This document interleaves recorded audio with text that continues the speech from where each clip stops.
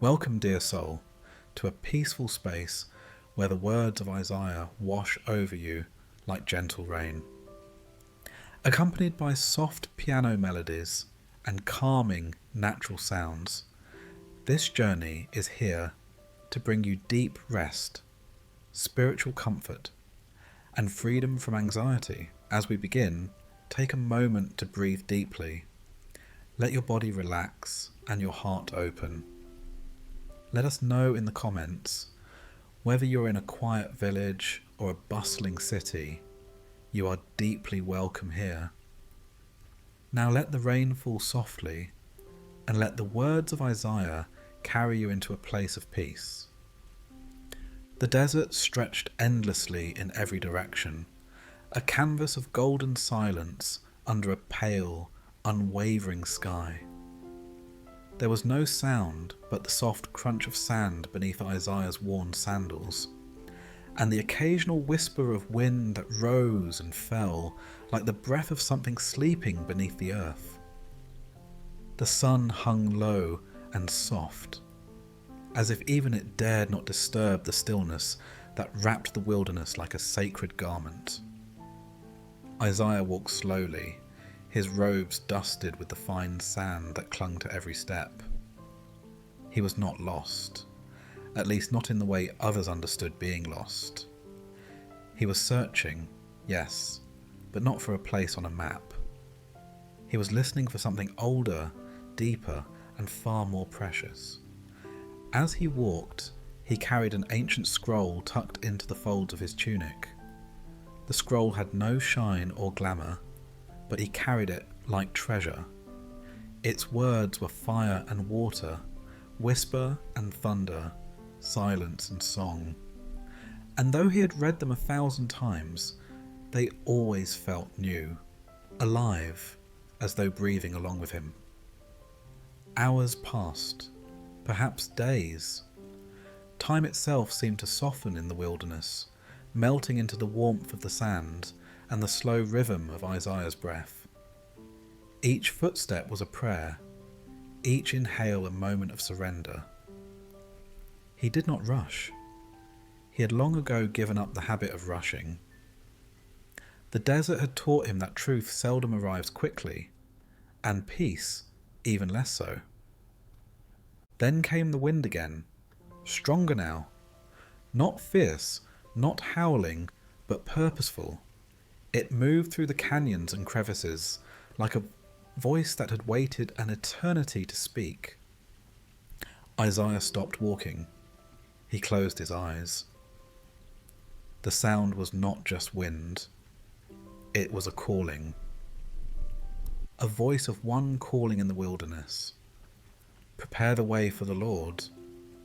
The words rose not from his lips, but from somewhere deeper, from the very soil, from the rocks, from the space between heartbeats. Isaiah opened his eyes.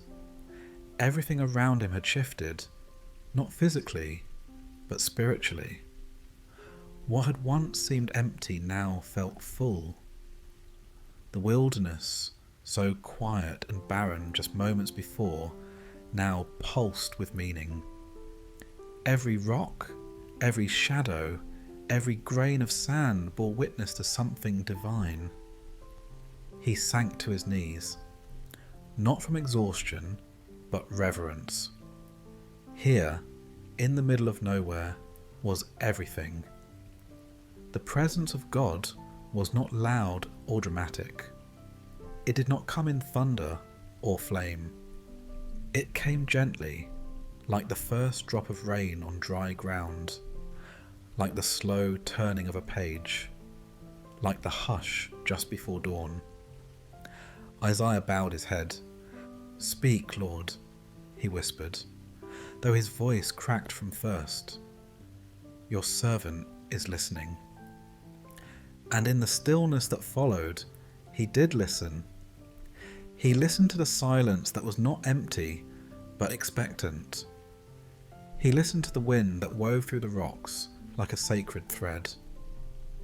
He listened to the thump of his own heart, which now beat in rhythm with something far greater. The message was not shouted, but imprinted, quietly, like a seed pressed into earth. Comfort, comfort my people.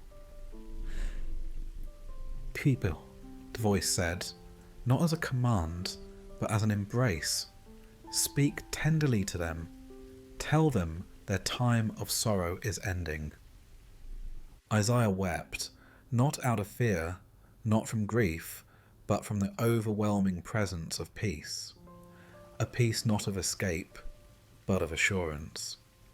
A peace that flowed even in the wilderness, especially in the wilderness. He sat there for what might have been hours, or might have been a moment. In the desert, time always bowed to eternity. The sun moved across the sky, and a few clouds drifted overhead, casting shadows that danced softly across the sand.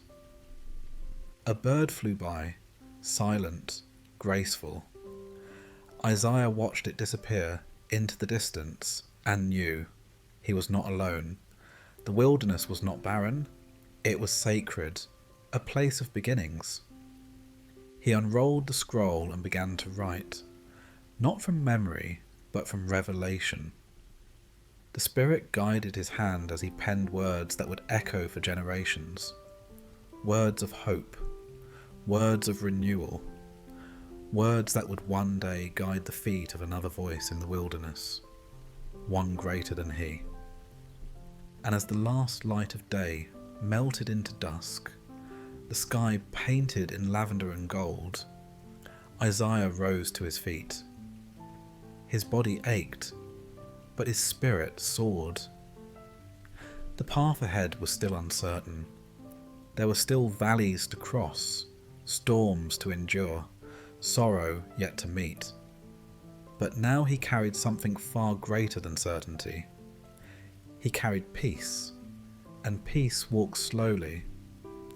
So he walked toward the next village, the next soul, the next silence to fill, not with noise, but with presence, with comfort, with truth, and with a whisper that would change the world. The morning came slowly, cloaked in mist and muted gold. The desert's breath had changed, cool, almost sweet, as if it had drunk deeply from a hidden well during the night. Isaiah opened his eyes to a silence that felt softer than the day before, not empty, but waiting. He sat up, sand clinging to his robe, and gazed out toward the horizon. There, in the distance, the land dipped slightly, subtle, but enough for his weary eyes to catch. It was a hollow, a basin in the wilderness, where the earth curved as though once it had cradled water. But there was no sign of it now, just cracked soil, pale grasses, and scattered stones bleached by the sun. Still, something called him toward it, not with sound, but with memory, with promise. Isaiah walked slowly, carefully, each footstep measured. He knew the desert could deceive, offering mirages to those who searched too desperately. But this was no illusion. This was invitation. As he descended into the basin, he remembered the words that had carried him through many nights. I am doing a new thing. Now it springs up. Do you not perceive it? The prophet closed his eyes and whispered the words aloud, letting them echo off the low ridges. They were not a question. They were a reminder. His sandals crunched against the dry, flaking earth. Deep cracks ran like veins across the ground, ancient and thirsty. He knelt, placing his hand upon the soil. It was warm, but no longer scorched. There was a tenderness here, a shift. He could feel it, even if he could not yet see it. Then just a few paces away, something shimmered. He leaned closer. Between the cracks, a glimmer of moisture caught the light. Not a pool, not a stream. but the faintest kiss of water, as if the earth had begun to exhale. Isaiah inhaled deeply, letting the moment fill him. The land was remembering how to drink. He smiled, not with triumph, but with reverence. This was not a reward for effort. This was grace, undeserved, unearned, yet fully given. As he looked more closely, he noticed something else, a cluster of green, tiny, fragile shoots pushing through the soil. Life where there had only been dust. They trembled in the breeze, delicate but determined. I will make rivers in the desert and streams in the wasteland, he recalled. Not poetry, not metaphor, a promise. And here it was, beginning. He sat cross-legged beside the green, watching, waiting. The wind passed gently overhead, like a lullaby whispered from heaven. And in that sacred quiet, Isaiah remembered the people, the weary, the broken, those back in the villages who no longer believed in renewal. He saw their faces, etched with years of waiting. He saw mothers with empty baskets, children whose eyes had dimmed too early, elders who spoke only of what once was, never of what could be. And then he saw them here, gathered around the basin. He imagined their hands cupping the water as it finally rose. He saw children laughing, splashing, running through puddles made by grace alone. He saw seeds planted in the fertile new mud, gardens blooming with flowers whose names they did not yet know. The prophet's chest ached, not with sorrow, but with longing fulfilled before it had even come to pass. Faith, he whispered. Faith is seeing the stream before the river flows. He reached into his satchel and pulled out the scroll again, its edges curled from use, its centre still smooth. Carefully he began to write. The wilderness and the dry land shall be glad. The desert shall rejoice and blossom like the crocus. His hand moved slowly, the ink drying in the morning breeze. As he wrote, he no longer felt alone. The presence that had met him the day before was still here, hovering like morning fog over still waters. God was not in a temple made by men. He was here, in the ache of the land, in the first drop of new rain, in the fragile sprout of unseen things beginning. Time passed. The sun climbed higher. The light became clearer. And then, without warning, the silence broke, not harshly, but joyfully. A bird sang. It was a high, lilting sound, light as thread, but strong enough to weave through the air. Isaiah followed it with his eyes and saw the small creature perched on a rock, head lifted, throat trembling with song. It had returned, perhaps from some distant forest, drawn by something the world had not yet noticed. Nature had felt it, the shift, the start of something sacred. Isaiah laughed. It was not loud, but full. He reached down and touched the green again, this time not as a seeker, but as a witness. A new thing had begun. And when he stood to leave, he did not brush the sand from his robes. He wore it now like a blessing. The dust of transformation, the first sign of the promise fulfilled. He turned toward the distant hills and began to walk.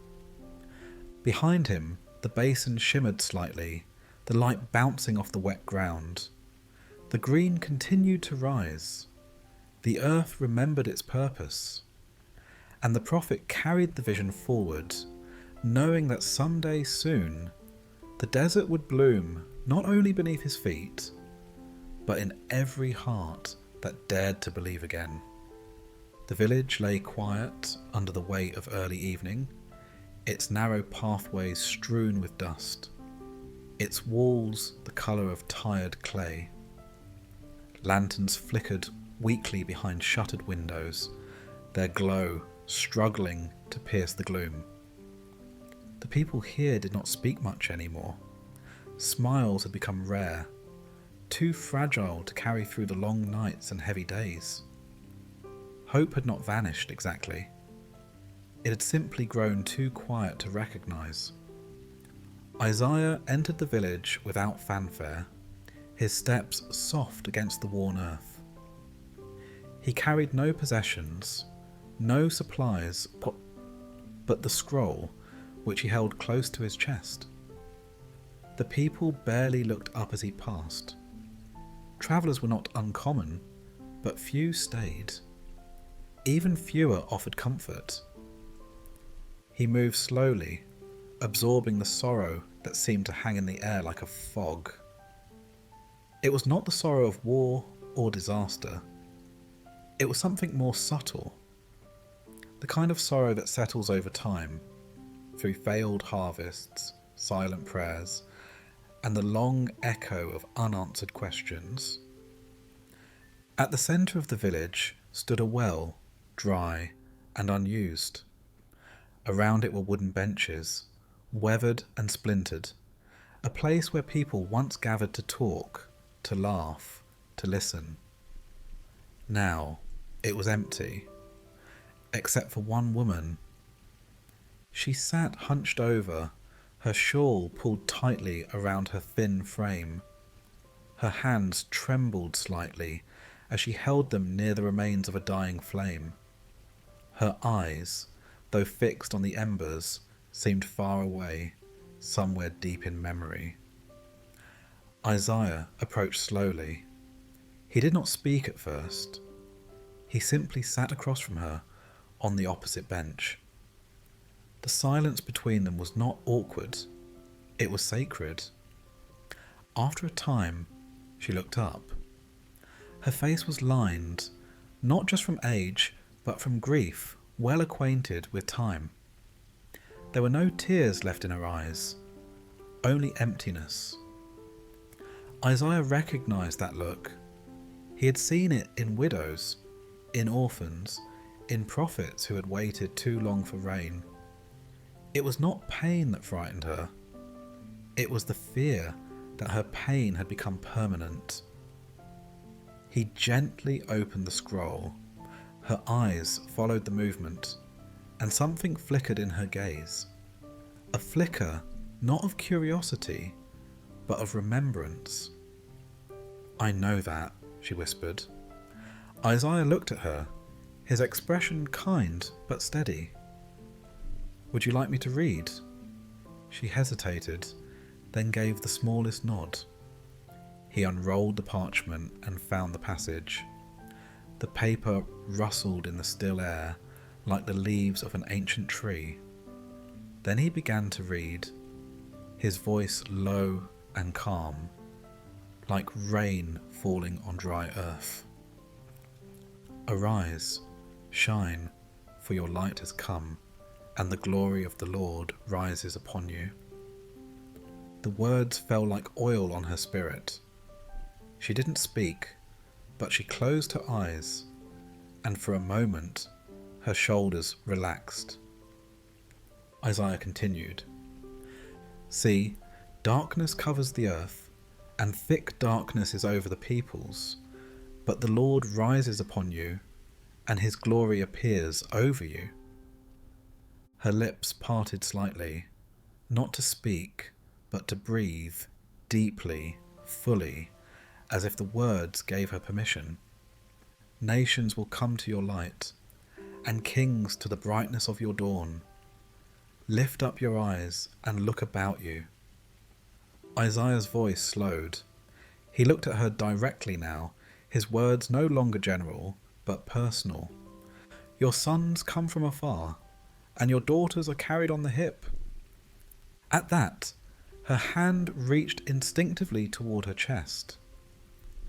Isaiah saw the pain ripple through her. The passage was too familiar. She had once quoted it herself long ago, when her children were small and her home was full of laughter. That home had grown quiet over the years. One child lost to illness, another to distant lands.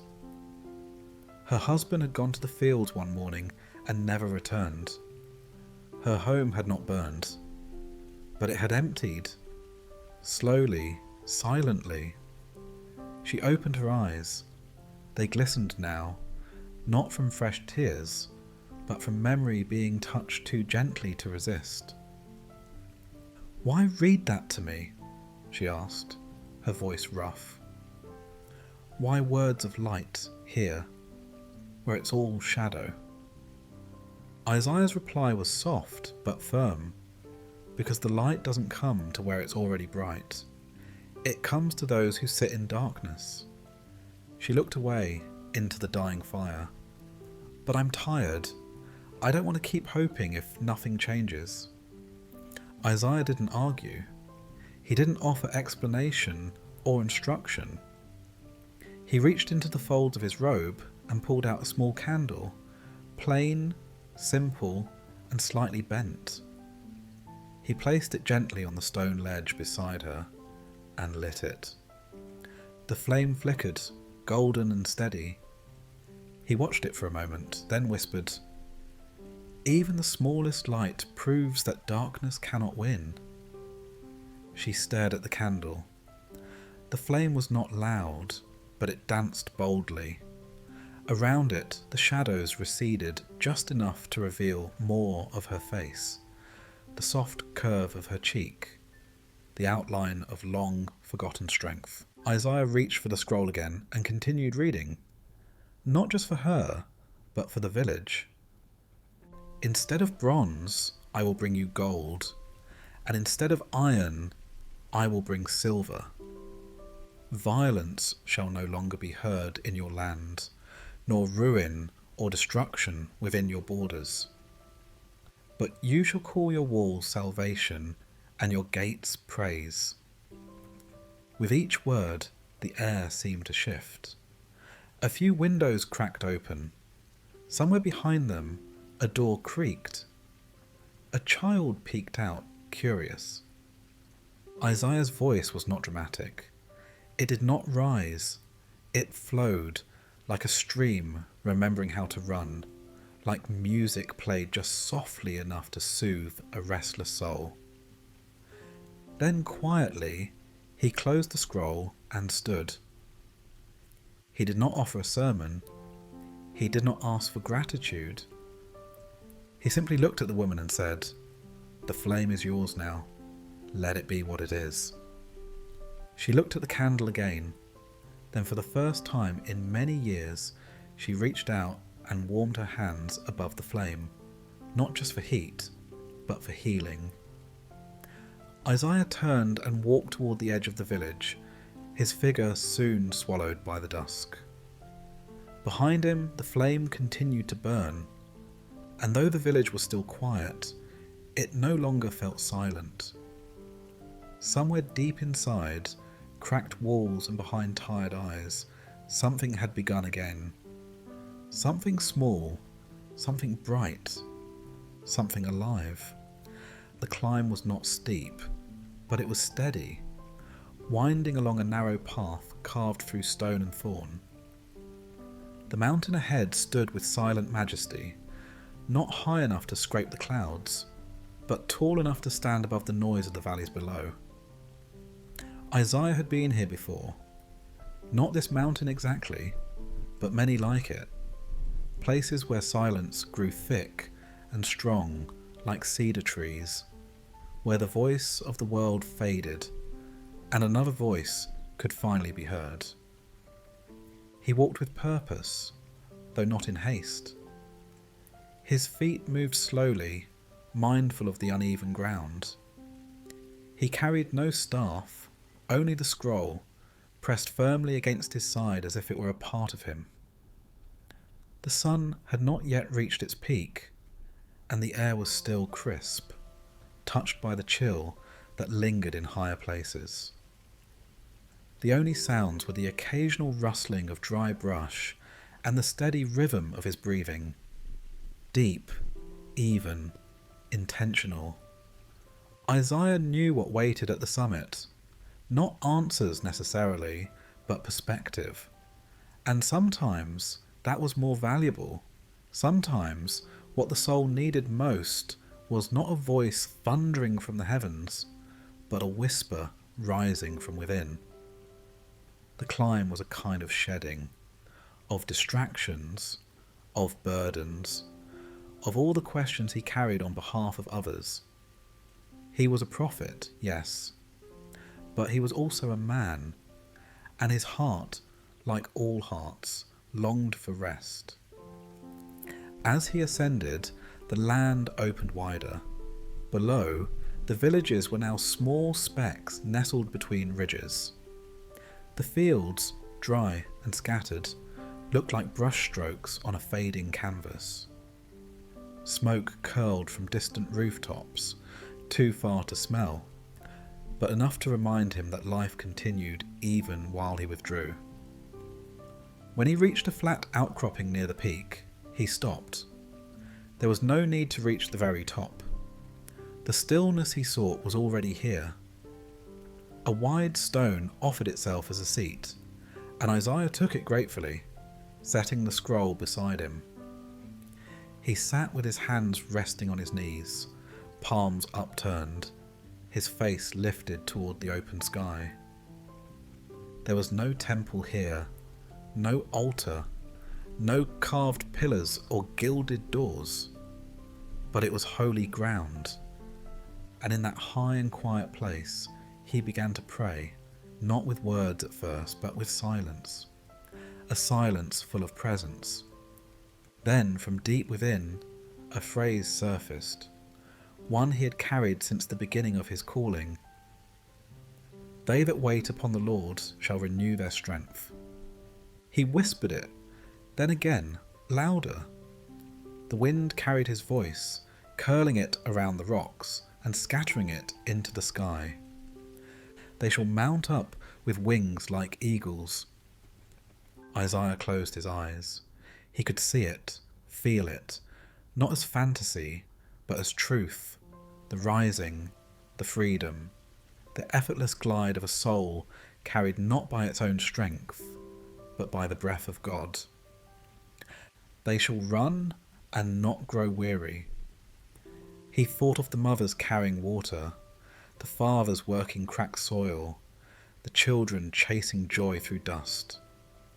He thought of their weariness, their aching feet, their quiet despair, and he thought of the strength that could rise, not from perfect circumstances, but from divine nearness. They shall walk and not faint. Isaiah exhaled slowly, the words still warm on his tongue. He let the silence return, this time richer, more sacred. He could hear the breath of the mountain, the wind stirring through ancient roots, the distant call of a bird unseen. Here, in this place, time bent gently. Minutes stretched like shadows at dusk. He remembered Moses, who climbed higher than this to meet with fire and cloud. He remembered Elijah, who heard not in the earthquake, nor the fire, but in the still small voice. Isaiah envied neither, for here and now the quiet was enough. He opened his eyes and looked outward. From this height, everything below seemed slower, softer. The noise of the world, the shouts, the cries, the endless questions had no reach here. It wasn't that they didn't matter. It was that they no longer defined reality. From here, Isaiah could see how the rivers cut through the land like threads of silver. He could see how the mountains cradled the valleys, how the land bore scars and beauty in equal measure.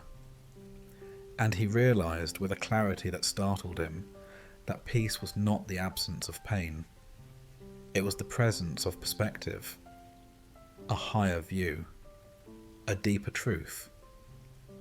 He reached for the scroll and opened it carefully. The wind tugged gently at the edges, but he held it firm. He dipped his brush into the ink and began to write, not from duty, but from overflow. In returning and rest you shall be saved. In quietness and trust shall be your strength. He paused. Let the ink dry. Let the words sink in. Then another thought stirred, a gentle nudge from within. The Lord is an everlasting God, the creator of the ends of the earth. He does not faint or grow weary. His understanding is unsearchable.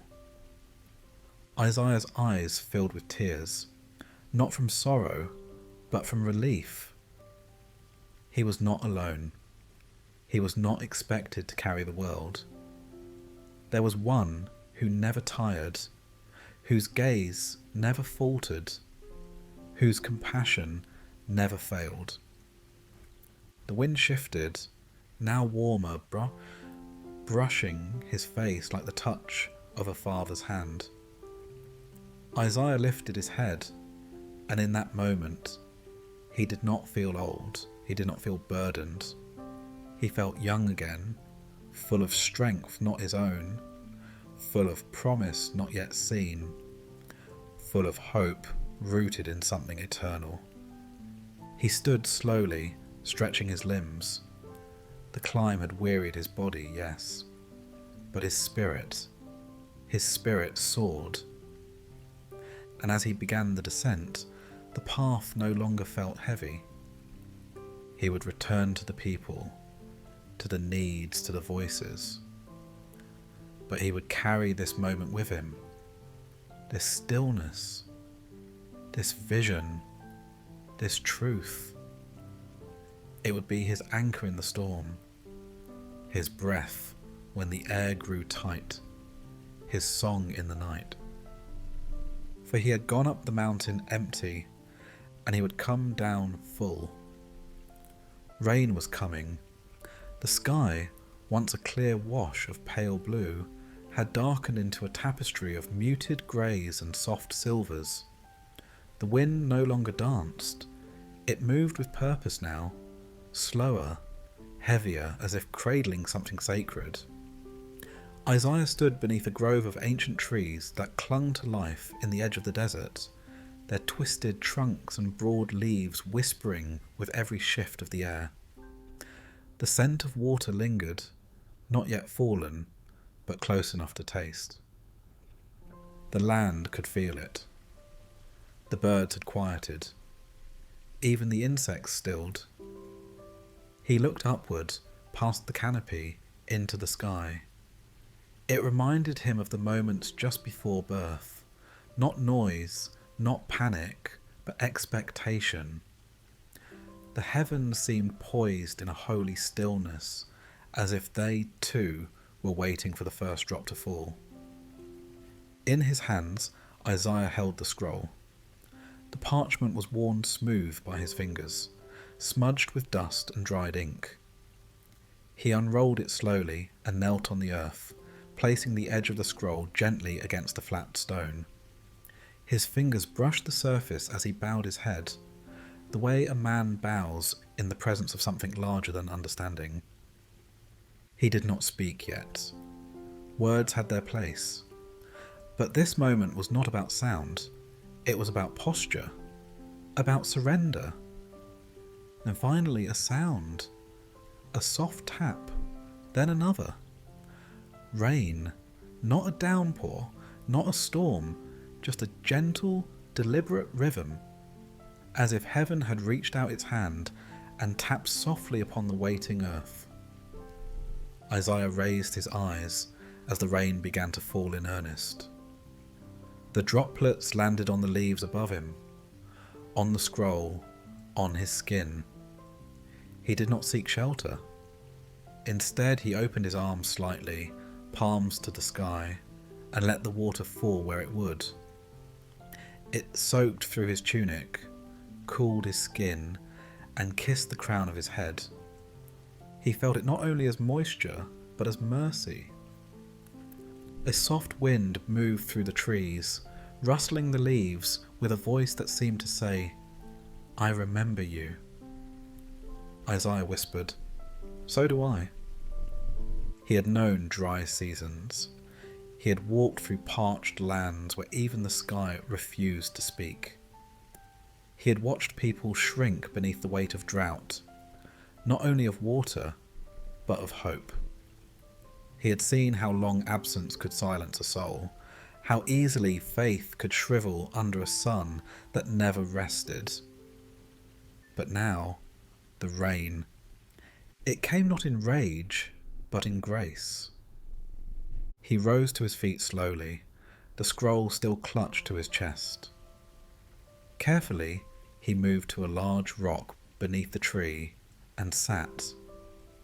The stone was cold at first, but quickly warmed beneath him.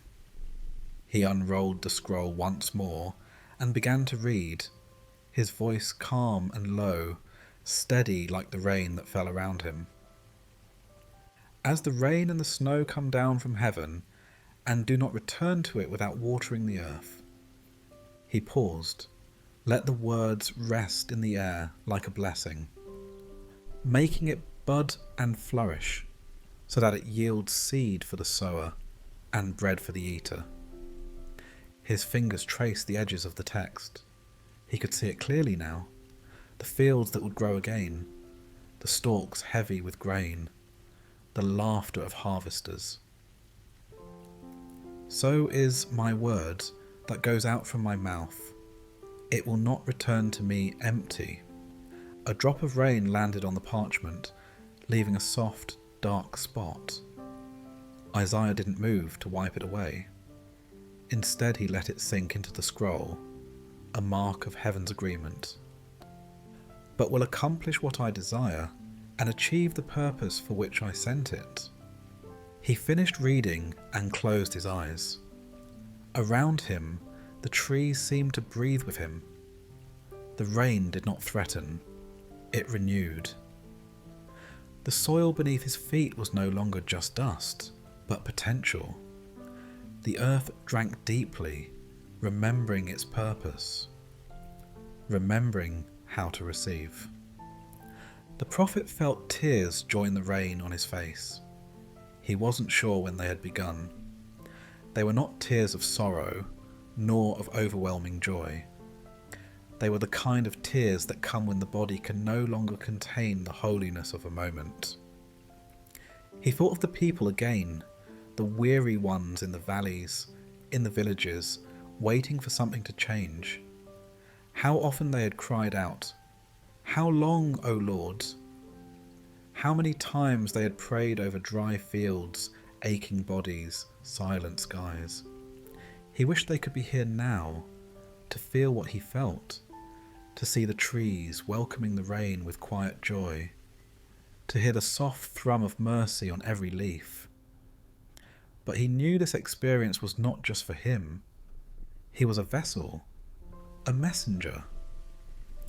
What he received here, he would carry down the mountain and into the lives of those who needed it most. He dipped his brush into the small pot of ink and began to write again on the scroll, his hand slow but sure. The rain continued, steady as a heartbeat. Each word he wrote felt alive, like a seed being planted.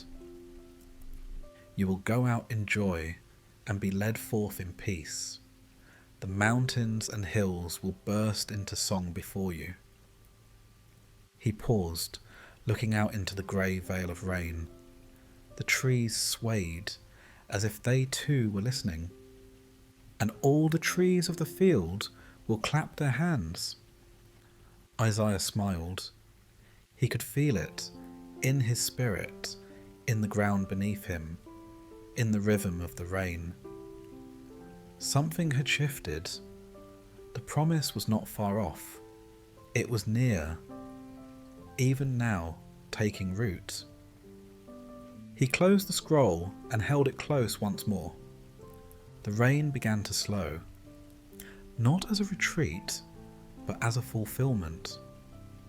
It had come to soften, to awaken, to whisper, and now it would rest. The clouds lightened.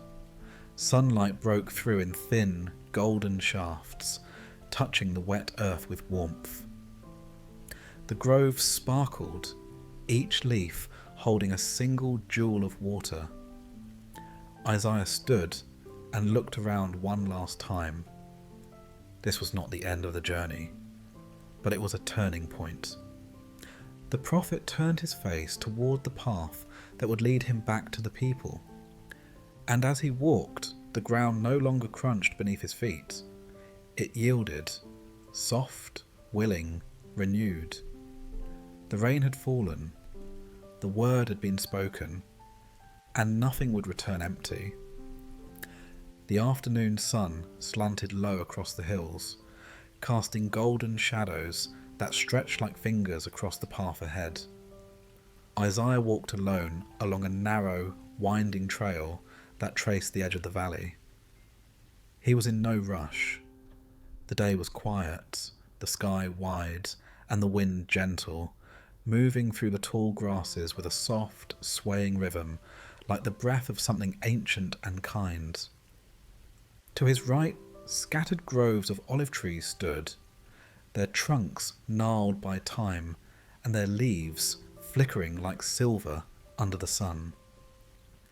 To his left, the land dipped into a shallow field where sheep once grazed in better seasons.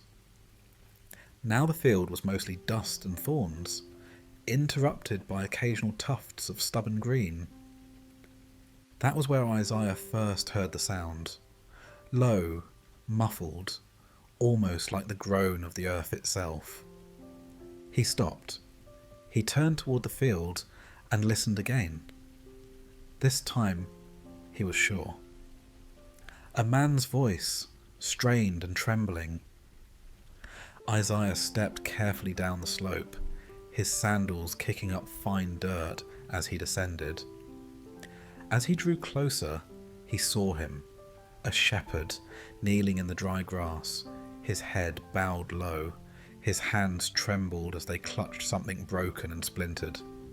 It was a staff, once tall and strong, now cracked through its centre, hanging together only by a thread of its former strength. The shepherd held it in both hands, his fingers pressed tightly around the brake, as if trying to will it whole again. His shoulders shook with the weight of a grief that could no longer be held inside. Isaiah said nothing at first. He approached slowly and sat down a few feet away, cross-legged in the dust. The shepherd looked up briefly, his face streaked with dirt and sweat and sorrow. There was shame in his eyes, the kind of shame that comes when you've lost something sacred and believe it was your fault. Isaiah didn't ask what had happened. The broken staff told the story. A shepherd's staff was more than a tool.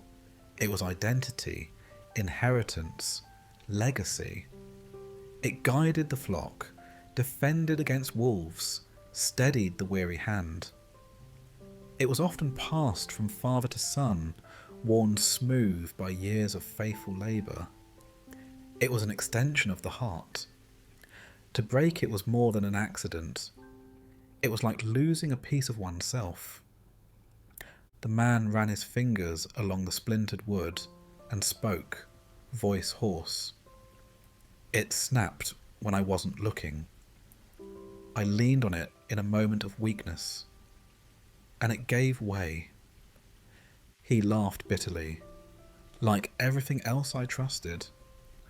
Isaiah looked at the staff, then back at the man. You think it's useless now? He said quietly. The shepherd nodded. It's done. I can't mend it. It won't hold the flock. It won't carry me through the hills. I can't even bury it. feels like burying my father." Isaiah let the silence settle. Then he reached slowly into his robe and withdrew the scroll. He unrolled it with care and found the place he needed.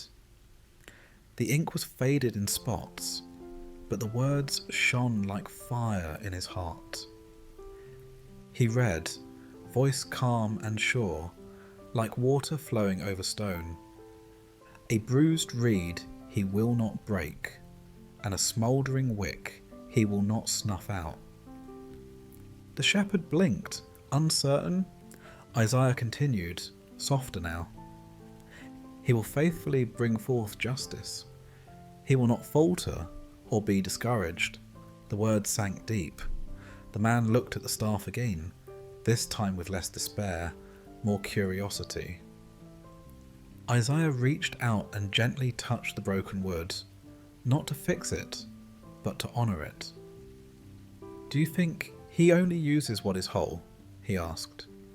"Do you think strength is found only in things that have never bent, never broken?" The shepherd said nothing. Isaiah leaned closer. "A bruised reed is not thrown away. It is held, mended, treasured, just like the heart that leaned too hard, just like the hand that slipped, just like you."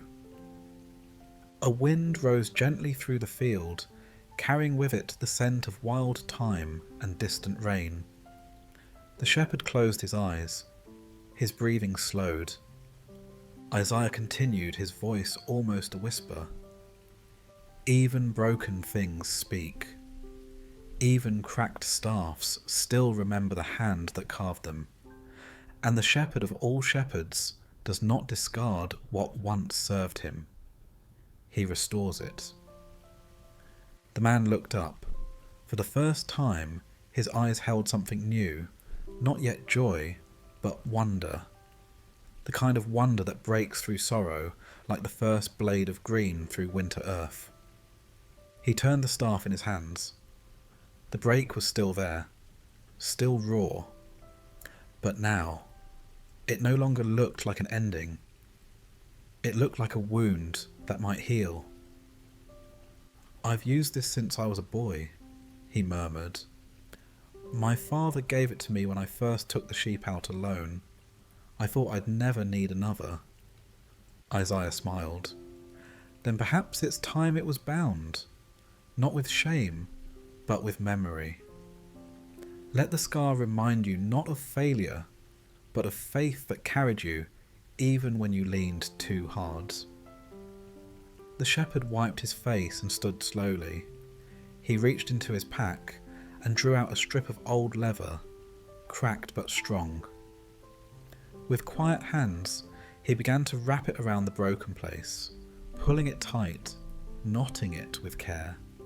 When he was done, the staff looked different, no longer perfect but redeemed. Isaiah rose with him. The sun dipped lower, casting the field in soft amber light. The prophet placed a hand on the man's shoulder. "You're not finished," he said. "Neither is your story. Neither is your strength." They stood there together for a long moment. Two men, two journeys, one truth between them. Then the shepherd turned to gather his scattered flock from the hills.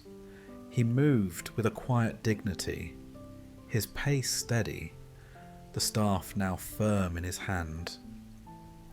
Isaiah watched him go, a silhouette against the setting sun, and gave thanks for the wisdom of the one who never breaks what can still be made whole. The wind moved again, gentle and sure, and Isaiah walked on, carrying the story with him like another line on the scroll. One more testimony written not in ink, but in mercy. The storm came without warning. One moment the sky was clear, streaked with the deep golds and soft pinks of a late afternoon sun, and the next it was covered in layers of dark, boiling clouds. The wind arrived like a cry, sharp, sudden and strong, rushing down from the distant hills and bending trees until they bowed low to the earth. Dust rose in quick spirals. Branches shivered. And with the wind came thunder, rolling deep across the landscape like the footsteps of something ancient and awake. Isaiah felt the change before he heard it. There was a weight in the air, the kind of heaviness that pressed into the skin, as if the sky itself had drawn closer to the ground. He looked up and knew the rain would be hard, the kind that flattens fields and soaks through bone. He quickened his steps, pulling his cloak tighter around him as the first drops began to fall, slow and fat, striking the earth with purpose. He was near the edge of a small village nestled in a cluster of sycamore trees, the kind of place where families lived simply, surrounded by olive groves and the songs of birds. But now the birds were silent, hidden in their nests. The grove stood dark and still. Just as he reached the outskirts of the village, he saw her, a child no older than 7, standing in the open with her hands over her ears. Her hair whipped around her face in wild tangles, her small body trembling. The wind howled around her, and the thunder cracked again, louder this time, close enough to shake the ground. Isaiah moved quickly. He crossed the distance between them in long strides and knelt beside her, lowering his voice to a whisper. "It's all right, little one. I'm here." She opened her eyes just enough to look at him. Her cheeks were wet, not from the rain, but from tears. Her lips trembled. "It's loud," she said. "It's too loud." "I know," Isaiah replied gently. "Storms can be frightening, but you're not alone now." He reached out slowly, offering his hand without force. For a moment she hesitated, but then, with a suddenness born from pure trust, she threw herself against him, burying her face in his chest. He wrapped his arms around her, holding her close, shielding her as best he could from the wind and rain. The storm did not pause, it only intensified. But within the circle of his arms, a quiet sanctuary formed. He led her to a large sycamore tree on the edge of the road, where the low-hanging branches formed a natural shelter. He crouched beneath it with her, keeping her close, whispering softly. Not facts, not explanations, just presence. "There now, you're safe. You're safe." The thunder rumbled again, and she whimpered. "Is it going to break the sky?" Isaiah smiled gently and pressed his cheek against her damp hair. "The sky is strong. It groans sometimes, but it never breaks." She nodded, but only slightly. Her hands clung to his robe, her heart beating like a bird in a cage. He reached into his tunic and retrieved the scroll, careful not to let it get wet.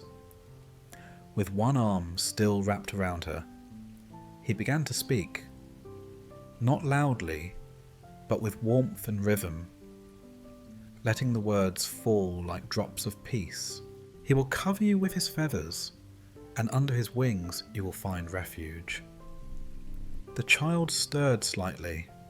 "Wings?" Isaiah nodded. "Yes, like a great bird protecting her chicks from the storm. She gathers them close, spreads her wings wide, and the rain can't reach them. The wind may howl, but they are safe beneath her."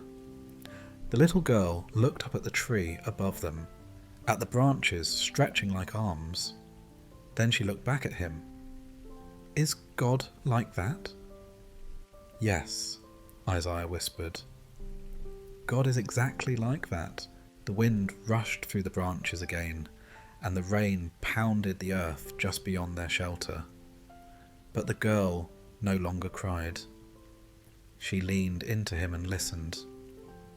Isaiah continued, "You shall not be afraid of the terror by night, nor of the arrow that flies by day, nor of the pestilence that walks in darkness, nor of the destruction that lays waste at noonday." His voice was steady, each word a promise. The child's breathing began to slow. Her hands relaxed their grip on his robe. Her eyes, red and tired, began to close. Isaiah kept reading, his voice now a lullaby, letting the sacred words carry her into rest. "Because you have made the Lord your dwelling place, the Most High, who is my refuge, no evil shall befall you."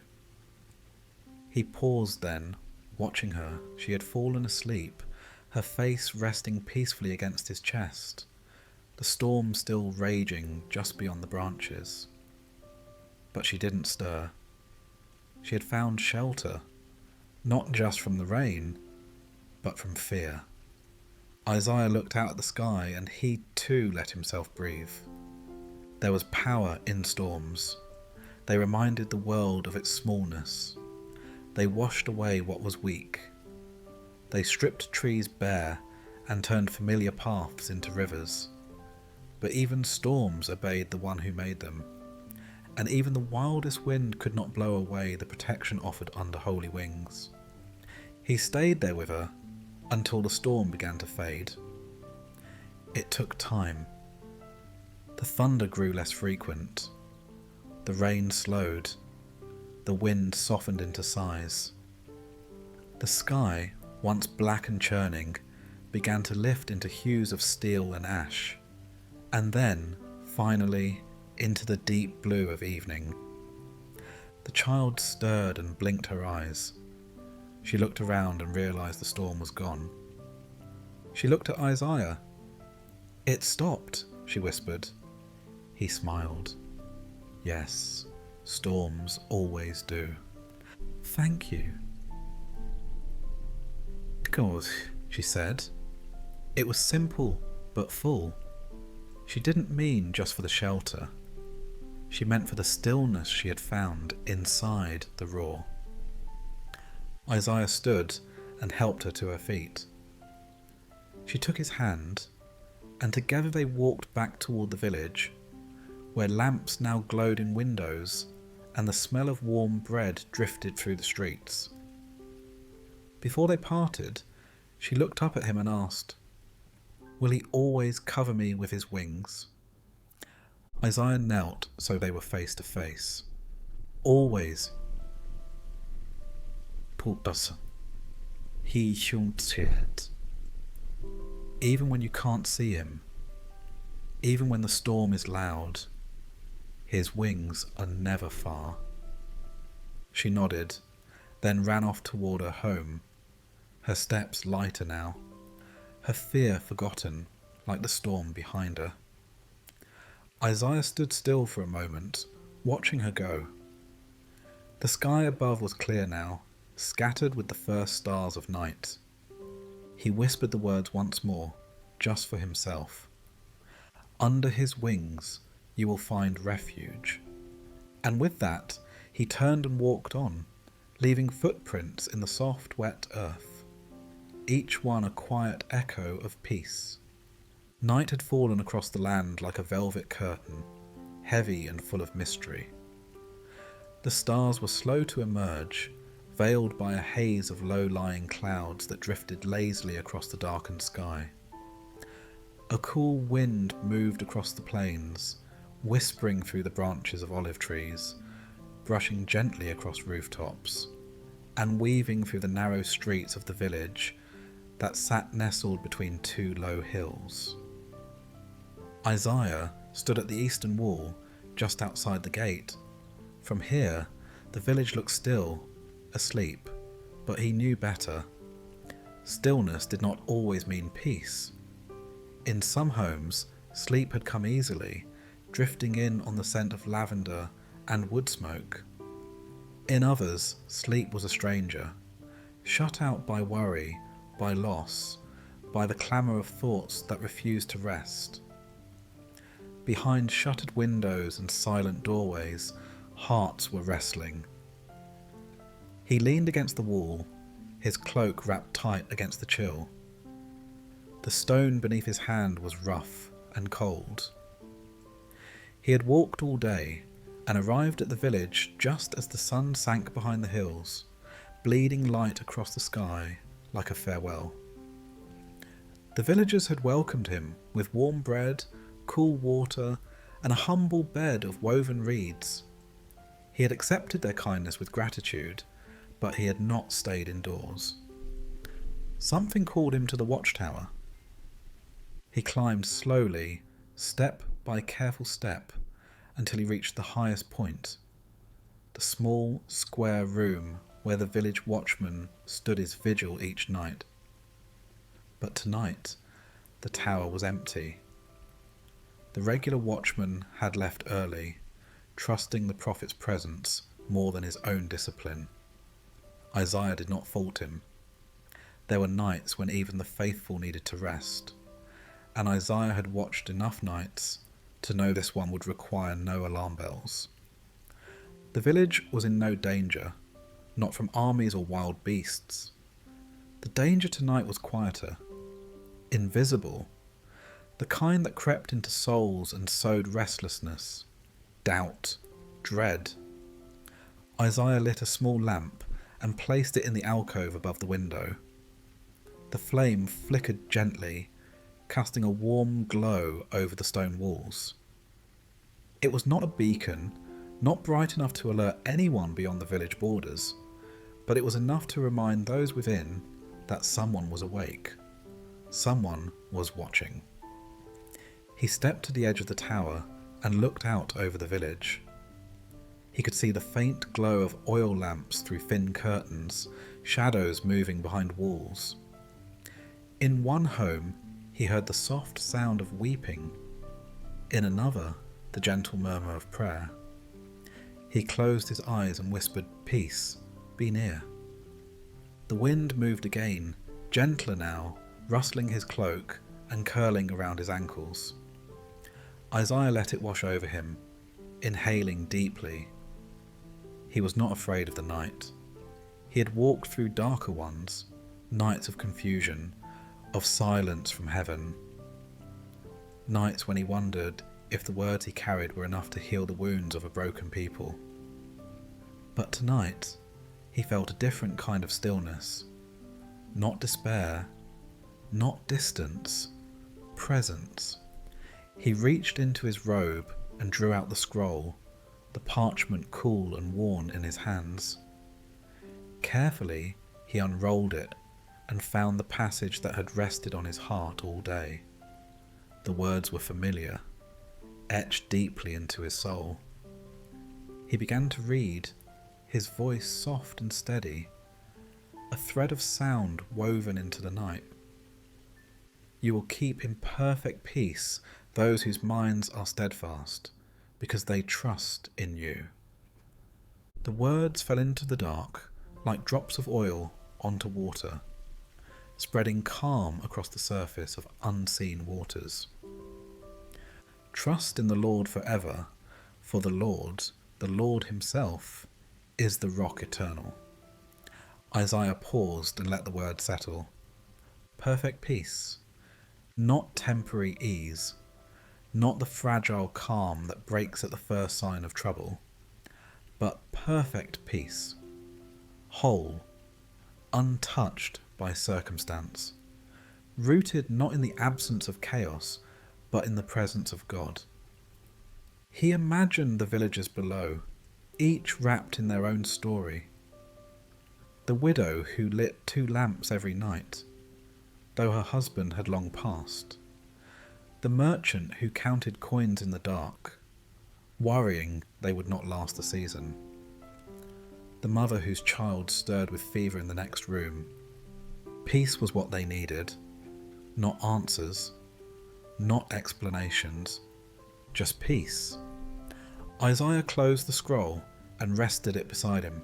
He folded his hands and began to pray, not with lofty words or practiced phrases, but with the quiet language of intercession.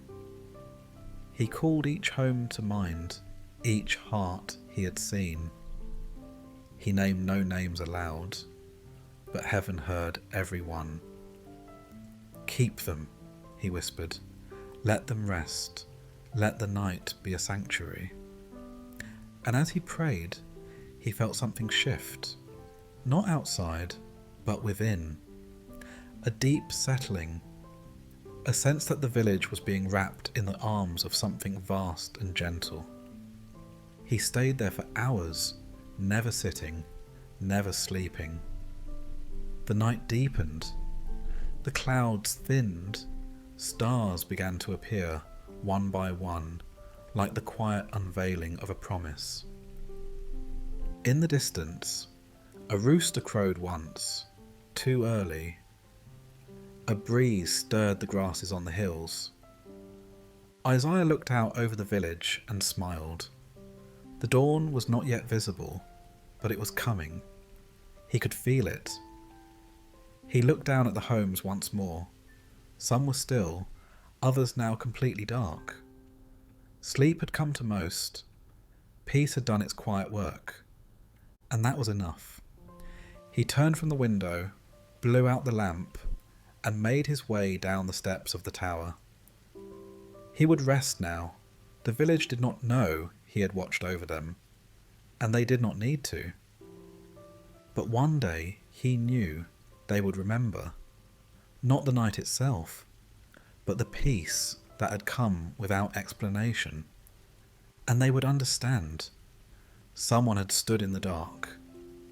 Someone had whispered over their homes. Someone had believed for them when they could not believe for themselves. And in that silent vigil, perfect peace had passed through their dreams like a river in the night. Dawn approached slowly over the valley, not with brilliance or fanfare, but with quiet persistence. The shadows softened by degrees, melting into the creases of the land. The first light did not illuminate so much as it revealed, peeling back the darkness inch by inch until the outline of the village could be seen again. Mud brick houses, crooked fences, the sleeping shape of trees bowed gently by the wind. Isaiah had risen before the sun, his heart stirred by something he could not yet name. He had dreamed of shadows, not monstrous or threatening, but heavy. A kind of sadness that hung low over the land like mist over water. When he woke, he knew the dream had not been just his own. It had come from somewhere deeper, from someone else's grief, someone else's longing. He walked toward the heart of the valley, his feet finding the familiar rhythm of pilgrimage. The air was cool, still kissed by the memory of night.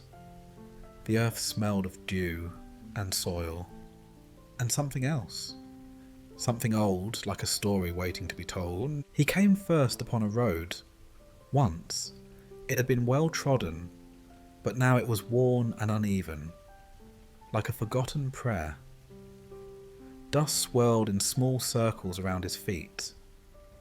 He followed the path until it led to the outskirts of a village he had not visited in many months.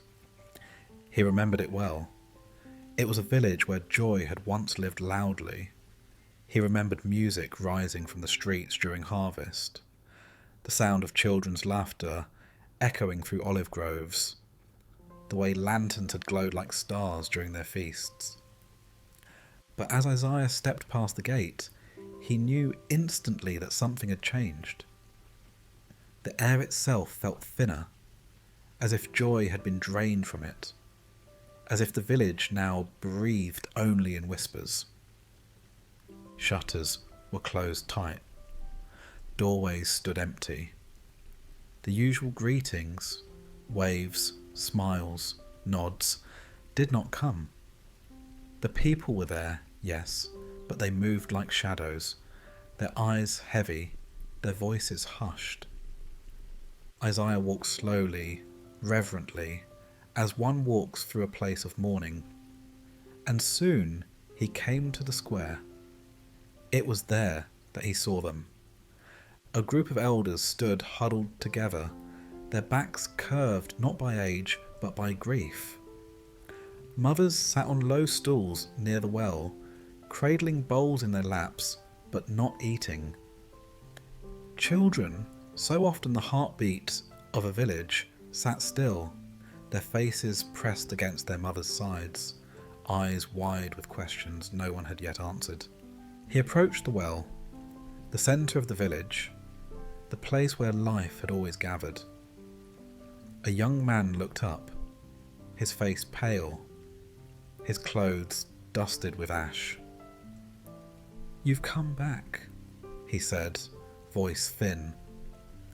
Isaiah nodded gently. "Yes." The man gestured faintly. "You chose a difficult day." Isaiah's eyes searched the square. "What has happened?"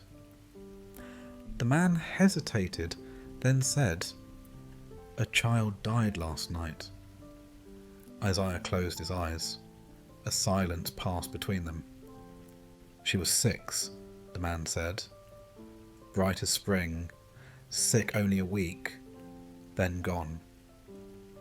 Isaiah's heart broke softly, not with noise, not with visible pain, but with the quiet crack that comes when something is lost that should never have been taken. He stepped closer to the well. The mothers looked up at him. Their faces were gaunt, drained. Behind their eyes flickered the questions they could not voice. Why her? Why now? Where was God? Isaiah sat at the edge of the well, unrolled his scroll with trembling hands, and looked out at the faces that had grown used to sorrow. He did not rush. He waited until the moment felt right, until the silence was not just empty but listening. Then he began to read. The people walking in darkness have seen a great light. On those living in the land of deep darkness, a light has dawned. A woman lifted her head. Her eyes brimmed not with hope, but with disbelief. Isaiah met her gaze and continued, his voice low and even. You have enlarged the nation and increased their joy. They rejoice before you as people rejoice at the harvest, as warriors rejoice when dividing the plunder. He could feel the resistance in the air, the ache, the weariness. They had heard promises before, and yet he did not stop. For unto us a child is born, unto us a son is given, and the government shall be upon his shoulders. And he shall be called Wonderful Counselor, Mighty God, Everlasting Father, Prince of Peace. A quiet murmur spread through the people, not a stir of joy, not yet, but the sound of memory being touched. Isaiah stood now, the scroll still open in his hands, and looked at the people one by one. You dwell in shadows, he said, not as accusation, but as acknowledgement. You are walking in a valley of pain. But hear me. This is not where your story ends. He turned toward the house where the child's body lay. The door was open. A single oil lamp burned within. He stepped to the threshold, but did not enter. Instead, he knelt. He placed the scroll gently beside him, lifted his hands to the heavens, and spoke, not loudly, but with clarity. Lord, you see, you hear. You were there when she breathed her last. You held her when no one else could. And you are here now, in the grief, in the silence, in the emptiness that her absence has left behind. Tears traced paths down his face as he prayed. Let them see the light that is coming. Not a light that denies the darkness, but a light that enters it. A light that dwells among the broken. A light that stays. Behind him, the people had gathered. They stood quietly, listening not just to the words, but to the heart behind them. Isaiah rose and turned back to them. "She was light," he said softly, "and light does not vanish. It returns to its source. And so shall you. You will return to joy. Not today, perhaps. Not tomorrow. But it will come." A mother stepped forward, holding her child close. She looked at Isaiah, and then at the scroll. "Do you believe it?" she asked. "That we will see light again?" Isaiah nodded. "I believe it with all that I am." She looked at her child, who was watching Isaiah with wide, uncertain eyes. Then, almost imperceptibly, she smiled. A flicker, but real. And that was how it began.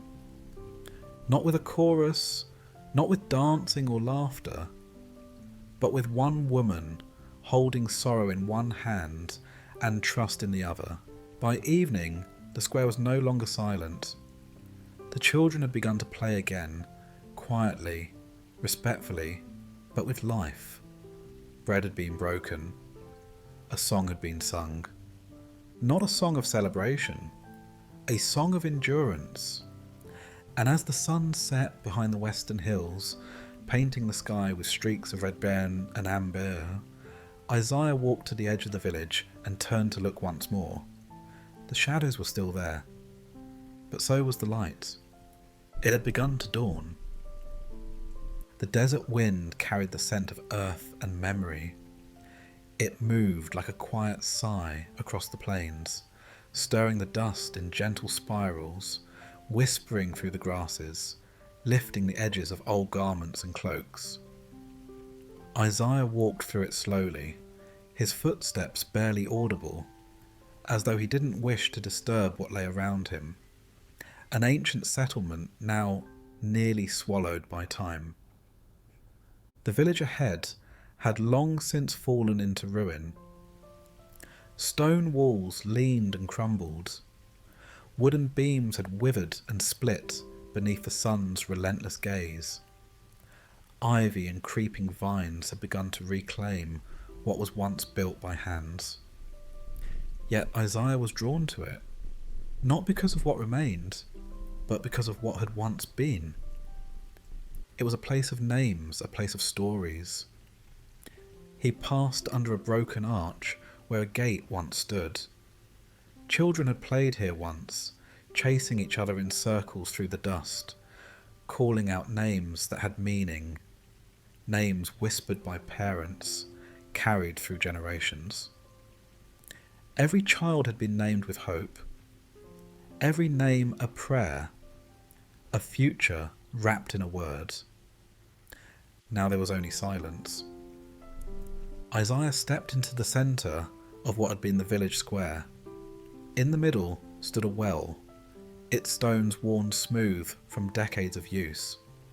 He approached and laid his hand upon the rim. The surface was cool. He peered inside and saw no water, only darkness. But he imagined the echoes of laughter, the sound of buckets rising and falling, the stories shared around it at dusk. He remembered this place. Long ago, when he had been younger, he had passed through on a pilgrimage.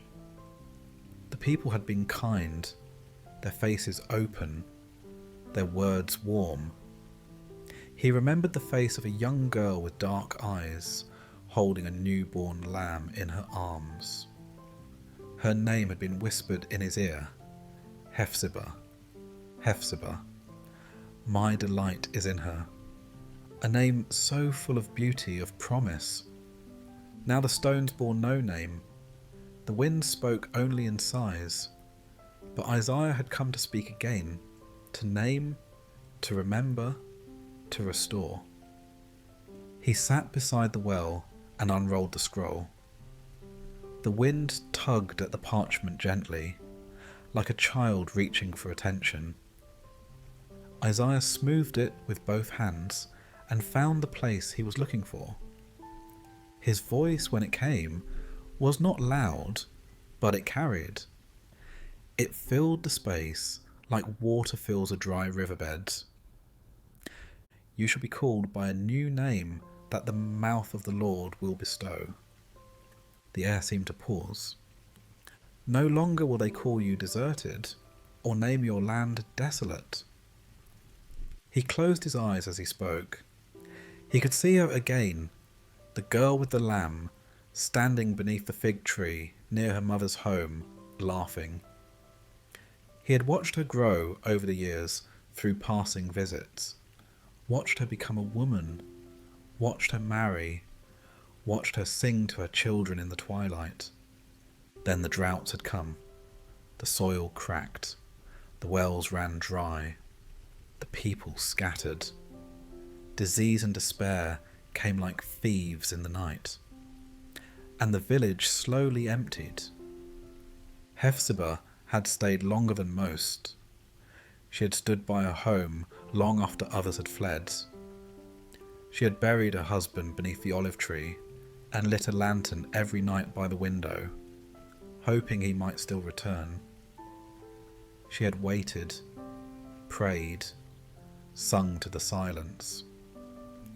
And then, one day, she too had left. Isaiah never saw her again, but her name remained in him. But you will be called Hephzibah, and your land Beulah, he continued, for the Lord will take delight in you, and your land will be married. He looked around the ruins, not with despair, but with memory made holy. These stones had not forgotten, the earth had not forgotten, and neither had God. He stood slowly and walked through what had once been the market streets. He traced his hand along the walls of old homes. He whispered names as he passed, names once carved above doors, names long faded from memory. Each one he spoke gently, restoring it like a craftsman restoring a worn inscription.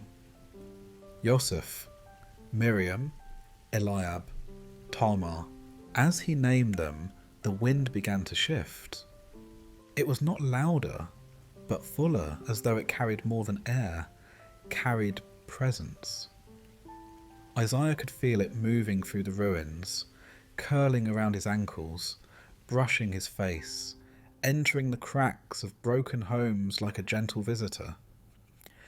He came upon the old synagogue, its roof collapsed, its entrance half buried.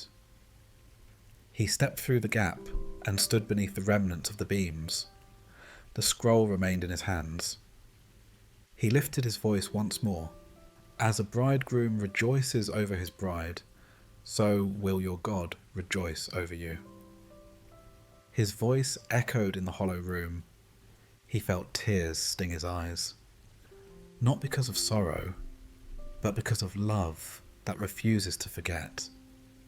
Because of a God who comes even to ruins, who sits among ashes and calls out names that were thought to be lost, who takes what the world calls desolate and says delight. Isaiah knelt on the cracked floor. "O Lord," he whispered, "let these stones remember who they are. Let the dust speak again. Let the forgotten be found." He stayed there until the sun reached its highest point in the sky. Light poured down through the broken beams above him, illuminating the scroll in his lap. Then he rose. He rolled the scroll with care and placed it in the folds of his robe. He would leave the village, but he knew the work had already begun, naming his power, naming his resurrection. He looked back one last time before stepping beyond the crumbling arch, and though the village still lay in ruins, he saw it differently now. He saw doors restored. He saw children laughing again. He saw wells bubbling with fresh water. He saw lanterns lit in windows, and fig trees heavy with fruit. He saw joy. He saw Hephzibah. He saw delight. And the wind carried the name across the plains, over stones, over ashes. Hephzibah. My delight is in her. The stump was not much to look at. It sat half buried in dry soil, its once proud trunk cut down to a rough and splintered base. Around it, the earth was hard and cracked, as though time and sun had worked together to forget that anything had ever lived there.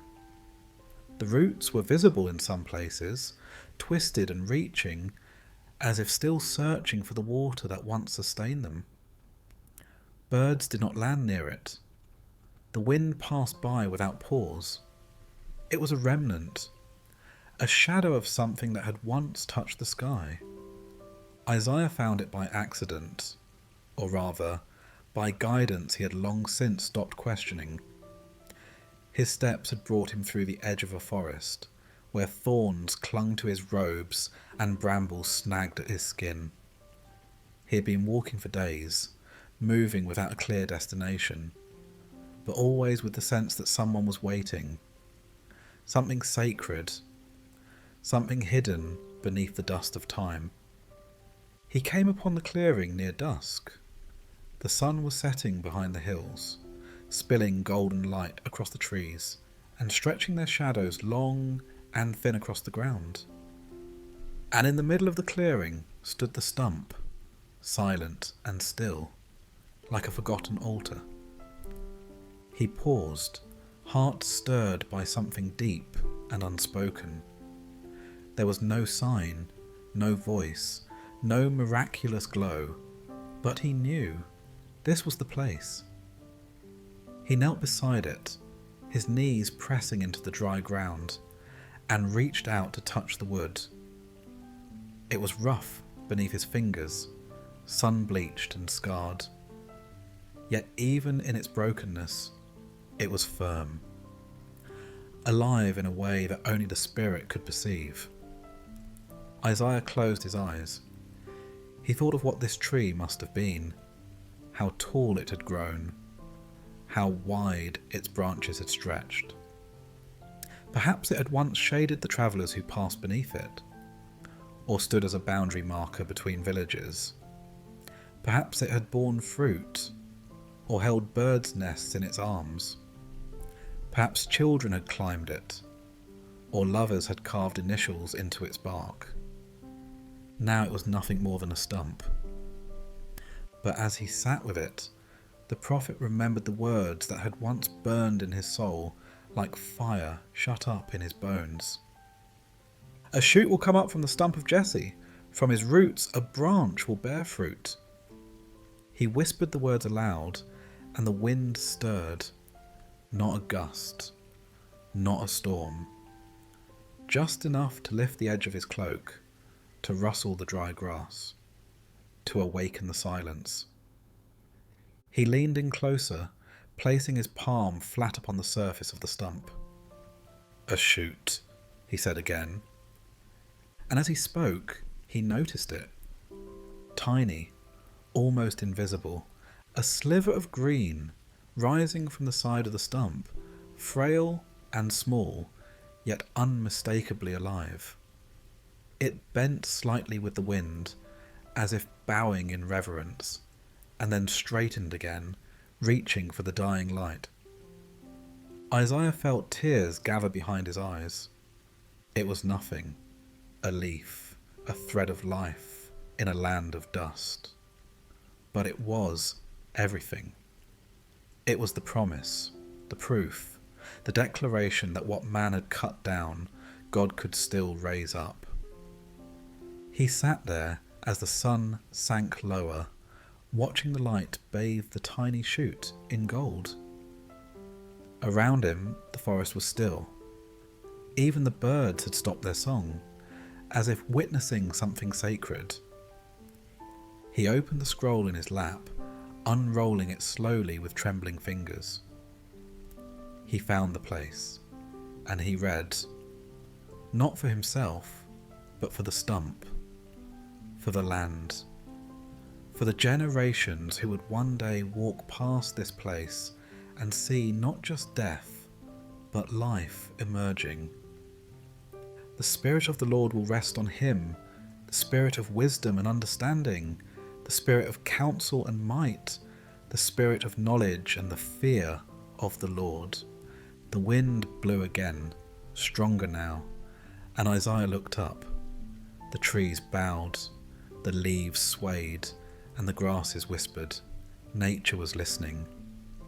He will not judge by what he sees with his eyes, or decide by what he hears with his ears. But with righteousness he will judge the needy. With justice he will give decisions for the poor of the earth. Isaiah's voice grew firmer, louder, filled with conviction. The wolf will live with the lamb. The leopard will lie down with the goat. The calf and the lion and the yearling together, and a little child will lead them. His words poured out like rain over dry land, and with each line he could feel the weight of history bend just a little. This was no fantasy. It was vision. It was prophecy. He looked again at the shoot, its edges trembling, its green brighter now in the failing light. The root is not gone, he said softly. It lives still. And in that moment, Isaiah felt something rise within him, a hope so deep, so unshakable, that it made his chest ache.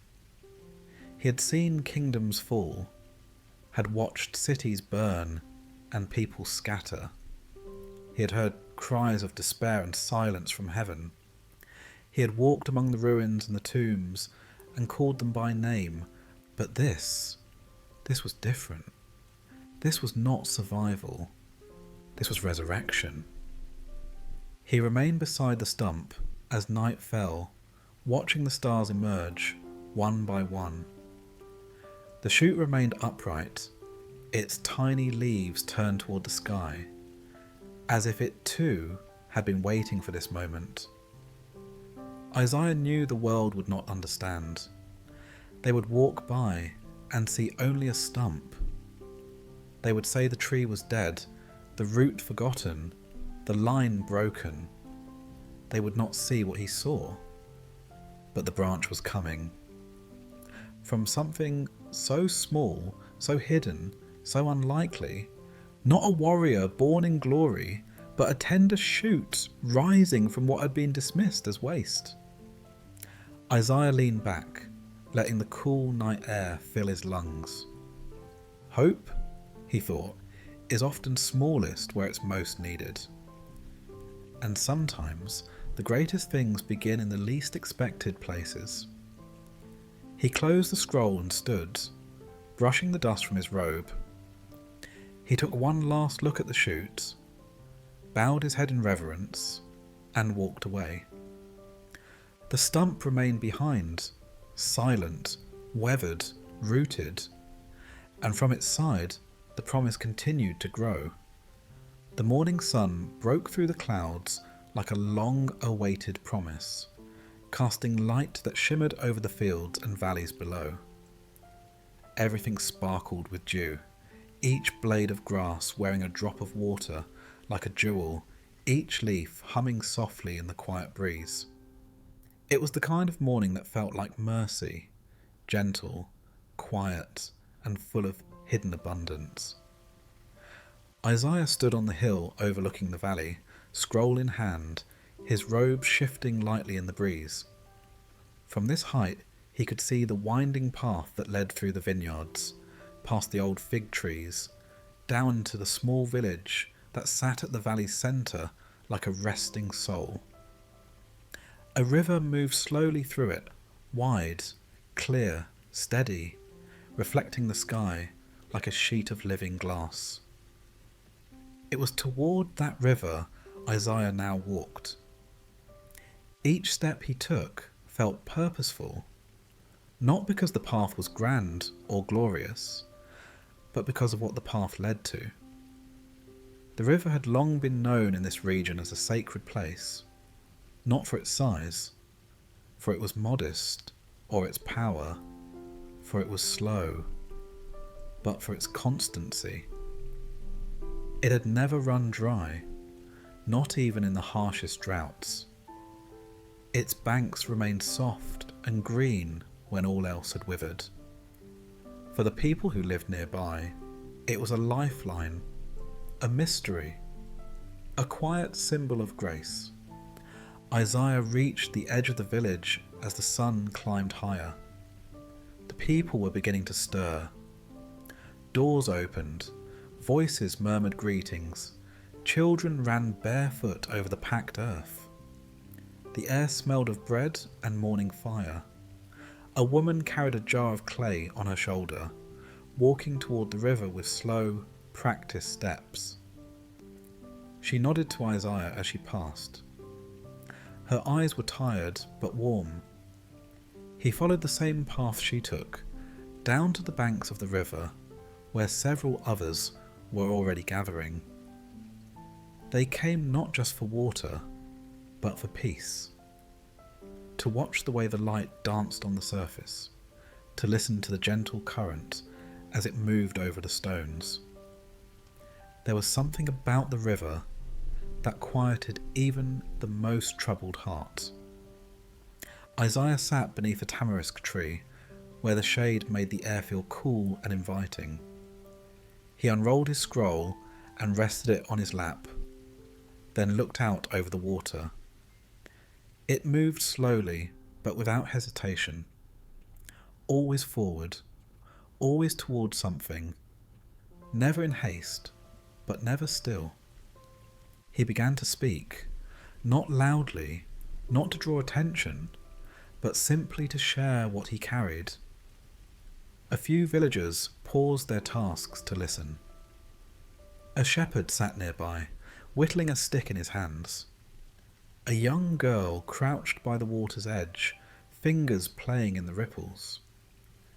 Isaiah's voice blended with the sounds of the river, as if the water itself gave rhythm to his words. With joy you will draw water from the wells of salvation. He paused, letting the sentence rest in the air like morning mist. In that day you will say, "Give praise to the Lord, proclaim his name, make known among the nations what he has done." The villagers listened, not with amazement, but with hunger, not for food, but for something deeper, something they hadn't even known they needed until the words touched the silence within them. Isaiah continued, "Sing to the Lord, for he has done glorious things.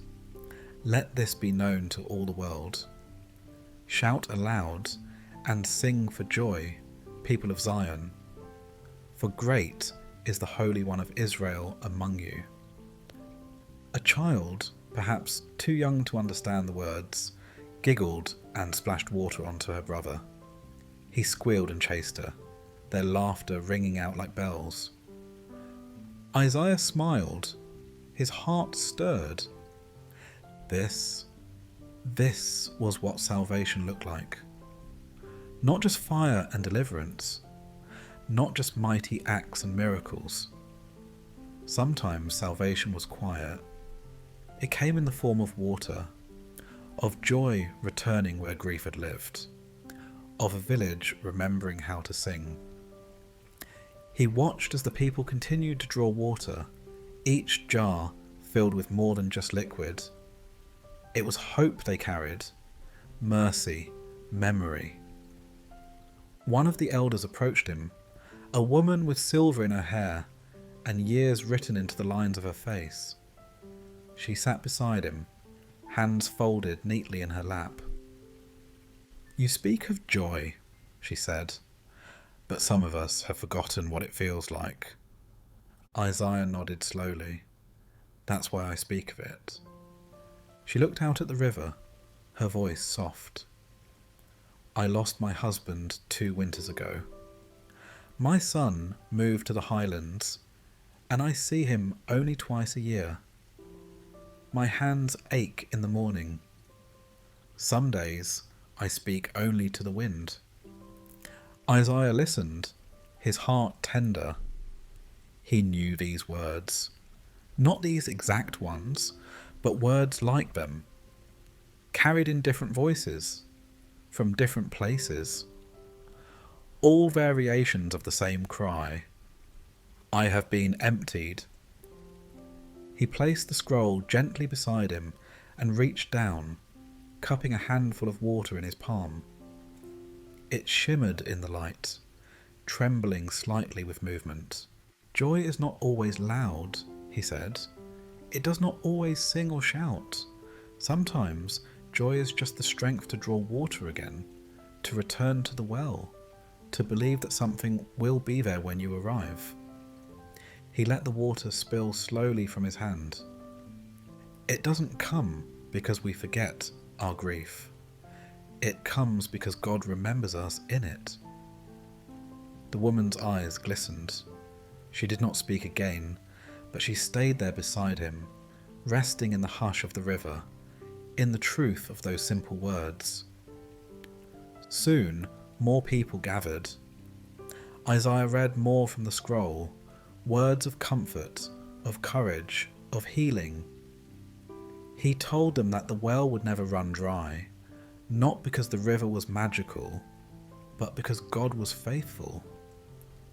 He told them that the joy would return, not because life would suddenly become easy, but because God was near. He told them they could drink deeply, again and again, and they would never exhaust the spring of salvation. That night, when the stars came out and the wind carried the scent of herbs and firewood, Isaiah sat by the river once more, alone this time. He dipped his hand into the cool water and felt the current pass over his skin. It was the same river, but it felt different now. It had become a testimony, a quiet stream of redemption. And somewhere deep beneath its surface, he imagined the wells of salvation rising, pouring forth joy like a song that would never end. The sun climbed slowly over the horizon, pulling back the curtain of night with the care of a gentle hand. First came the deep hues of purple and blue, then the slow arrival of soft gold, and finally the delicate wash of warm light that crept over the hills like a quiet revelation. The land yawned and stretched beneath it, waking from slumber not with noise or alarm, but with stillness and breath. Isaiah walked along a narrow path that cut through the valley floor, flanked on either side by olive trees and wild fig. The air was sweet, tinged with the scent of ripened fruit and morning dew. Somewhere nearby, the soft bleating of sheep echoed between the hills, followed by the call of a shepherd greeting the dawn. He was headed to a village he had not visited in many years, one built on a gentle slope, where the homes clung to the hillside like clay pots arranged by a careful hand. The last time he had been there, it was bustling with life.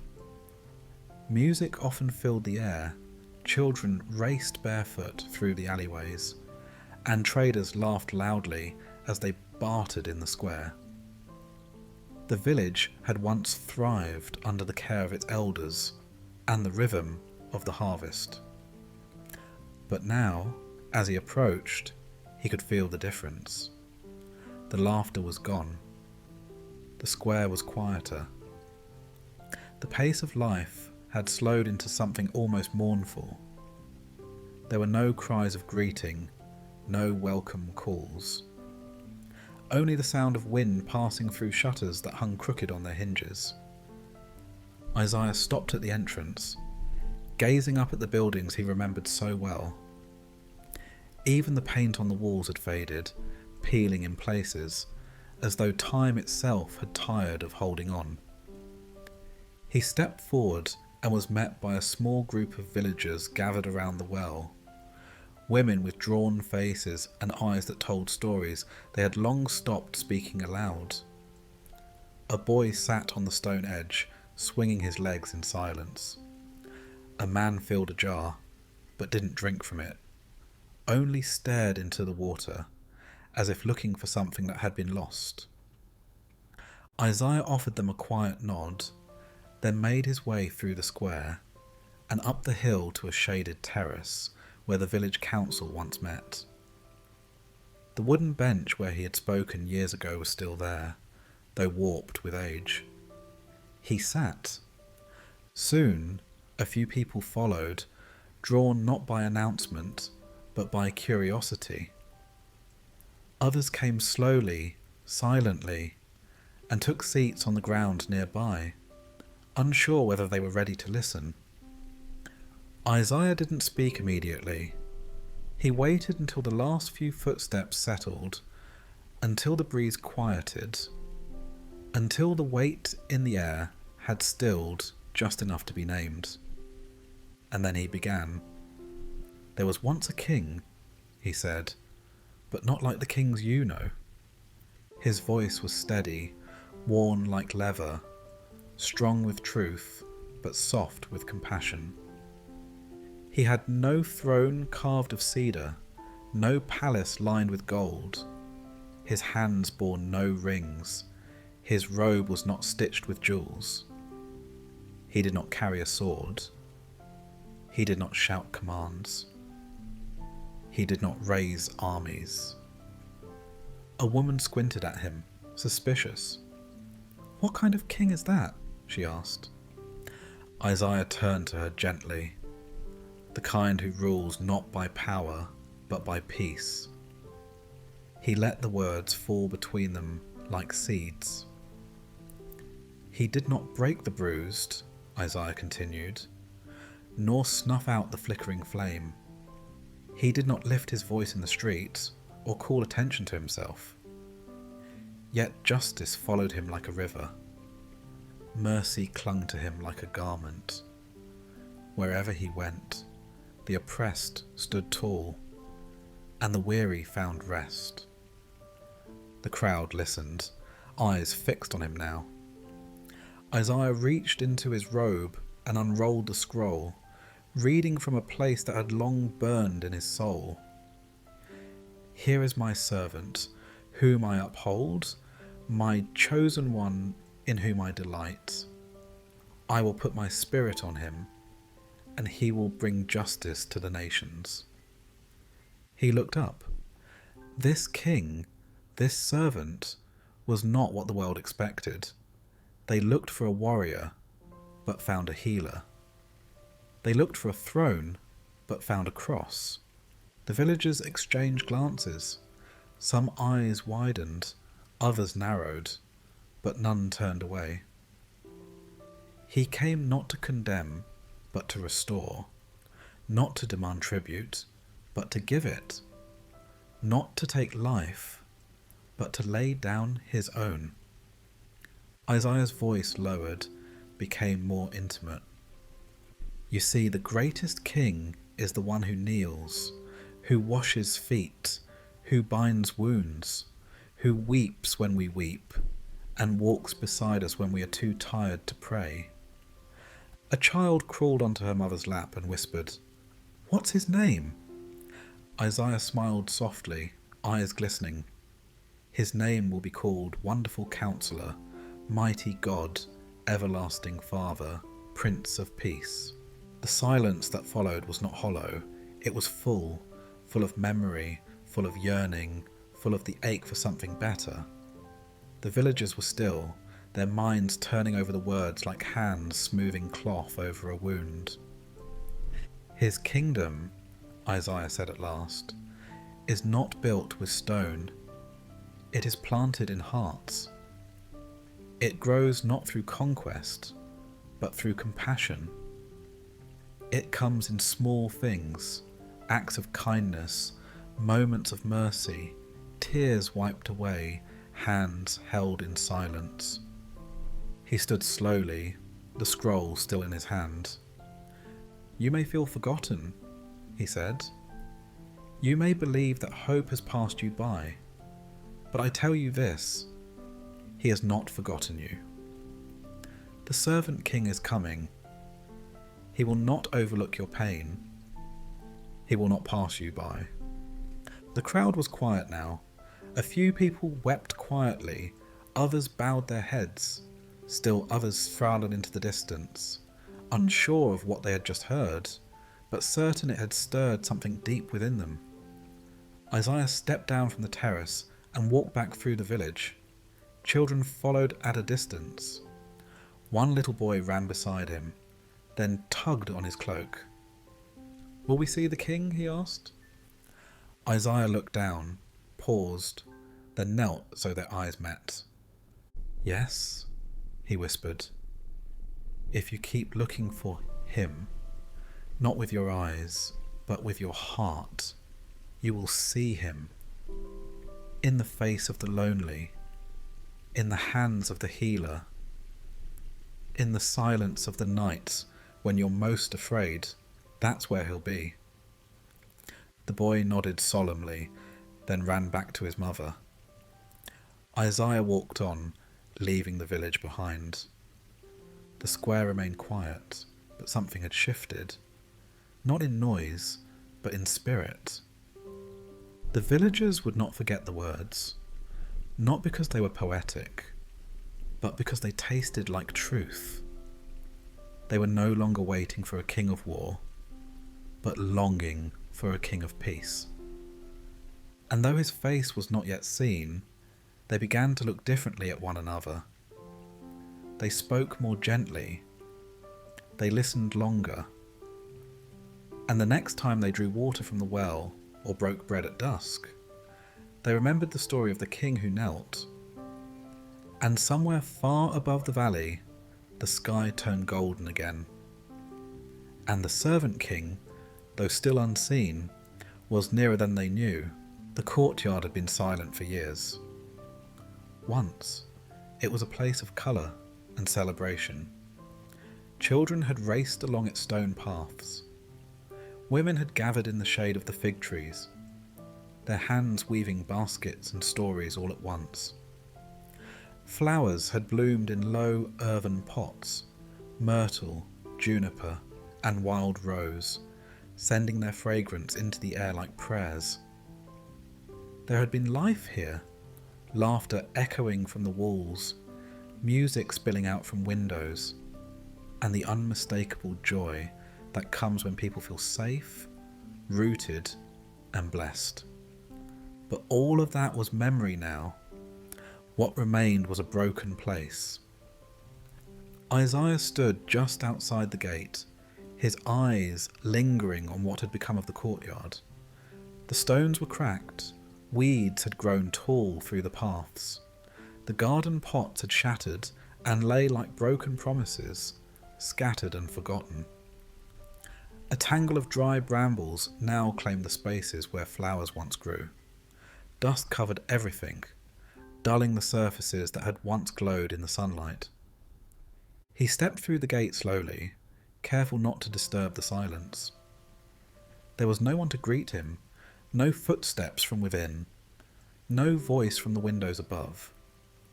Just the sound of the wind moving through the trees that had been left untended, their branches thin and weary from seasons of neglect. Isaiah knelt down and placed a hand on the soil at the centre of the courtyard. It crumbled dry between his fingers. The earth remembered. He could feel it. This ground had known blessing. It had once received water, seed, sunlight, and love. It had once responded with abundance, but now it lay dormant, as if it had been holding its breath for too long. He sat back on his heels and looked around. This was more than a courtyard. It was a symbol. It was a picture of what had become of many hearts in the land, places once full of life, now hardened by drought, broken by loss, overrun by sorrow. Isaiah had seen it in the eyes of mothers who had buried children. in the hands of men whose farms had dried to dust, in the songs of the elders that now trembled with weariness. And yet, even in the ruins, he could feel it. The ache for restoration, the longing for something green to return, for beauty to grow again from the soil of grief. He reached into the fold of his robe and drew out the scroll. His hands trembled slightly, not from fear, but from the weight of what he was about to speak. He found the words, long etched into his memory, and began to read aloud, not to an audience, but to the earth itself. Instead of the thorn bush will grow the juniper, and instead of briars, the myrtle will grow. He paused, letting the words echo off the crumbling walls. This will be for the Lord's renown, for an everlasting sign that will endure forever. The wind stirred the dry leaves at his feet. A bird fluttered from the branches above and landed on the wall, tilting its head as if listening. Isaiah stood and slowly walked to the edge of the garden. He stooped and pulled away a brittle patch of weeds, revealing a patch of soil beneath. He scooped a handful and held it to the light. "It still lives," he whispered. "It still remembers how to grow." He reached into a pouch and removed a few seeds, small, unimpressive. They looked like dust themselves, but he had carried them for this purpose, not just as symbols, but as acts of faith. He knelt again and pushed the seeds gently into the earth, covering them with care. With each seed he spoke. This one for the weary heart. This one for the forgotten name. This one for the child who will return. This one for the dream that still breathes. And when he had finished planting, he sat back and lifted his eyes to the sky. The sun had risen higher now. Its light shone down through the broken branches, painting gold onto the dust. Isaiah opened the scroll again and read from another place. "To all who mourn, he will give a crown of beauty for ashes, the oil of joy instead of mourning, and a garment of praise instead of a spirit of despair."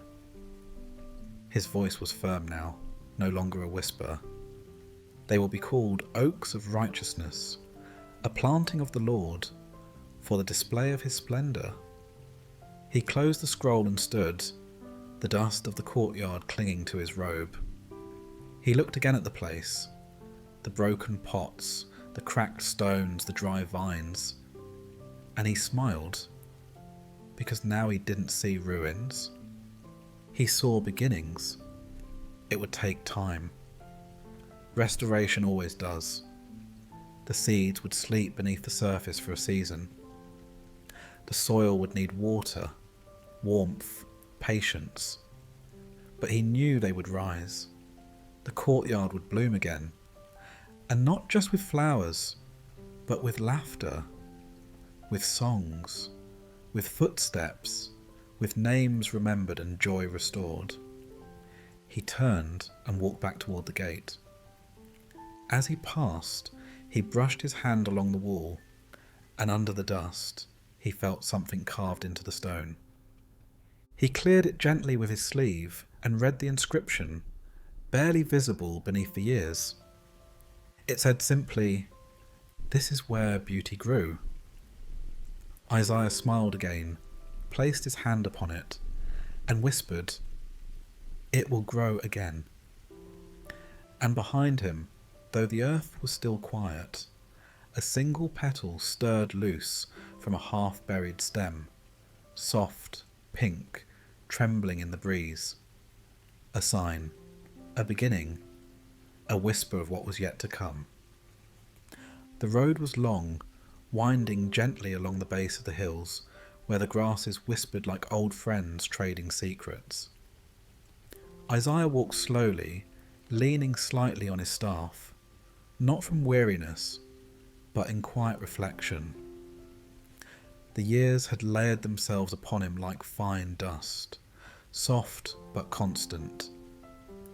His hair had greyed long ago, and the lines on his face bore witness to a lifetime of seeing deeply, feeling fully, and carrying burdens not always his own. The path led him toward a small cottage on the edge of a quiet grove. It was a place he remembered well, not because of its beauty, though it had once been beautiful, but because of who had lived there. The man's name was Abiram. Once a leader in his village, once a voice that others listened for, once a husband, a father, a friend. But now he was simply a man who waited. Isaiah had not seen Abiram in years, not since the illness that took his wife and left his household silent.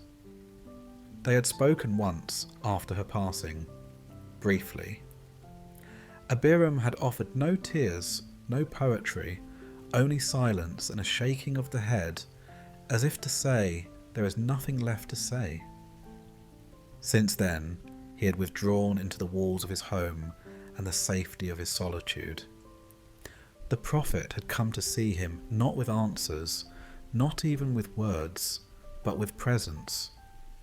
That, he had learned, was often the beginning of healing, just being there when no one else knows how to be.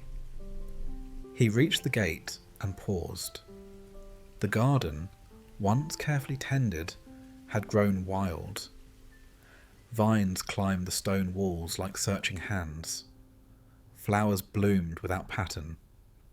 Beauty had returned, but it was a beauty untamed.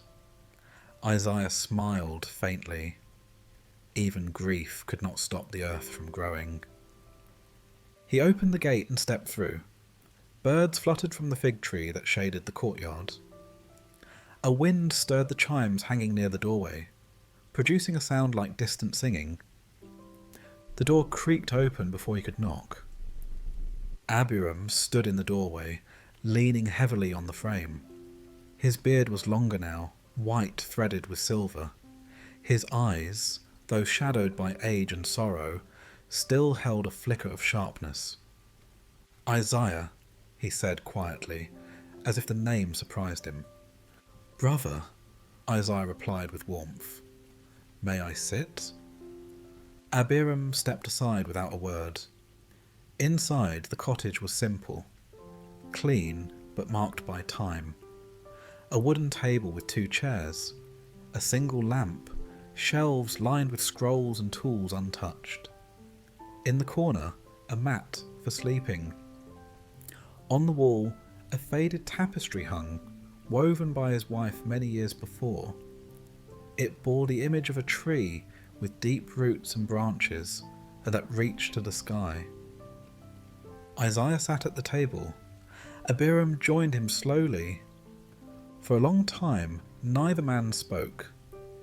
The wind whispered through the cracks in the walls. A kettle boiled softly on the small stove. Finally, Isaiah broke the silence. "I was walking the old road and remembered this path. My feet brought me here before I asked them to." Abiram nodded slowly. "Some paths remember us before we remember them." Another silence passed between them, this one not heavy but thoughtful. "I saw your fig tree," Isaiah said, "still bearing fruit." "She was the one who planted it," Abiram replied. "It never stopped." Isaiah studied the tapestry on the wall. "You kept her work. It's the only thing that speaks."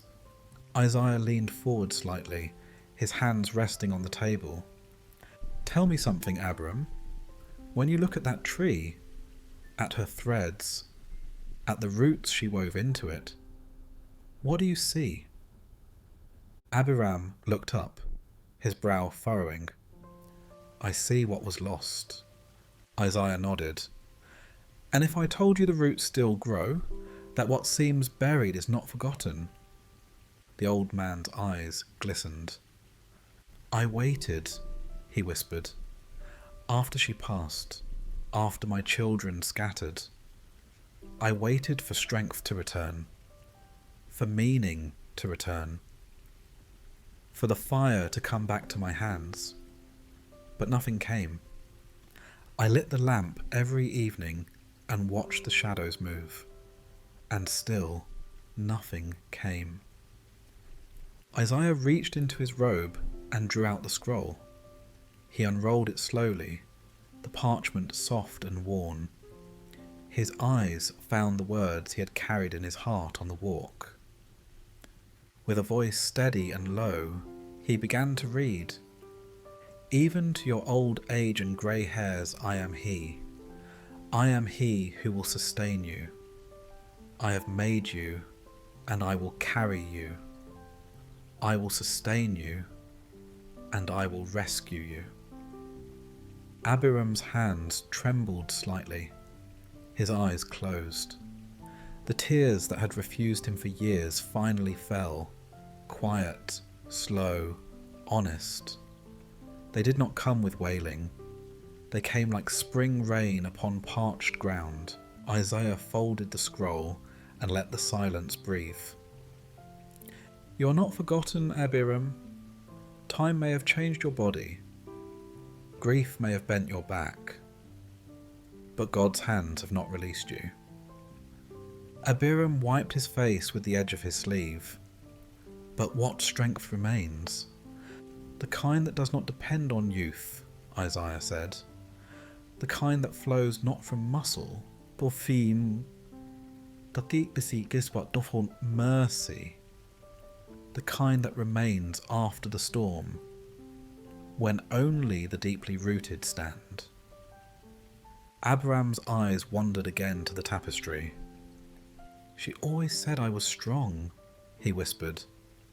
"But I was only strong because she was here." "She gave you strength, yes," Isaiah agreed. "But the roots beneath you go deeper still. They do not end with her life. They stretch into the heart of the one who sustains both you and her." He stood and crossed the room, laying a hand gently on Abiram's shoulder. "Strength does not always roar, old friend. Sometimes it is found in the simple act of waking up, lighting the lamp, watering the fig tree, speaking her name, still standing." Abiram looked up, and for the first time in many years, his eyes were not only tired, they were clear, anchored. "I do not feel strong," he said softly. "You are," Isaiah answered, "because you stayed, and because you are willing to feel again." He walked to the door, pausing before he stepped out into the fading light. "I will come again," he said. "There are stories still to tell." Abiram gave a quiet nod. As Isaiah passed through the garden, he noticed something beneath the fig tree. A single sprout pushing through the soil, green and eager. He bent down and touched it gently. Another beginning. He turned and looked back at the house. In the window, the lamp had been lit, and in the room behind it, an old man sat beside a tapestry of roots and branches, watching the light flicker, letting it speak. The air was heavy with the scent of ashes. It clung to the robes of the mourners, drifted through the streets, and rose in thin spirals from the smouldering ruins of what once had been a place of gathering. A fire had passed through the heart of the village days ago. Some said it was an accident. Others whispered of enemies under cover of darkness. But whatever the cause, the result was the same. Homes were gone, roofs collapsed, walls blackened, livelihoods reduced to dust, and grief. Grief hovered over the people like a storm cloud that refused to move on. The centre of the square had become a place of silence. Where once merchants had shouted their prices, and children had played between carts of grain and pomegranates, now there was only the sound of feet crunching over cinders. A few women knelt in the ash, sifting through the wreckage with their hands, searching for anything that might have survived. A cooking pot, a tool, an heirloom, a memory. Isaiah walked into this silence with his head bowed. He said nothing at first. His footsteps were slow, deliberate, reverent, as though he were stepping into a sacred place, though it looked nothing like one. He had seen grief before. He had lived among ruins. But each place, each sorrow, was unique. You could not rush grief. You could not fix it with words. As he approached the remains of the village meeting hall, he saw her. A woman sat alone, ash streaked across her cheeks, her clothes torn, her shoulders hunched with invisible weight. In her lap was a small cloth bundle, soot-covered, tattered at the edges. Her hands gripped it as though it were life itself. She didn't look up as Isaiah approached, but when he knelt beside her, she spoke in a voice so thin it could have been mistaken for wind. "This was my wedding cloth," she said. "My mother wove it. It was part of my dowry. I wrapped my first child in it when she was born." Isaiah looked at the bundle. The fabric had once been blue, he could tell. Now it was grey. The threads pulled loose at the corners. She clutched it tighter. "Now it's ruined," she said. Like everything else, Isaiah didn't reply right away. Instead, he reached down and took a handful of ash into his hand. He let it sift through his fingers slowly, watching as the wind caught it and carried it away. "Ruins are not the end," he said quietly. "They are the ground where new things are planted." She looked at him then, tired eyes, red-rimmed, sceptical. "There's nothing left to plant." He opened the scroll in his lap and read with a voice that matched the tone of the morning, not booming, not forceful, but steady and clear. "The Spirit of the Sovereign Lord is upon me, because the Lord has anointed me to proclaim good news to the poor." The wind stirred. "He has sent me to bind up the broken-hearted, to proclaim freedom for the captives and release from darkness for the prisoners." Her hand stilled. "To comfort all who mourn," Isaiah continued, his voice deepening, "and to provide for those who grieve in Zion." He paused, his eyes meeting hers now. "To bestow on them a crown of beauty instead of ashes." She blinked. A single tear slipped down her cheek, carving a clean line through the soot. Isaiah reached into his bag and removed a small vial of oil. It was simple. Olive oil mixed with myrrh. Not extravagant. Not perfumed for kings. Just enough to anoint the wounded. He held it out to her, not forcing it, just offering. "The oil of joy," he said, "for your mourning." She hesitated, then reached out and touched it. Her fingers were blackened with ash, but she cradled the vial as though it were something precious. Isaiah continued, "And a garment of praise instead of a spirit of despair." She gave a sound, half laugh, half sob. "I don't know how to praise," she said. "Not anymore." He nodded slowly. "Then don't begin with praise. Begin with breathing. Begin with remembering. Begin with the quiet act of sitting in the ruins and refusing to believe they're all that's left." She looked down at the cloth in her lap. "I thought this was all I had left of my life," she said. "Maybe it is," Isaiah replied. "But sometimes God begins again with what we think is ruined. They sat together for a long time. Around them, others had begun to gather. A boy carried stones from the rubble, stacking them into a small pile. An older man hammered crooked nails into salvaged boards.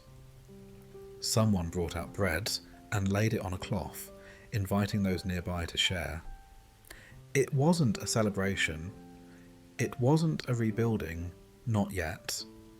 It was a beginning, a choice, a silent act of resistance against despair. Isaiah stood and looked at the people gathered around. He lifted his voice now, letting it rise like incense over the ashes. "You are not forsaken," he said. "You are not forgotten. This is the place where he will plant beauty. This is the ground where joy will one day dance again." He turned to the woman still sitting beside the cloth. "Keep it," he said. "Wrap your memories in it, yes, but one day wrap your laughter in it again. Wrap your next child. Wrap your hope." And then he did something strange. He stepped into the centre of the ash-covered square, and with his staff drew a circle into the dust. It was large and imperfect, uneven where stones got in the way. When he finished, he stepped back. "This," he said, "will be your garden." The villagers looked at one another. "But there's no seed," someone said. Isaiah smiled gently. "You are the seed." And with that, he bent low, pressed his hand into the ashes, and whispered a prayer too quiet for anyone to hear. The wind moved again, and somewhere beneath the surface, though no one could see it yet, life stirred, not loudly, not quickly, but with purpose. The ruins had not had the final word, and in the place where ashes had fallen like snow, something beautiful had begun. The road was long and winding, like a ribbon of memory stretched across the hills. Dust clung to every traveller who dared walk its length, and even the stones seemed worn by the feet of generations who had come and gone. Some had walked it with joy, others with sorrow, many with questions trailing behind them like shadows. Isaiah walked slowly now, the hem of his robe brushing the earth, his footsteps light but steady. He had walked this road before, many times in fact. He knew its curves, the low place where water pooled after rain, the tall tree whose branches leaned out over the path like arms waiting to embrace. He knew the smell of the grass when the wind came down from the east, and the way the light turned gold just before dusk. This was not just a road through land, it was a road through memory, through return.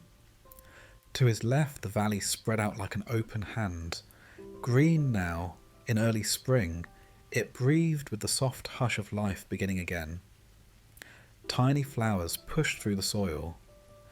Trees that had stood bare just weeks ago now wore the first blush of leaves. The earth was awakening. But not all hearts had awakened. He was not alone on the road. In the distance ahead, he saw a small figure trudging forward, shoulders bent, head down. The figure moved with the weight of someone who carried more than what could be seen. Isaiah quickened his pace, his sandals brushing quietly over the stones, until he drew closer and saw that it was a young man. His clothes were torn at the edges. A satchel hung from his shoulder, nearly empty. His hands were blistered. His face was gaunt, sunburned, and hollow. The young man didn't notice Isaiah at first. His eyes were fixed on the road ahead, but they didn't really see it. They looked past it, far past, as though he were walking not toward something, but away from something he could not forget. When Isaiah finally came beside him, he simply said, "Peace." The young man turned, startled. His eyes were wild at first, like a deer expecting a blow. Then slowly they softened. "Peace," he replied in a voice that sounded like it hadn't spoken in days. They walked in silence for a while, step by step, side by side. The sun climbed higher, and the birds began to call from the trees above them. Isaiah did not press him with questions. Sometimes the soul needed space before it would open. At last the young man spoke. "I left," he said simply. Isaiah waited. "I had to," he added. "Everything was broken. My home, my name, myself." Isaiah glanced at him. "Sometimes leaving feels like the only way to breathe." The young man nodded. "I thought I'd find peace, or meaning, or something. But the farther I walked, the more I felt lost. I tried to start over, in new cities, with new people, but nothing fit, nothing held." He paused, his voice cracking. "I want to go back," he whispered, "but I don't know if I can. I don't know if I'm allowed." Isaiah said nothing for a moment. The road stretched ahead of them, dusted in sunlight. Then he said, "Return is not always a straight path. Sometimes it loops. Sometimes it doubles back. Sometimes it leads through wounds before it leads to welcome." The young man looked at him, eyes wide with hope and fear tangled together. "But what if I am not welcome?" Isaiah smiled gently. "The Lord does not reject those who return. He does not shame those who come with nothing. He meets the empty with fullness, the lost with a name, the broken with a blessing." He reached into the folds of his robe and unrolled the scroll. Reading softly, he spoke, "In repentance and rest is your salvation. In quietness and trust is your strength." The young man's steps slowed. "Rest," he said. "I forgot what that word feels like." Isaiah continued, "Your ears shall hear a word behind you, saying, 'This is the way, walk in it,' when you turn to the right or the left." They came to a fork in the road. One path continued straight into the unknown. The other veered right toward the distant silhouette of rooftops and fields and olive groves. Home. The young man stopped. "I don't know if I'll be the same person when I arrive." "You won't," Isaiah replied. "But perhaps that is the point." The young man lowered his head. "I burned bridges. Bridges can be rebuilt. I said things I regret. Words can be forgiven. I let them down. And yet they may be waiting with open arms." Tears welled in the young man's eyes. "Do you think they remember me?" Isaiah reached out and laid a hand on his shoulder. They never stopped. They stood there for a long moment, the road before them quiet, the trees whispering overhead. Then Isaiah reached into his satchel and pulled out a small stone, smooth, round, marked with a single carved word, "Return." He placed it in the young man's hand. "Take this with you," he said. "Let it remind you that turning back is not weakness. It is strength. It is courage. It is the beginning of healing." The young man clutched the stone and took a deep breath, and then, without another word, he turned toward the path that led home. He walked slowly at first, then with greater purpose. His shoulders began to lift.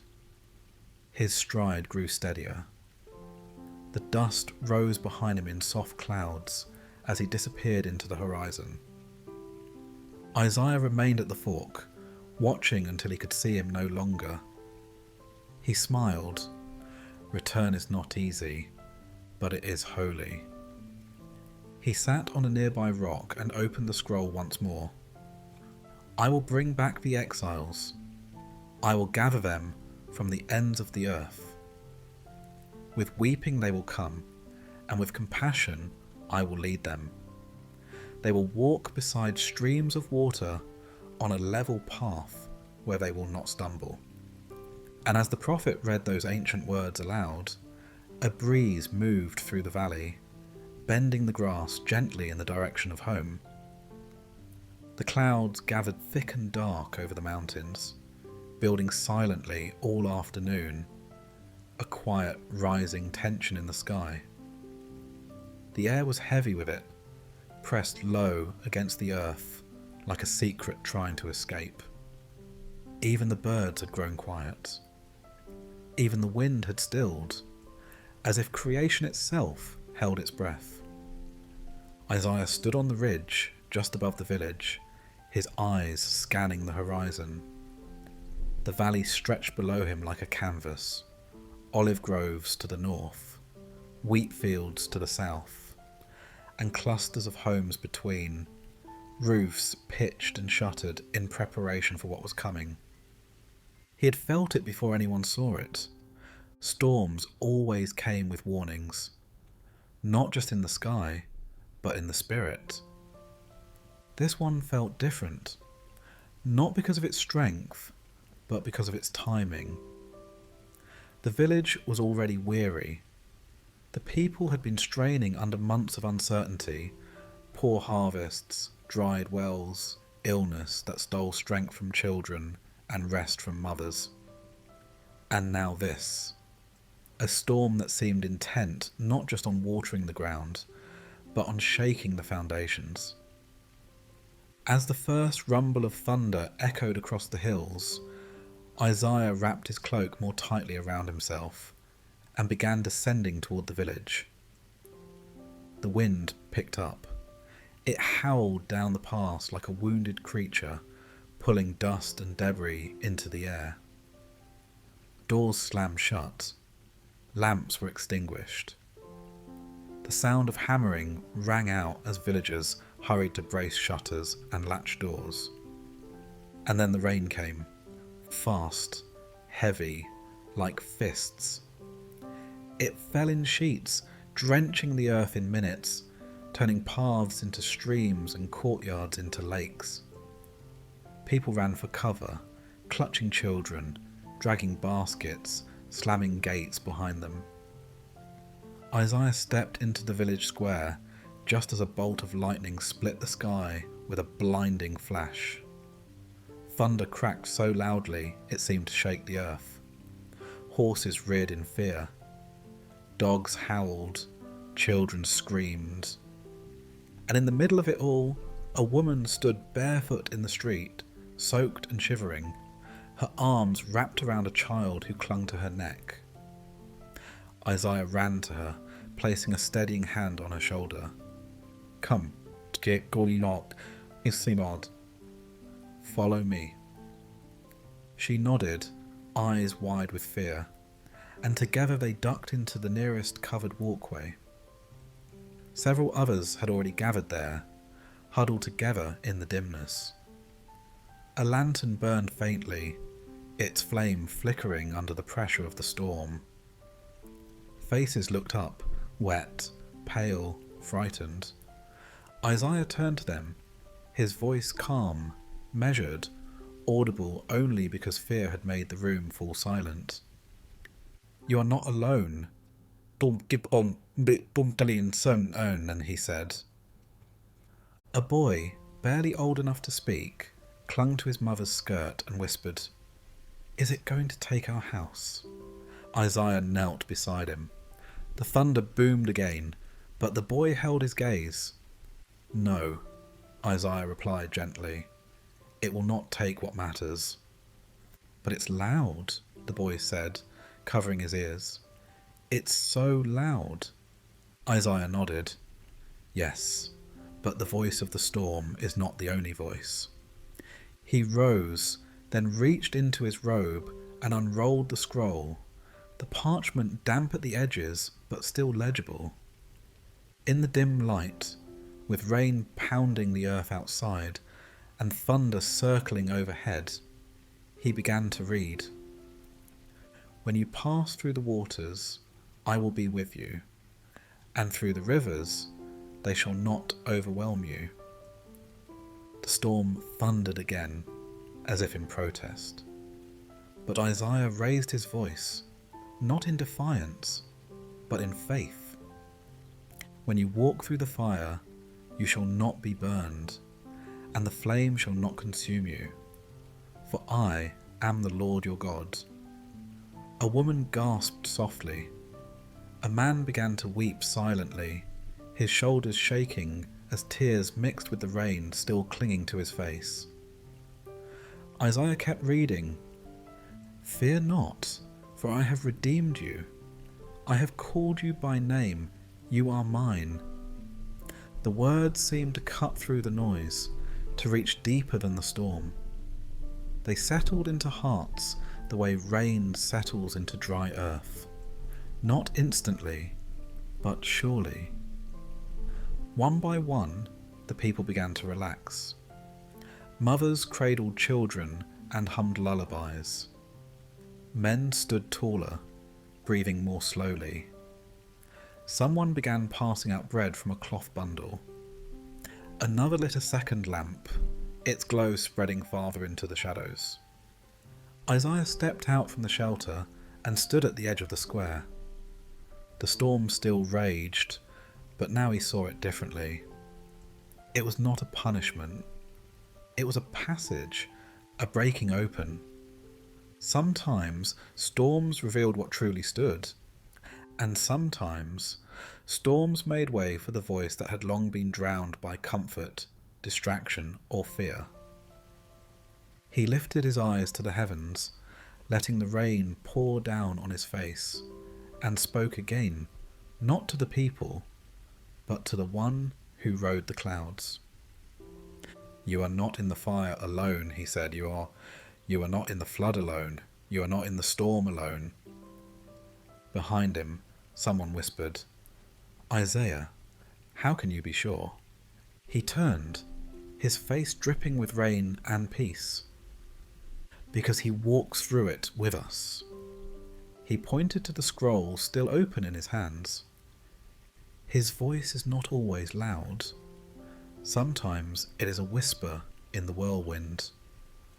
But it never leaves. Lightning flashed again, illuminating the village for a breathless moment. And then the thunder cracked, and with it the rain began to ease.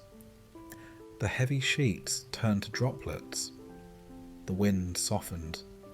The clouds broke just slightly, revealing a sliver of light beyond the darkness.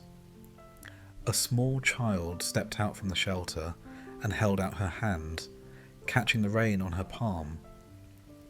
She laughed, a light, clear sound that seemed to hush the last echoes of thunder. Others emerged slowly, stepping into the square, watching the storm retreat across the valley like a defeated enemy. Isaiah stood among them, drenched but unshaken. The storm had come. It had howled and threatened, but it had not won, because through the voice of the prophet, through the steadfastness of truth, through the fragile faith of a trembling people, they had heard another voice, a voice greater than the thunder, a voice that promised, "You are mine, I am with you. You will not be overwhelmed." And now, as the sun broke through the clouds, casting light on the wet earth, that voice still lingered, not in the storm anymore, but in the silence after. And the silence was filled with peace.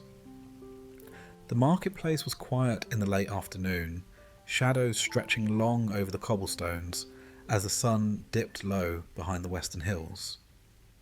Merchants had already begun to pack their wares, folding cloths and gathering baskets. The scent of spices still lingered in the air, cinnamon, cumin, dried thyme, mingling with the fading aroma of baked bread. Children skipped through the emptying square, their voices soft but bright, unaware of the sorrow etched into the faces of the adults nearby.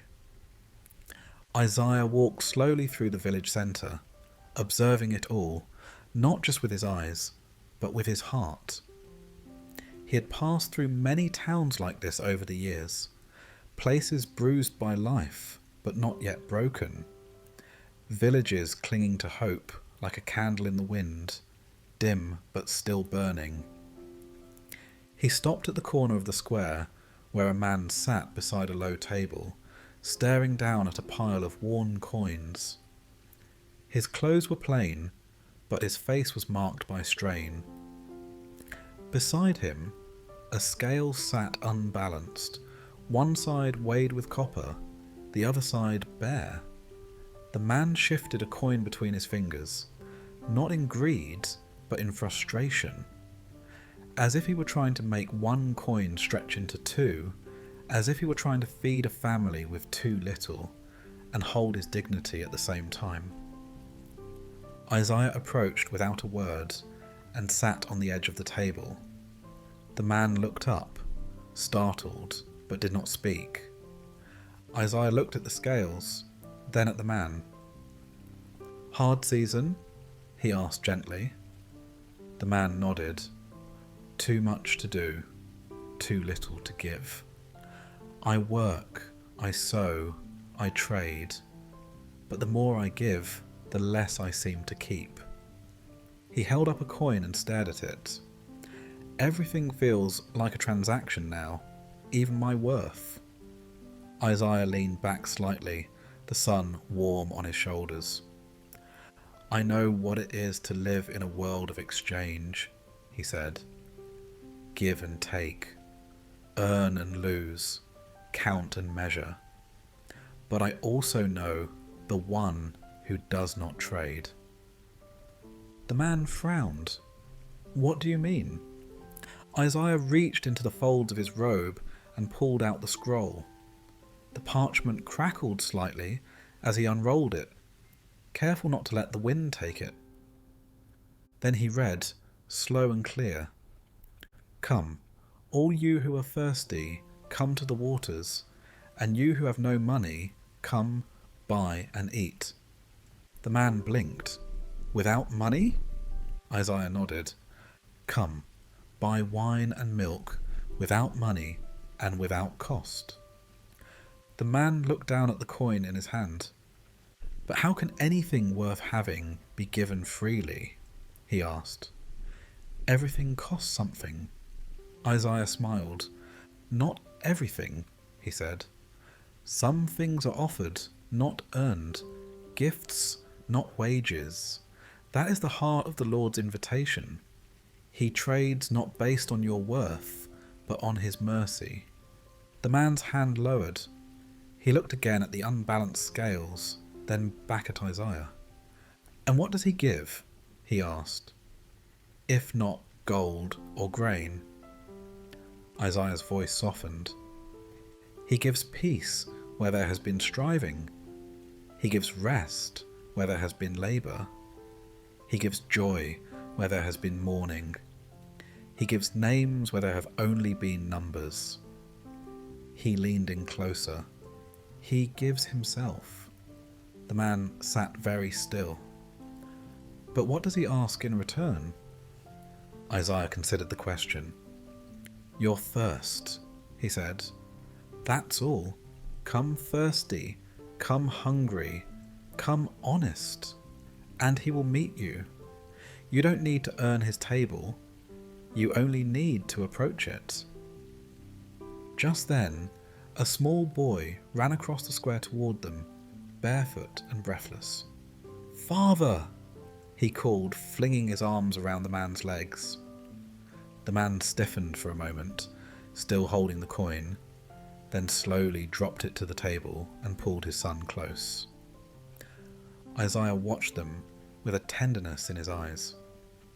"The kingdom of God," he said, "is like a father whose child comes running, not to trade, not to prove, just to be held." The man looked at him, eyes shining.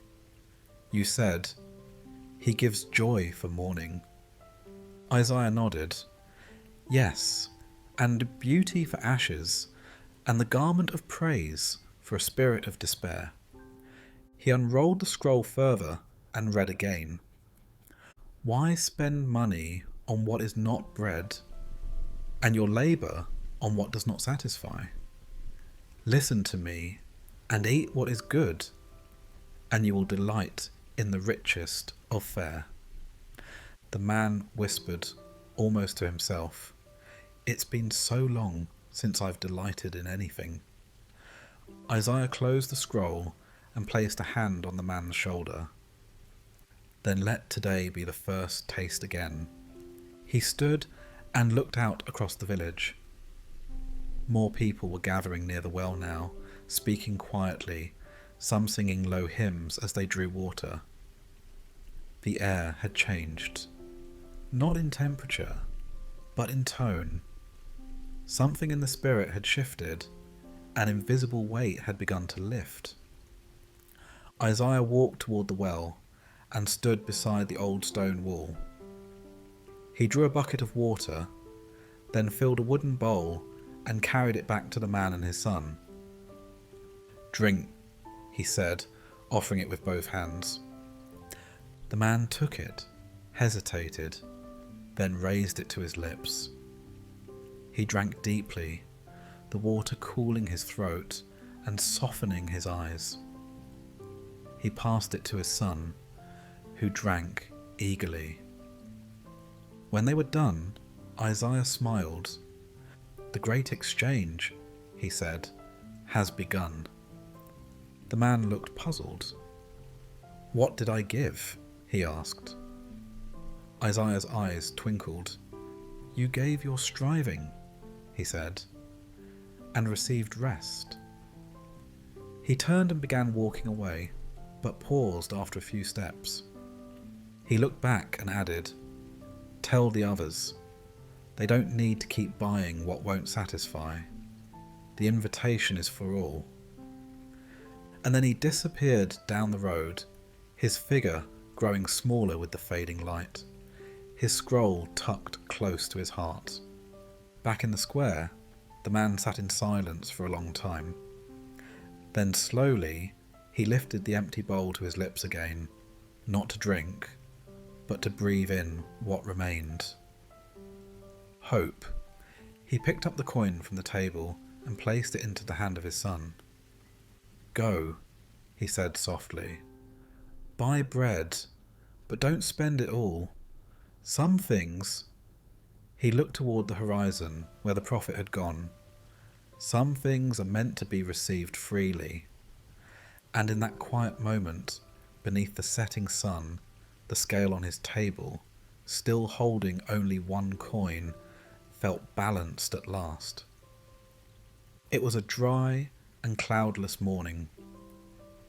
The sun rose slowly over the hills, casting long golden shadows across the land, painting the world in warm light before the heat of day would settle in. The village below was just beginning to stir, smoke rising from the first morning fires, roosters calling out the beginning of a new day, and the soft clang of metal as a blacksmith prepared his tools. Isaiah moved through the outskirts of the village, quiet as the dawn itself, not wishing to disturb anyone. His eyes scanned the road before him, not for direction, but for purpose. He had felt the stirring in his spirit before the sun had even crested the horizon, a gentle call to rise and walk, though he had not known exactly where it would lead. Such was often the way of his life, listening more than planning, following more than deciding. As he approached a row of low homes nestled into the hillside, he noticed a figure sitting beside a well. A young girl, still silent, her knees drawn up to her chest, her chin resting atop them. Her clothes were simple, a little worn, and her hair fell in messy strands around her face. A clay jar sat beside her, untouched, as if she had come for water, but forgotten why she was there. Isaiah slowed his steps, then stopped a short distance away. "Good morning," he said gently. The girl didn't respond, not at first. She simply glanced up at him with eyes that were not startled, but weary, like someone who had long since learned not to expect much from strangers. After a moment, she nodded in silence. Isaiah walked closer, pausing beside the well. The air was cool here, the stone walls offering a sliver of shade. "Are you waiting for something?" he asked. She shrugged. "Maybe." He nodded thoughtfully. "Or maybe someone." She looked away. "Doesn't matter. People don't come back." Her voice was small, but the ache inside it was too large to ignore. Isaiah sat down beside her, folding his legs beneath him. "My name is Isaiah." She didn't offer hers. He didn't press. Instead, he looked out over the village, watching the morning light play across rooftops. "I've been to many places," he said quietly. "Spoken to kings, stood in deserts, walked through ruined cities. But some of the most important things I've ever learned came not from power or victory, but from the forgotten, the overlooked, the broken-hearted." The girl gave him a sidelong glance, skepticism flickering across her face. "I'm not broken-hearted," she muttered. "No," Isaiah said, "but I think your heart might be carrying something heavy." She said nothing, just wrapped her arms tighter around her knees. After a long pause, she whispered, "He left." Isaiah turned to her. "My father," she continued, "he said he'd return a year ago. I waited at the gate for weeks. Then I stopped. But sometimes I still come here, just in case." Isaiah's face softened. "And has anyone told you why he left?" She shook her head. "They whisper. They say he was ashamed, that he couldn't provide, that he left so we wouldn't see him fall apart." Isaiah leaned back against the well. "Sometimes people run when they believe the weight of their failure is too much to carry in front of the ones they love." The girl swallowed hard. "But I don't care. I'd rather have a broken father than no father at all." Silence fell between them again, but this time it was sacred, thick with the weight of what had been said. Isaiah slowly reached into his satchel and pulled out the scroll. He held it for a moment, feeling its familiar weight, then unrolled it carefully. He read in a voice both gentle and strong, "Can a mother forget the baby at her breast and have no compassion on the child she has borne?" The girl turned to look at him. "Though she may forget, I will not forget you." He met her eyes now, letting the words settle. "See, I have engraved you on the palms of my hands. Your walls are ever before me." The girl stared at him, not with disbelief, but with longing, as though she wanted to believe it was true, even if it hurt to hope again. Isaiah nodded. "You may feel forgotten," he said, "but you are not. Not by God. Not ever." She looked down at her hands, clenching them into fists. "Why would he write my name on his hands?" "Because he refuses to lose you," Isaiah replied. Even if the world forgets you, even if those you trusted walk away, he remembers. Not like a memory that fades, but like a name carved into flesh, permanent, eternal. The girl was crying now, though the tears came silently, tracing the dust on her cheeks. Isaiah offered her a cloth. She took it with trembling fingers. He continued reading. Lift up your eyes and look around. All your children gather and come to you. As surely as I live, declares the Lord, you will wear them all as ornaments. You will put them on like a bride. She closed her eyes. I wish he'd come back, she whispered. Even if he's ashamed, even if he's broken. Isaiah reached over and placed a hand over hers. Sometimes, he said, fathers come home not because they are strong, but because their children never stopped waiting. She looked at him, startled. You think he will? Isaiah didn't answer directly. Instead, he said, I think there is a way back for every prodigal, and I think you're waiting. Your love, it is not unseen. He stood slowly and looked down the road, the same road the father would need to walk if he ever returned. You come here every day? The girl nodded. Most days. Isaiah smiled. Then keep coming, and one day, whether he returns or not, you will understand the strength in your waiting. He handed her a small stone from the base of the well, smooth and light, with a soft spiral etched by time. Hold this when you grow tired, he said. It will remind you that being remembered by God is more powerful than being forgotten by man. She took it gently. As Isaiah turned to go, she finally spoke again. My name is Leah, she said. He smiled, warmth in his eyes. A good name, he said, a name engraved on his hands. And with that, he walked on, leaving her by the well. But she did not feel abandoned.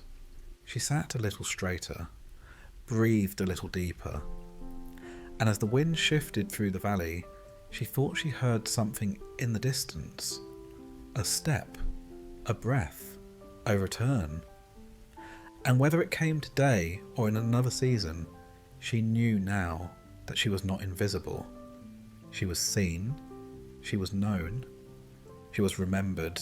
The river ran wide and quiet through the plain, its surface smooth as polished glass, reflecting the afternoon sky like a mirror. Trees stood on either side of the banks, tall and ancient, their roots tangled deep beneath the earth, drinking from hidden streams. Birds skimmed the surface now and then, dipping their wings or diving for fish, and the reeds swayed with a rhythm that had nothing to do with time. Isaiah stood at the edge of the water, barefoot, his toes sinking slightly into the cool, wet soil. The breeze touched his face like a whispered blessing, and the scent of the river, earthy and fresh, filled his lungs. He had come here often in his youth.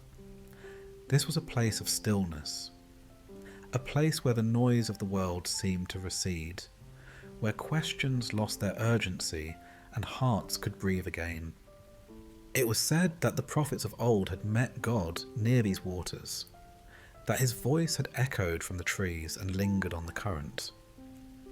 Isaiah wasn't here to speak, not yet. He was here to listen.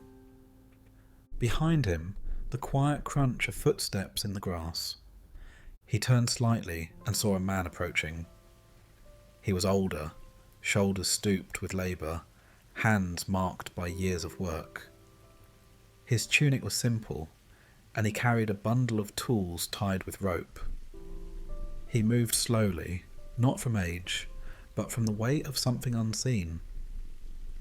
When he reached Isaiah, he stopped without a word and simply looked out over the water.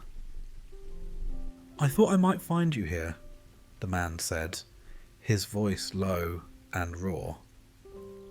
Isaiah gave a gentle nod. "It's a good place to find what's been lost." The man gave a soft, broken laugh. "I'm not sure anything can be found in me anymore." Isaiah waited, watching the man's reflection ripple on the water's surface. "I used to come here with my son," the man continued. "He was just a boy then. We'd skip stones, try to catch fish with our hands. I taught him how to tell the direction of the wind by watching the leaves. He used to think I knew everything." A silence passed. "And now?" Isaiah asked. The man's shoulders slumped further. "He won't speak to me. He left home angry years ago now. We said things. I said things. I thought I was protecting him, thought I was being strong, but I was only afraid, and I didn't know how to let him grow." He reached down and picked up a flat stone, turned it over in his calloused hand, and let it drop again. "I built my life on the idea that I was doing right," he said. "Providing, disciplining, leading.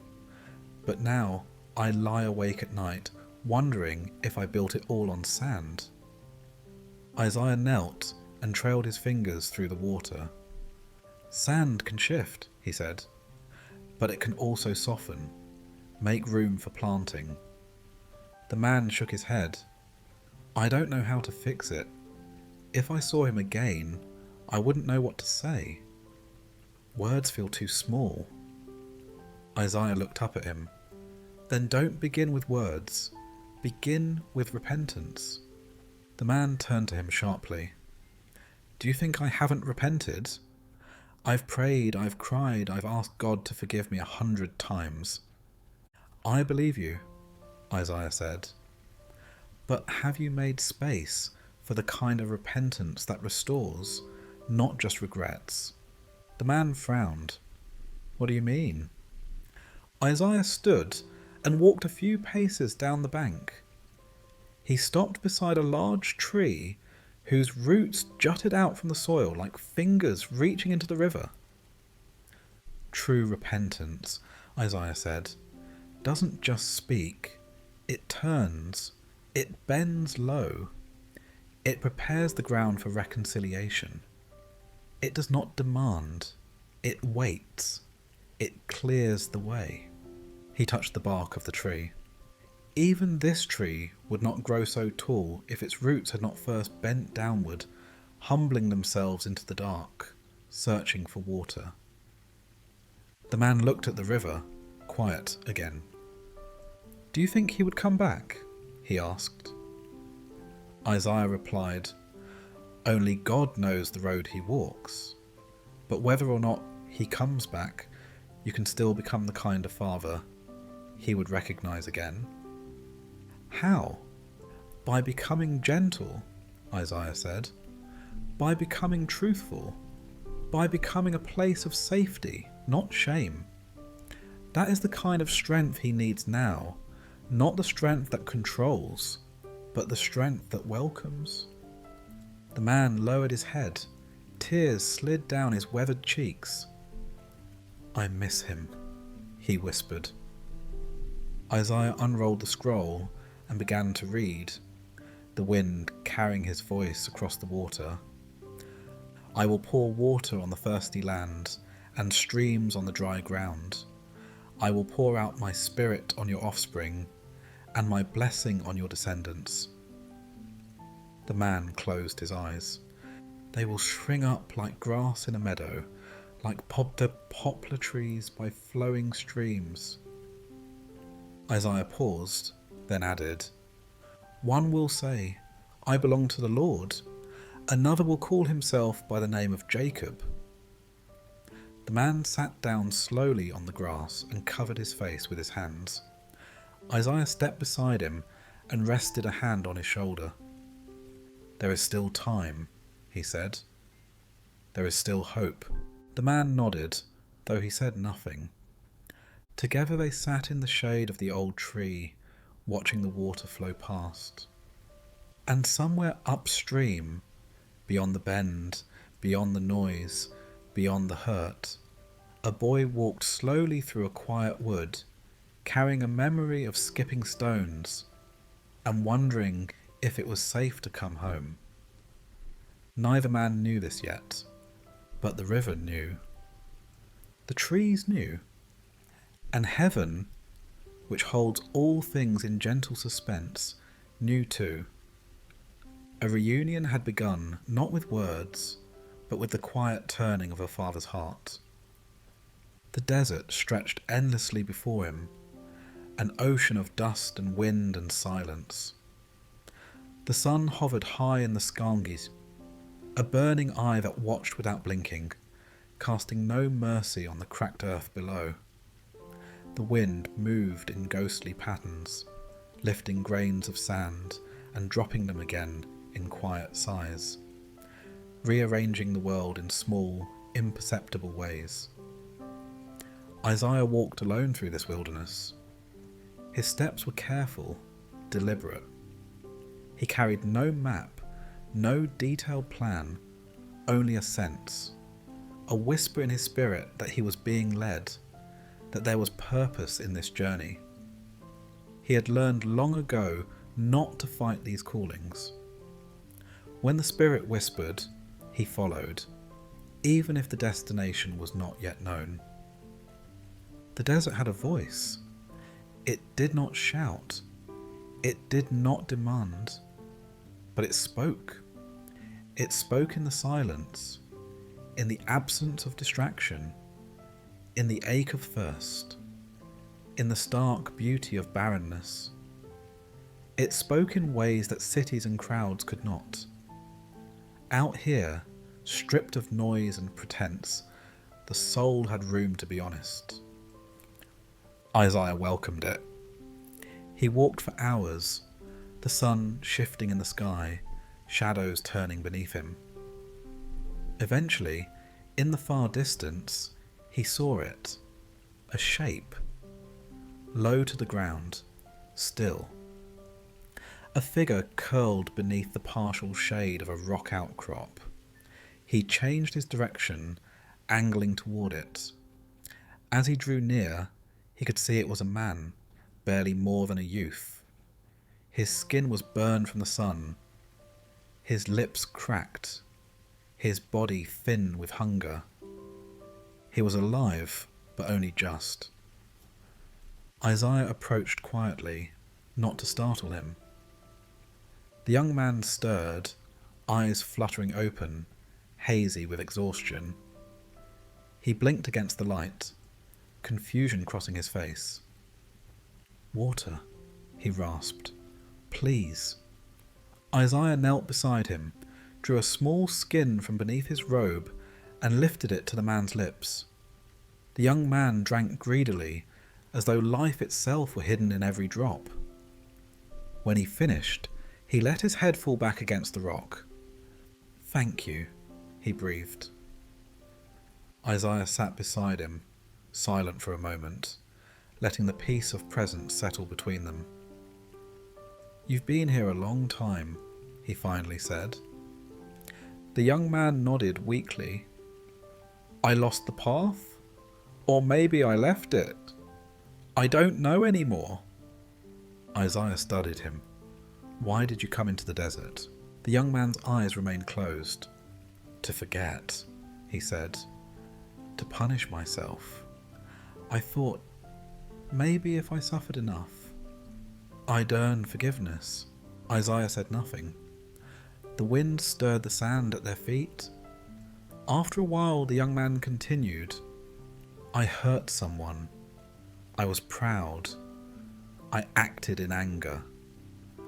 I walked away from people who loved me.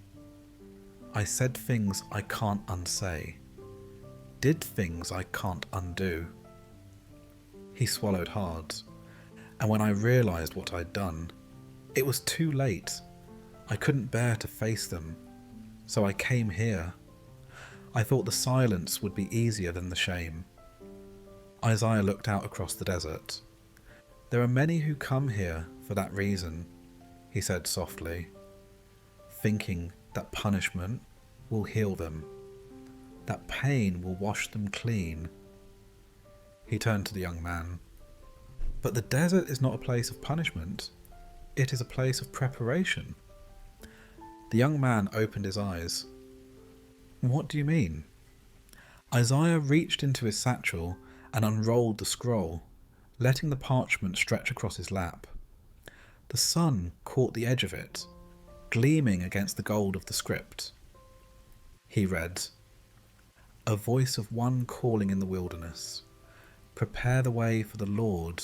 Make straight in the desert a highway for our God." The young man listened, brow furrowed. Isaiah continued, "Every valley shall be raised up, every mountain and hill made low. The rough ground shall become level, the rugged places a plain." The young man sat up slightly. "That sounds like hope." Isaiah smiled gently. "It is. The desert is not where we are abandoned. It is where we are found, where the ground is cleared, where pride is stripped away and humility takes root, where God begins again." The young man lowered his eyes. "But I don't deserve a beginning." Isaiah leaned forward, his voice low and full of compassion. "No one ever has. That is why it is a gift." He touched the young man's shoulder. "You came here to forget, but I believe God brought you here to remember." "Remember what?" Isaiah's eyes met his. "Who you are, and more importantly, whose you are." Tears welled in the young man's eyes. "I'm tired," he whispered. "So tired." Isaiah nodded. "Then rest, drink, and when you're ready, walk back. The road is still open." The young man closed his eyes again, but now his breathing was slower, steadier. The hardness in his face began to soften. Isaiah unrolled another portion of the scroll. "Comfort, comfort my people, says your God. Speak tenderly to Jerusalem, and proclaim to her that her hard service has been completed, that her sin has been paid for." The words hung in the air, weighty but gentle. They wrapped around the young man like a blanket. Not just words of forgiveness, but of homecoming. Isaiah remained by his side as the day faded into dusk. The sun slid behind the rocks, casting the desert in a purple glow. Stars began to blink into being above them. In the distance, a jackal called, its cry haunting but not unwelcoming. This was still wilderness, but it no longer felt like exile. The young man stirred again. "Will he really forgive me?" he asked. Isaiah didn't hesitate. "He already has. Now you must forgive yourself." They sat in silence as the stars multiplied. Eventually, Isaiah stood and looked out across the horizon. "You won't be alone on the journey back," he said. "The one who called you into the wilderness will walk with you out of it." The young man looked up at him. "I don't even know where to begin." Isaiah pointed toward the north, where the desert gave way to rolling hills. There, one step, then another. The young man reached for the water again, drank, then rose slowly to his feet, unsteady but determined. He looked at Isaiah, gratitude overflowing in his expression. "Thank you." Isaiah simply nodded. "Walk in peace, and when the shame tries to whisper, speak louder. Speak truth. As the young man turned and began walking into the twilight, Isaiah watched him go. Each step was a miracle, each breath a return. The desert had done its work, not by destroying him, but by revealing what could be rebuilt. Isaiah turned his face to the stars and whispered a prayer, ancient and quiet. Then he began walking too, back into the wilderness, toward the next soul wandering, waiting, wondering if they were too far gone.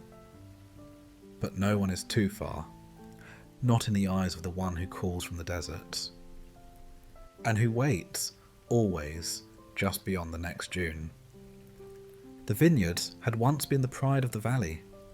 Rows upon rows of vines stretched across the terraced hillsides, their leaves whispering in the breeze like 1,000 secrets carried through time.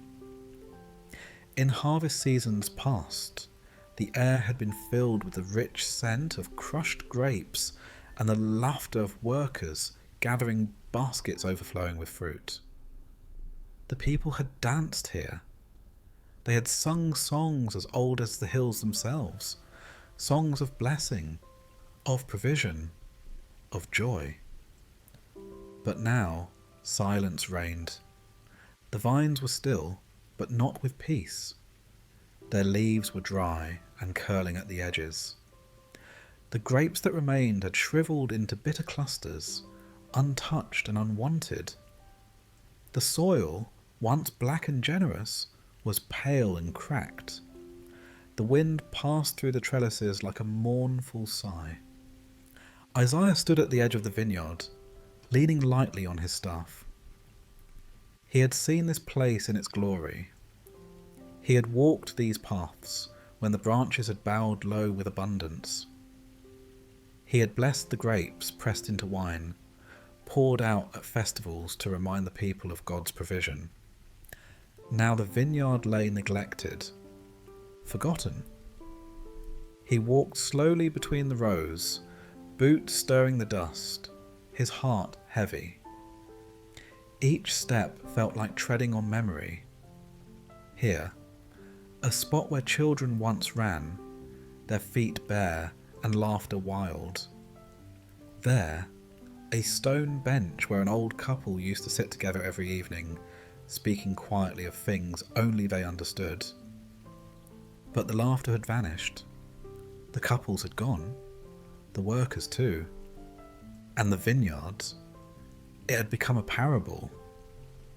Isaiah stopped at the centre of the field and looked up toward the stone watchtower that stood at the highest point of the hill. Its walls were crumbling. Ivy covered its base. A place once meant to guard and protect had become hollow. He closed his eyes and began to speak, not to the people, not to the land, but to the Lord. "You planted it with care," he whispered. "You cleared the stones, built the wall, dug the winepress. You gave it everything it needed. But the fruit..." He opened the scroll and read aloud into the empty vineyard. "My beloved had a vineyard on a fertile hillside. He dug it up and cleared it of stones and planted it with the choicest vines." His voice echoed slightly. He built a watchtower in it and cut out a winepress as well. Then he looked for a crop of good grapes, but it yielded only bad fruit. Isaiah lowered the scroll, the wind catching its edges.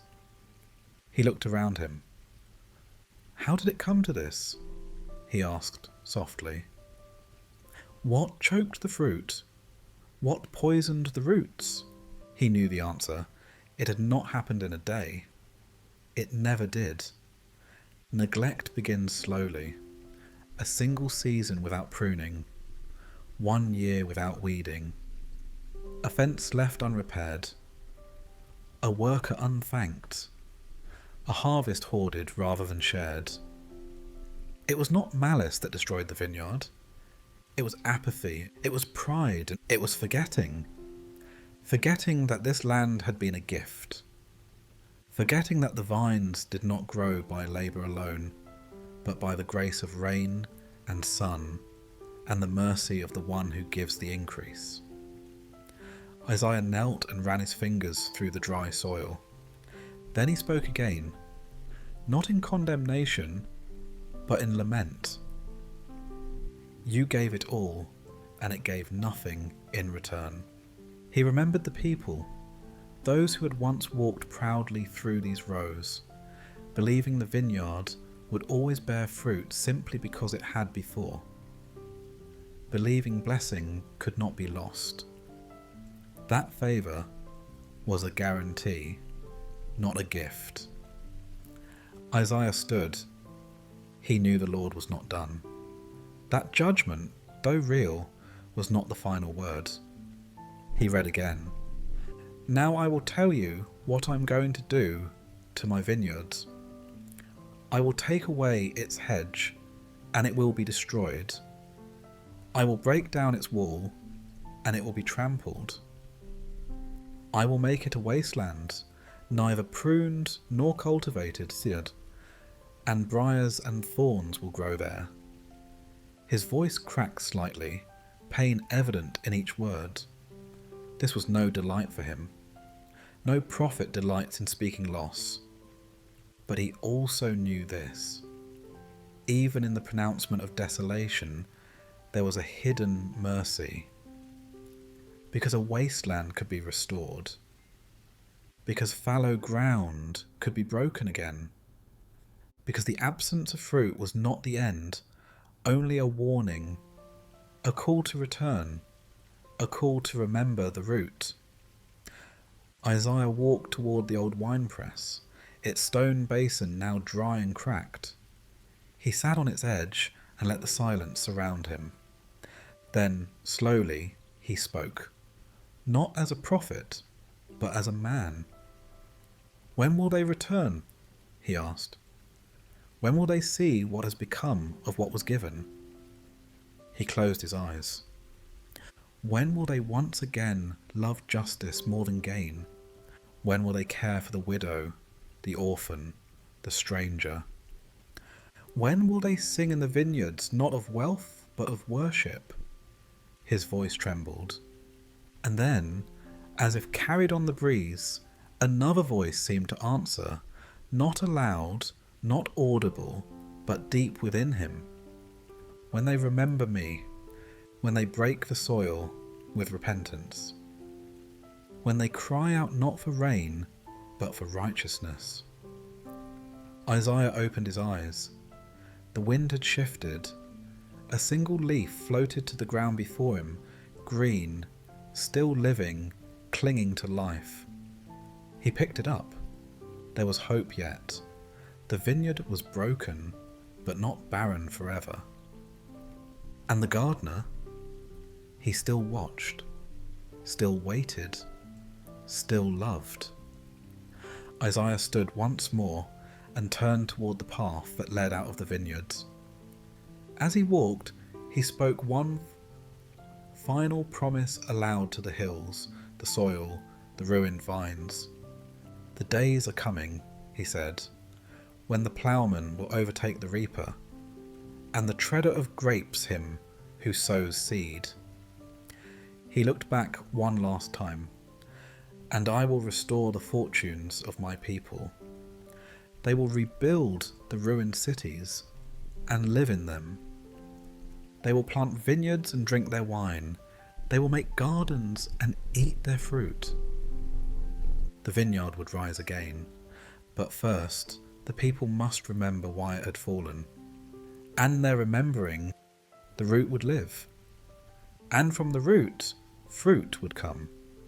The city gates stood wide open, their heavy wooden doors pushed back against the stone walls.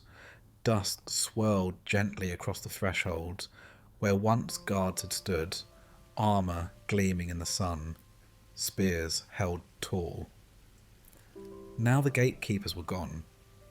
The walls, once carefully maintained, bore cracks like veins, signs of long neglect. Ivy crept over stones that had once seen ceremony and triumph. A breeze whispered through the empty archway, carrying a silence that did not feel peaceful, but expectant. Isaiah approached slowly, robes trailing in the dust behind him. His eyes scanned the gate, the walls, the streets beyond. There was a stillness in the city, but not the stillness of death. It was the stillness of waiting, as if the stones themselves held their breath. He stepped over the threshold and into the city. Once this place had echoed with life. Merchants shouting in the squares, children laughing in alleys, priests chanting in the courtyards. Now a strange hush had taken hold. Not abandonment, but pause. The people were still here, but they were quiet, tired, waiting for something they couldn't name. Isaiah walked deeper into the city. He passed women kneeling by empty fountains, their hands rinsing clothes that had not been soiled, rituals without reason. He passed old men sitting on steps, their eyes staring off into distances that did not exist. He passed boys playing without laughter, drawing circles in the dust, over and over again. And then he reached the heart of the city, the square before the temple. The temple still stood, its columns tall, its facade intact. But there was no light in its windows, no fire on its altar, no music echoing in its halls. Just silence. Isaiah approached the steps and paused at the bottom, his hands folded in front of him, his head bowed. He remembered the days when the temple rang with worship, when incense curled like smoke into heaven, when the people gathered not out of routine, but out of reverence. He remembered how the priest's voice used to shake with awe when he spoke the name of the Lord, how the people used to bow, not out of habit, but out of love. But something had changed. Worship had become weary. Sacrifice had become performance. Prayers had become formulas. And God, in his mercy, had gone silent. Not absent, but quiet, waiting. Isaiah climbed the temple steps and stood beneath the great archway.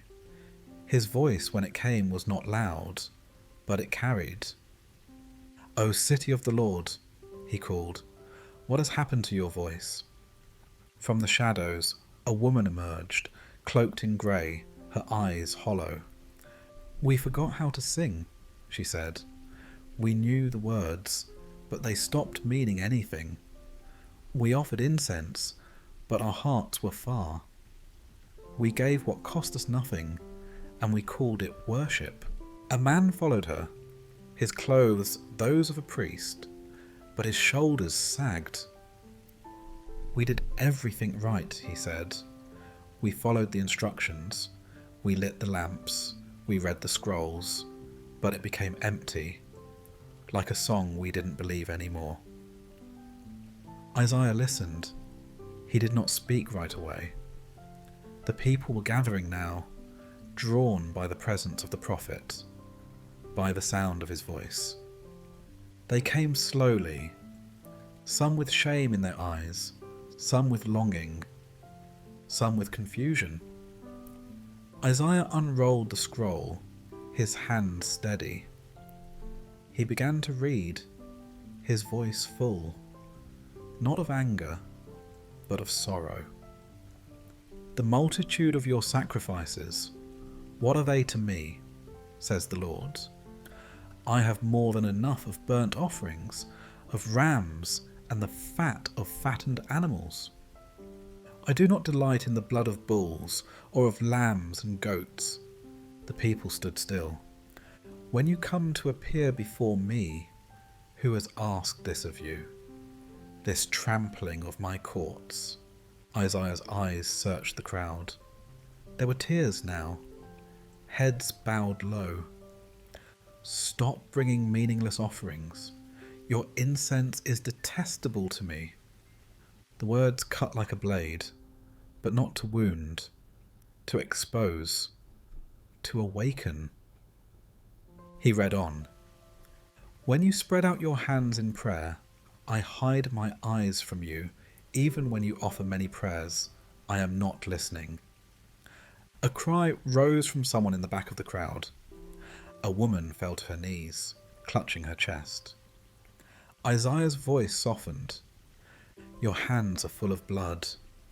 Wash and make yourselves clean. Take your evil deeds out of my sight. Stop doing wrong. He paused, letting the stillness settle again. Then quietly, learn to do right, seek justice, defend the oppressed, take up the cause of the fatherless, plead the case of the widow. Now the crowd was weeping, some openly, some silently. And then came the words they had all needed, though they did not know it.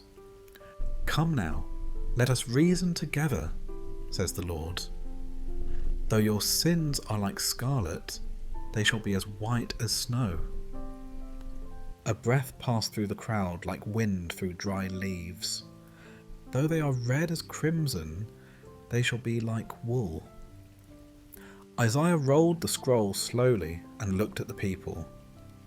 The Lord has not turned his face forever, he said. He is not done with you. He turned toward the temple behind him. But he will not dwell where hearts are far.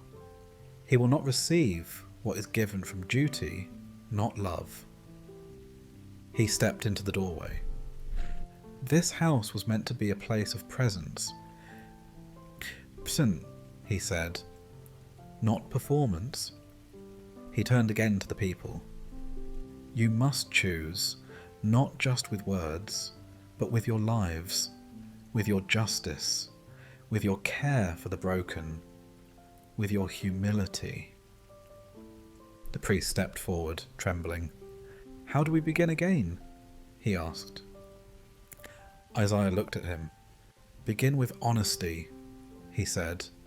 Begin with repentance. Tear down the altars built to pride. Stop pretending. Stop performing.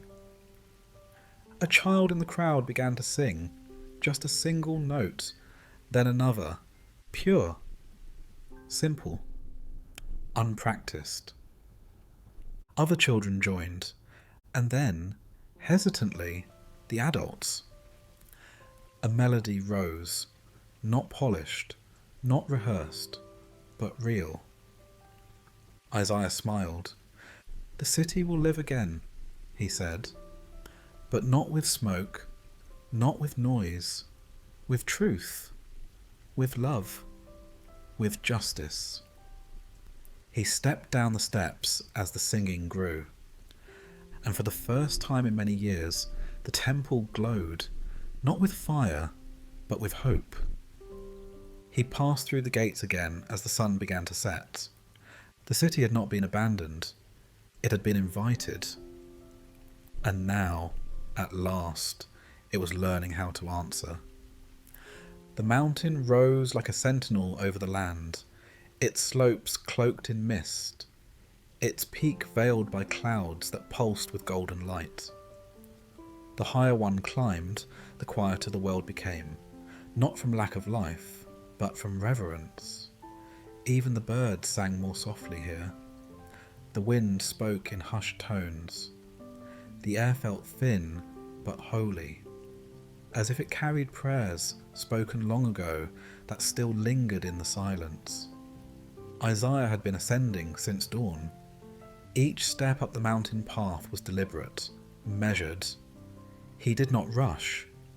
The journey itself was part of the purpose. There were no markers on the trail, no signs or stones to guide the way. And yet he walked with certainty, as one who had been here before, not in body perhaps, but in vision, in spirit. This mountain was not just a place of height, it was a place of encounter. Stories clung to the rocks here, of prophets who had seen fire, of leaders who had heard God speak from storm and smoke, of men who had been undone and remade in the presence of glory. This was not a place one visited lightly. At last, Isaiah reached a plateau just below the summit. A circle of stones, old and weathered, sat at the centre of the clearing, as though left behind by someone who had once worshipped here. The ground was covered in moss and scattered petals, wild flowers that bloomed in unlikely places. Isaiah stood at the edge of the circle, breathing deeply. The view stretched wide, valleys far below, rivers threading through fields, villages clustered like beads on a string. The world looked peaceful from above, the chaos quieted by distance. But Isaiah knew better. He had walked the streets, sat with the wounded, listened to the cries of those who had no one else to hear them. He had felt the weight of injustice pressing down like chains. He had seen the pride of rulers, the despair of the poor, the blindness of those who refused to see. And so he had come to the mountain, not to escape, but to speak. He knelt within the circle of stones, the sky above beginning to shimmer with light beyond light. It wasn't lightning, but something gentler, more alive. A presence that filled the air like a fragrance, unseen but undeniable. Isaiah bowed low and prayed, "O Lord of heaven, maker of all, I bring you not empty words, but a trembling heart." He reached into his satchel and unrolled the scroll slowly, letting it rest on the stone before him. And then he began to speak, not only aloud, but in the spirit. His words were both ancient and new.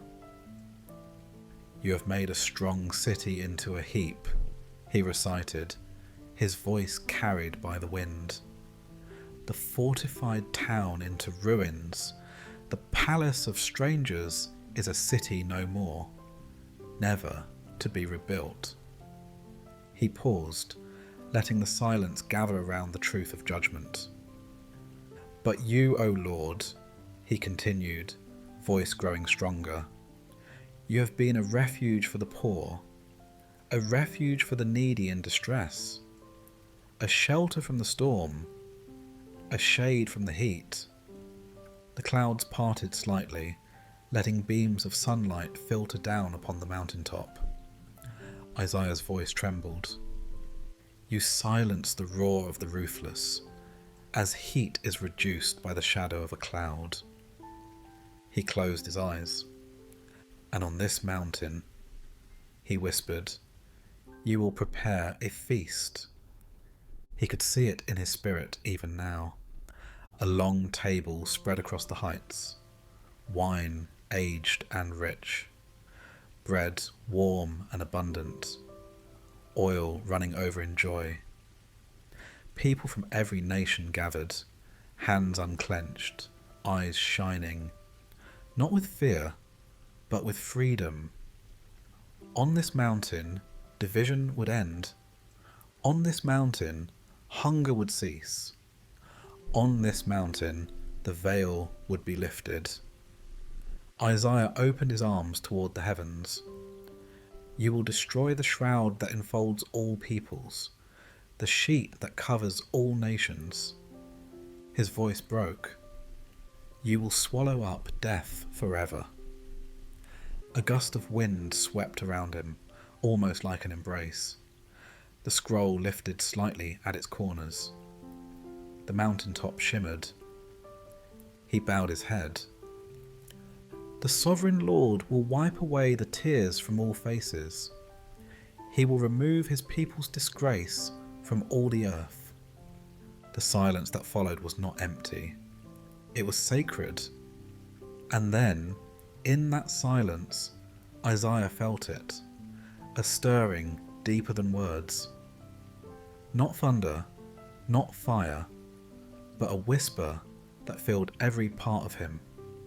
It was the whisper of assurance, the whisper of the one who sees beyond time. He looked up slowly, eyes brimming with tears.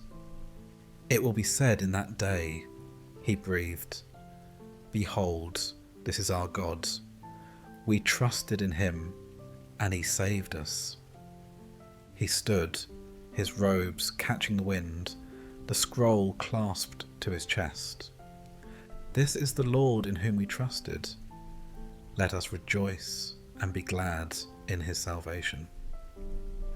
The mountaintop was still, but Isaiah was changed. He lingered there for a long time, not because he had more to say, but because he was not yet ready to descend. The world below had not changed. The wars still raged. The kings still schemed. The poor still cried out. But something had shifted. A promise had been spoken again. A feast was being prepared. Death had been put on notice. And even in a broken world, joy was coming. Isaiah turned at last and began the descent. His steps were slow but steady, his heart burning with what he had seen. He would return to the people, not with solutions, but with vision. Not with judgment alone, but with hope. And he would tell them, there is a mountain, there is a table, there is a God who has not forgotten us, and he will wipe away every tear. The night was heavy with silence, the kind that draped itself over the earth like a thick blanket, hushing the world beneath its weight. The stars shimmered faintly overhead, barely piercing the dark veil of clouds that moved slowly across the sky. The moon, hidden behind them, cast no light. No lamps were lit in the village below. No footsteps echoed in the streets. It was a night that felt still, almost frozen in time. Isaiah stood on the rooftop of a quiet home, cloaked in his mantle, gazing out across the rooftops and hills beyond. He had not slept. Something within him stirred with urgency. It wasn't anxiety. It was anticipation, like standing on the edge of something vast and unseen, knowing it is coming, yet not knowing how or when. He looked upward. It was strange how peace could be found even in the dark, not because the darkness was comforting, but because God had proven himself faithful in the darkness before. It was in the night that the Israelites were led out of Egypt. It was in the night that Jacob wrestled with the angel. It was in the night that the shepherds heard the news of great joy. Isaiah remembered. He breathed in deeply and closed his eyes. And then, softly, he began to speak, not shouting, not proclaiming, but offering up words like incense into the night. In that day, this song will be sung in the land of Judah. We have a strong city. God makes salvation its walls and ramparts. He spoke the words gently, like a lullaby to the darkness. Open the gates, he continued,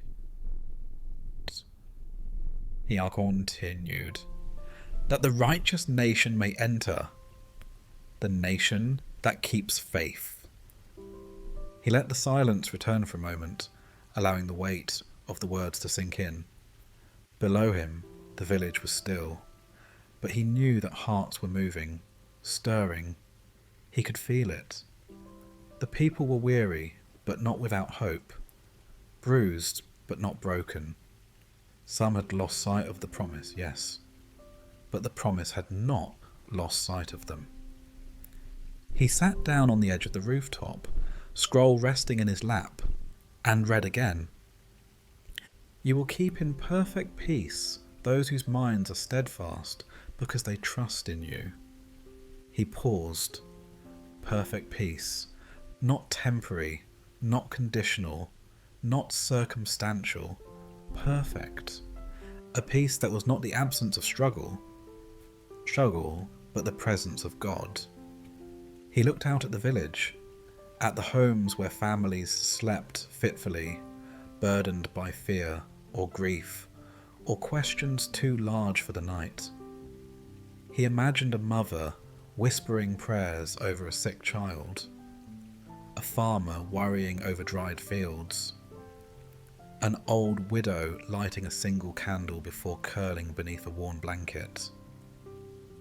"Trust in the Lord forever," Isaiah whispered, "for the Lord himself, is the rock eternal." The words were not poetry to him, they were foundation. He had walked through drought. He had stood in cities fallen to ruin. He had heard the cries of widows and the laughter of mockers. He had known what it meant to be ignored, to be opposed, to be alone. But the rock had never moved, not once. Isaiah remembered the high places being torn down, the altars to false gods crumbling, the pride of men dissolving like mist. He remembered the fall of cities once thought invincible. And yet, amidst all of it, there was always this. A remnant, a song, a whisper of the eternal. He rose slowly to his feet and lifted the scroll once more. "The path of the righteous is level," he read. "You, the upright one, make the way of the righteous smooth." He paused. "Though," he added softly, "we may not always feel it." He knew that righteousness did not mean ease, but it meant presence. It meant companionship with the one who walked before and beside and behind. It meant light for the next step, even when the whole path was hidden. He spoke again, louder now, as if calling not just to the village, but to the heavens. "Yes, Lord, walking in the way of your laws, we wait for you. Your name and renown are the desire of our hearts." The wind stirred gently. Something sacred moved with it. Isaiah lowered the scroll and let the silence return. Then, in the quiet of his own heart, he prayed. Not in polished phrases, but with raw honesty. "Lord," he whispered, "we are a people waiting. We are tired. We are aching. But we are still standing, still singing, still trusting." He looked up at the clouded sky. "We don't see you always. We don't understand. But we have seen just enough to know. You are still here." Then he opened the scroll once more and read, "Lord, you establish peace for us. All that we have accomplished, you have done for us." It was the truth of all truths. It was not their skill, their effort, their wisdom that sustained them. It was him. It had always been him. He turned slowly, stepping off the rooftop and making his way down the narrow stairway into the still village below. He walked quietly through the empty streets, past shuttered doors and sleeping homes. His presence left no trace. His feet made no sound. But he prayed with every step, for the child who feared the morning, for the mother who had lost her joy, for the worker who doubted his worth, for the elder who had seen too much and hoped too little, and for the nation, that they might learn to wait not in bitterness, but in trust. As he passed each house, he whispered, "He will keep you in perfect peace." And behind those closed doors, a stirring began, unseen, unmeasured, but real, because peace does not always come as thunder. Sometimes it comes as a prophet's prayer in the night. Sometimes it comes as a whisper in the dark. Sometimes it comes in the waiting. And it always comes when God is near. The sea was angry. Waves crashed against the jagged shoreline like fists against a locked door, each surge of water foaming white with fury. The sky above churned with dark clouds, thick and brooding, casting a cold shadow across the coastline. A storm was gathering, not only in the sky, but in the hearts of men. The horizon was hidden, blurred by sheets of rain and salt mist, as if the future itself refused to be seen. Isaiah stood alone on a rocky outcrop overlooking the sea. His robe clung to him, heavy with spray and wind. His hair was damp, his face solemn, but he did not flinch. He had faced storms before, those of nature and those of nations. Both were wild, both were unpredictable, but neither was beyond the reach of God. He turned his face into the wind, eyes narrowed, lips moving in prayer. And then, slowly, he began to speak, not in panic, not in fear, but in a voice anchored in something deeper than the storm. In that day, the Lord will punish with his sword, his fierce, great and powerful sword, Leviathan the gliding serpent, Leviathan the coiling serpent. He will slay the monster of the sea. The words rang out over the cliffs, swallowed quickly by wind and wave, but carried heavenward all the same. Isaiah wasn't speaking of a creature alone. He was naming the chaos, the unseen powers that stirred nations into pride, the lies that slithered through cities, coiling around hearts and whispering, "You will not fall." He was naming the spirit of rebellion that had taken root in the world, the arrogance of empires, the idolatry of wealth, the cruelty of rulers who had forgotten the poor. And he was declaring it doomed, for Leviathan, in all its power, was no match for the word of the Lord. Isaiah stepped back from the cliff edge and turned inland, his sandals crunching over the broken shells and sea-washed stones. Behind the storm, he saw a vineyard, unexpected, green and alive. It was small, almost hidden, nestled in a valley sheltered from the wind. Isaiah walked toward it, his heart stirred, and as he drew near, he spoke again. "Sing about a fruitful vineyard. I, the Lord, watch over it.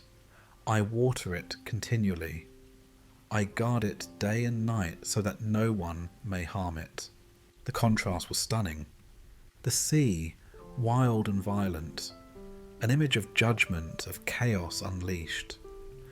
The vineyard, peaceful and tender, an image of grace, of divine care. Two truths side by side. Isaiah walked between the rows of vines. They were heavy with grapes, full and sweet, their leaves vibrant even in the shadow of the storm. He touched one gently, reverently. This was the remnant, this was what God had preserved. Not all had been lost. Not all had rebelled. There were still those who had remained faithful. Still those who had clung to justice and mercy when the world around them had chosen power and pride. And God had not forgotten them. Isaiah knelt and pressed his hand to the soil. "I will not be angry forever," he whispered, echoing the heart of God. Then with clarity and power, he declared aloud, "I am not angry. If only there were briars and thorns confronting me, I would march against them in battle. I would set them all on fire." He paused, then softened. "Or else let them come to me for refuge. Let them make peace with me. Yes, let them make peace with me." The invitation had not been withdrawn. Even as judgment swept the seas, mercy still flowed in the vineyards. There was still a chance, still a choice. Still a door standing open to the proud, to the lost, to the broken-hearted. Come, make peace. Isaiah rose and looked out across the valley, where fig trees and olive branches swayed gently in the wind. The rain had not reached this place. It was protected, nurtured by unseen hands. And then he saw them, figures emerging from the hillsides, slowly, cautiously, children of Jacob, scattered for years, now returning, step by step, from exile, from Assyria, from Egypt, from the islands and the coasts, from lands where they had hung their harps on trees and wept by foreign rivers. They were coming home. Isaiah could feel it in his bones. He climbed once more to a high point, overlooking the valley, and unrolled his scroll, soaked at the edges from the sea, but still legible. He read, "In days to come, Jacob will take root, Israel will bud and blossom and fill all the world with fruit." Behind him, the sea still roared, but here, the earth was singing. "And in that day," Isaiah said, "the Lord will thresh from the flowing Euphrates to the Wadi of Egypt, and you, O Israelites, will be gathered up one by one." He saw it now, clear as vision. Not mass movement, not mobs or armies, but a tender gathering, one by one, the shepherd calling each sheep by name, the father running to the prodigal child, the gardener pruning with gentleness, not wrath. Isaiah's voice trembled as he spoke the final promise, tears in his eyes. "And in that day, a great trumpet will sound. Those who were perishing in Assyria and those who were exiled in Egypt will come and worship the Lord on the holy mountain in Jerusalem." He let the words echo into the storm, and then, amazingly, the wind began to still. The sea calmed, not all at once, but with the slow, certain retreat of a tide that had roared too long. Peace began to creep back over the land. And Isaiah, soaked in sea and sweat, stood in the vineyard, watching the first stars reappear above the trees. God had not forgotten his people, and he would not forsake his promise. The monster in the sea would fall. The faithful would flourish. And the trumpet would one day sound across the world, calling each soul home, not in fear, but in joy. One by one. The streets of Ephraim were paved with pride. Even before Isaiah reached the city gates, he could hear the revelry. Music echoed down the avenues, harps, flutes, laughter. The aroma of roasted meat drifted through the air, mingled with wine and incense. The people were celebrating. Their garments were fine, their tables full, their voices loud. And yet Isaiah felt a heaviness in his spirit. This was not joy rooted in peace. It was noise grown from denial. The gate was adorned with wreaths and ribbons, remnants of festivals past. Its carvings depicted victories in war, tributes from kings, and golden crowns resting atop heads that now wore nothing but vanity. The crown of pride, Isaiah thought, not earned through righteousness, but worn in defiance. He stepped through the gate and into the heart of the city. The streets were crowded. Men leaned against columns, goblets in hand, their eyes glazed from drink. Women in flowing silks danced beneath hanging lanterns, their laughter hollow. Children darted between market stalls, mimicking their elders with exaggerated pride. Isaiah passed unnoticed at first, just another figure in the throng. But soon, whispers followed him. "Is that the prophet?" The one who always preaches judgment? I heard he sees things, dreams, visions. Isaiah did not stop. He moved through the crowd with purpose, drawn toward the centre square where the city's leaders had gathered. They reclined on couches beneath embroidered tents, sipping from silver chalices, their fingers heavy with rings. They did not rise to greet him. He stood before them, and silence slowly fell, discomfort creeping into their revelry. Then Isaiah spoke, not with anger, but with a voice steady as a river carving stone. Woe to the crown of pride, to the drunkards of Ephraim, whose glorious beauty is a fading flower, which sits on the head of the fertile valley, of those overcome with wine. A murmur rippled through the crowd. One of the elders smirked. And what of it, prophet? Our harvests are full, our walls are strong, our priests bless us. Shall we not rejoice? Isaiah's eyes, sharp as flint, met the man's. Behold, he said, the Lord has one who is mighty and strong, like a hailstorm, a destroying tempest, like a flood of mighty waters overflowing. He will cast down to the earth with his hand. Another leader scoffed, lifting his goblet. You speak in riddles, Isaiah. Always storms and floods and fires. Can't you see we're prospering? The people are happy. Isaiah's voice did not waver. The proud crown of the drunkards of Ephraim will be trodden underfoot, and the fading flower of its glorious beauty, on the head of the rich valley, will be like a ripe fig before summer. Whoever sees it swallows it as soon as it is in his hand. The leaders looked around at one another, expressions tightening. Isaiah turned from them and raised his voice to the people in the square. Do not be deceived by your feasting, he cried. Your joy is borrowed. Your pride is blind. You have made a covenant with death, and you believe it will protect you. Now the murmurs grew louder. Faces turned grim. The atmosphere shifted. What covenant? Someone called.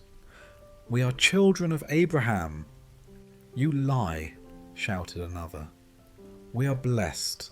Look at our abundance. Isaiah lifted the scroll. You boast. We have made a pact with death. When the overwhelming scourge passes through, it will not touch us. For we have made lies our refuge and falsehood our hiding place. The crowd fell still.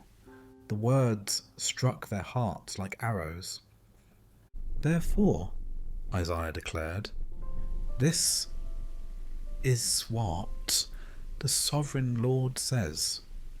See, I lay in Zion a tested stone, a precious cornerstone for a sure foundation. The one who believes will never be shaken. He paused. I will make justice the measuring line and righteousness the plumb line. Hail will sweep away your refuge, and water will overflow your hiding place. One of the elders rose from his couch now, red-faced and trembling. You threaten us, prophet? Isaiah looked at him, tired but unwavering. I speak what I have been given, not to destroy, but to warn, not to condemn, but to awaken. He turned again to the people. Your priests stagger with drink. Your prophets reel with wine. They stumble in judgment. Their tables are covered with vomit. There is no place untouched. Some turned away in shame. Others listened, convicted. Then Isaiah lowered his voice. But listen, he said, more gently now. To whom will he teach knowledge? To whom will he explain the message? He looked at the children near the edge of the crowd, small, wide-eyed, innocent. to those weaned from milk, to those just taken from the breast. He sighed. For it is, precept upon precept, line upon line, a little here, a little there. But they would not listen. So the word of the Lord to them will become that very rhythm, until they fall backward, be broken, and be snared. The people stood silent now. The wine had soured. The laughter had died. Isaiah stepped back, letting the weight of the message settle. Then he lifted his eyes toward the temple in the distance, visible just beyond the rooftops. Do not despise correction, he said quietly. For the Lord does not destroy without reason. His anger is just, but his mercy is greater still. He looked once more upon the leaders. Repent, and the cornerstone will be your salvation. Reject it, and it will be your stumbling stone. He turned and walked from the square. The people parted of him, uncertain, moved, afraid. Behind him, a breeze stirred through the streets, and in the silence that followed, for the first time in many years, the people of Ephraim began to feel the weight of their choices. The crown of pride trembled, and the cornerstone waited. The city of Ariel slept beneath a sky veiled in ash-coloured clouds. From a distance, its walls still shimmered faintly with the beauty of the past. Ornate towers, arches carved with stories, rooftops gilded by the memory of glory. But up close, the cracks were visible. Beneath the gold leaf lay the decay. Pride had settled in the streets like dust, silent and choking. The songs of the temple still rose, but they no longer reached heaven. Isaiah stood just outside the gates, his eyes heavy as he looked upon Jerusalem, Ariel, the city once called Lion of God, once fierce, once filled with the presence of the Lord. But now it was haunted by shadows of its former self. Ariel had not fallen yet, but she was leaning, and the lean was growing. Isaiah took a deep breath and walked toward the gate. The guards recognized him but did not stop him. He passed through the city walls and into streets lined with incense stalls and goldsmiths' shops. Everything sparkled on the surface. Wealth, ceremony, festival banners fluttered in the wind, and priests passed with robes pristine. But there was no warmth, no awe, no brokenness. The people were busy with worship, but not with God. Isaiah stopped in the middle of a square where children played with painted stones and elders debated politics beneath woven canopies. He raised his hands, not to silence them, but to gather their attention like a shepherd calling his flock. Then he spoke, not with fury, but with sorrow that hung on every word. Woe to you, Ariel, Ariel, the city where David settled. Add year to year, and let your cycle of festivals go on. Heads turned, whispers flickered through the square like sparks. But Isaiah continued, Yet I will besiege Ariel. She will mourn and lament. She will be to me like an altar hearth. The people stared at him, unsure whether to scoff or to tremble. I will encamp against you on all sides, he said. I will encircle you with towers and set up my siege works against you. The words hit like hammer blows. Ariel? Besieged? It was unthinkable. They had the temple, the priests, the sacrifices, the name of the Lord written into their very stones. But Isaiah's voice carried a deeper truth. Brought low, you will speak from the ground. Your speech will mumble out of the dust. Your voice will come ghost-like from the earth. He looked into their eyes now. You will become a whisper of what you once were. A silence fell over the crowd. Then one of the scribes stepped forward, defiant. We have wisdom, he declared. We have teaching. The scrolls are read daily. The law is known. The prophets are honoured. Isaiah met his gaze. You honour him with your lips, he said, but your hearts are far from him. The man's face hardened. Isaiah turned to the people. The Lord says, these people come near to me with their mouth and honour me with their lips, but their hearts are far from me. Their worship of me is based merely on human rules they have been taught. Murmurs of discomfort moved through the crowd now. Some shifted, others looked down. A woman wept quietly. Isaiah lifted the scroll and read, Therefore, once more I will astound these people with wonder upon wonder. The wisdom of the wise will perish. The intelligence of the intelligent will vanish. He paused and looked at the city again, so beautiful, so blind. You have hidden yourselves in darkness, he said. You think your deeds are concealed, your plans unseen. He pointed to the temple. You think because the rituals are performed, the heart no longer matters.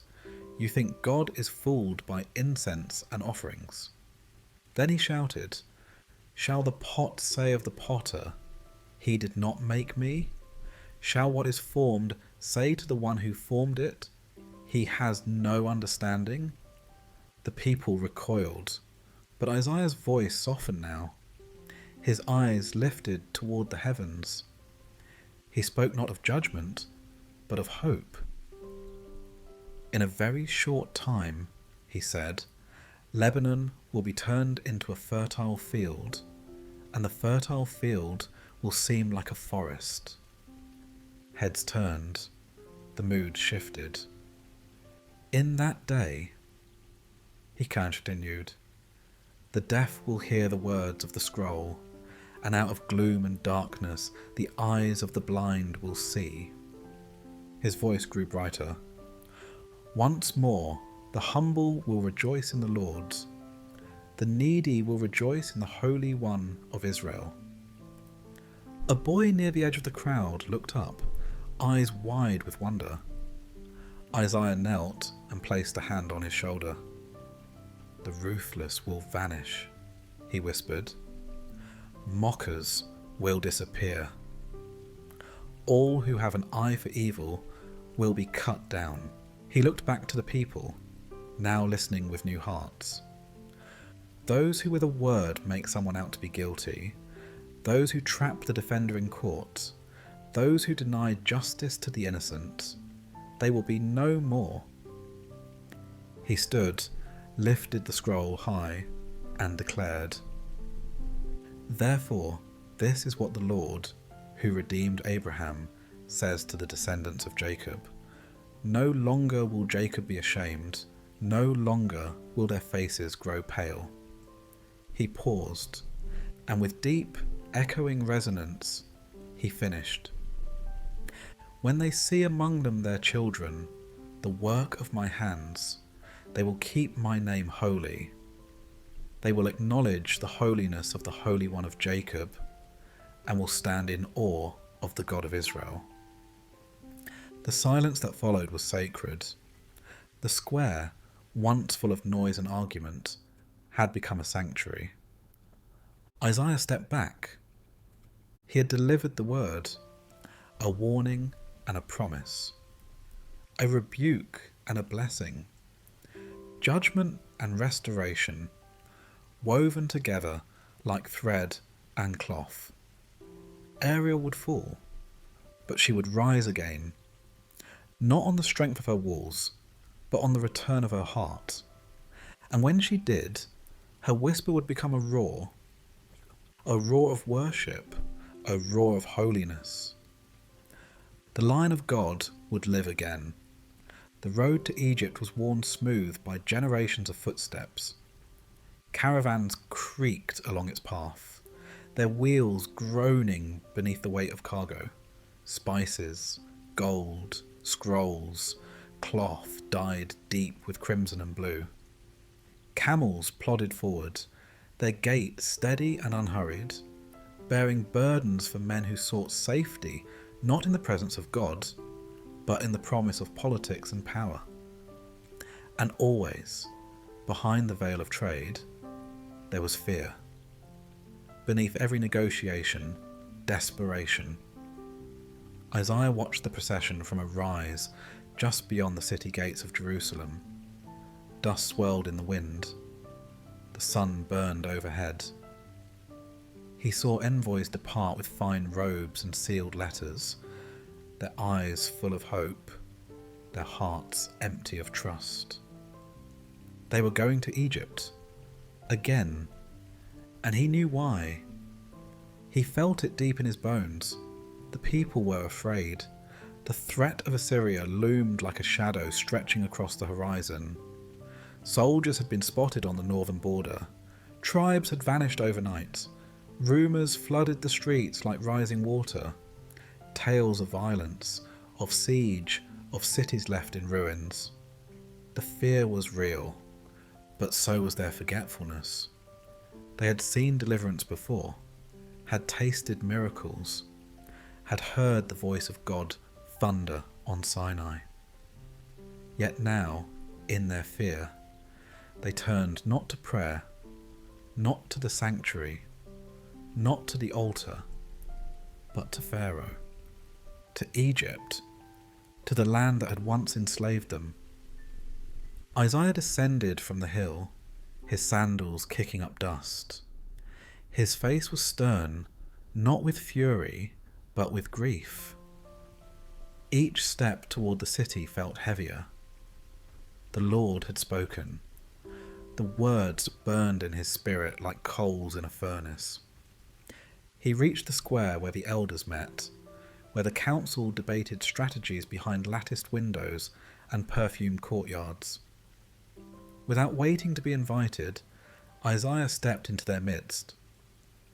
He unrolled the scroll, and he cried out, "Woe to the obstinate children, declares the Lord, to those who carry out plans that are not mine, forming an alliance, but not by my spirit, heaping sin upon sin."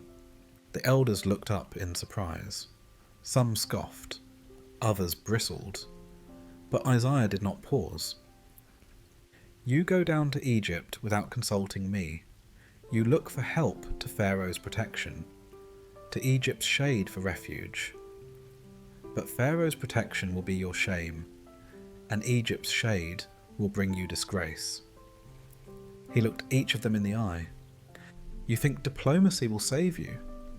You believe Egypt is strong, that its horses are fast, that its chariots are many. But you have forgotten the one who delivered you from Egypt, the one who split the sea, who shattered Pharaoh's army in a moment." One of the counselors stood. "We must be wise, Isaiah. The Lord helps those who help themselves." Isaiah's voice rang out like thunder. "Fools!" he shouted. "You trust in oppression and rely on deceit. You despise this word. You rely on smooth talk and lies. And so your sin will become for you a high wall, cracked and bulging, ready to collapse." The council chamber fell silent.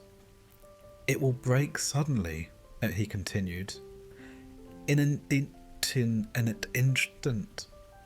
It will shatter like pottery, smashed so ruthlessly that among its pieces not a fragment will be found." He stepped forward, scroll trembling in his hands. "This is what the Sovereign Lord says, the Holy One of Israel. In repentance and rest is your salvation. In quietness and trust is your strength. but you would have none of it. The accusation was clear.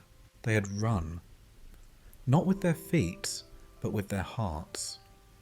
They had raced toward the protection of men, while the arms of God had stood open. You said, Isaiah added bitterly, "No, we will flee on horses." Very well then, flee, but your pursuers will be swifter. He closed the scroll. He could see it now, the panic in their eyes, the realization, the pride cracking. And still, he did not leave them in despair. He lifted his voice once more, not in judgment, but in promise. Yet the Lord longs to be gracious to you, therefore he will rise up to show you compassion.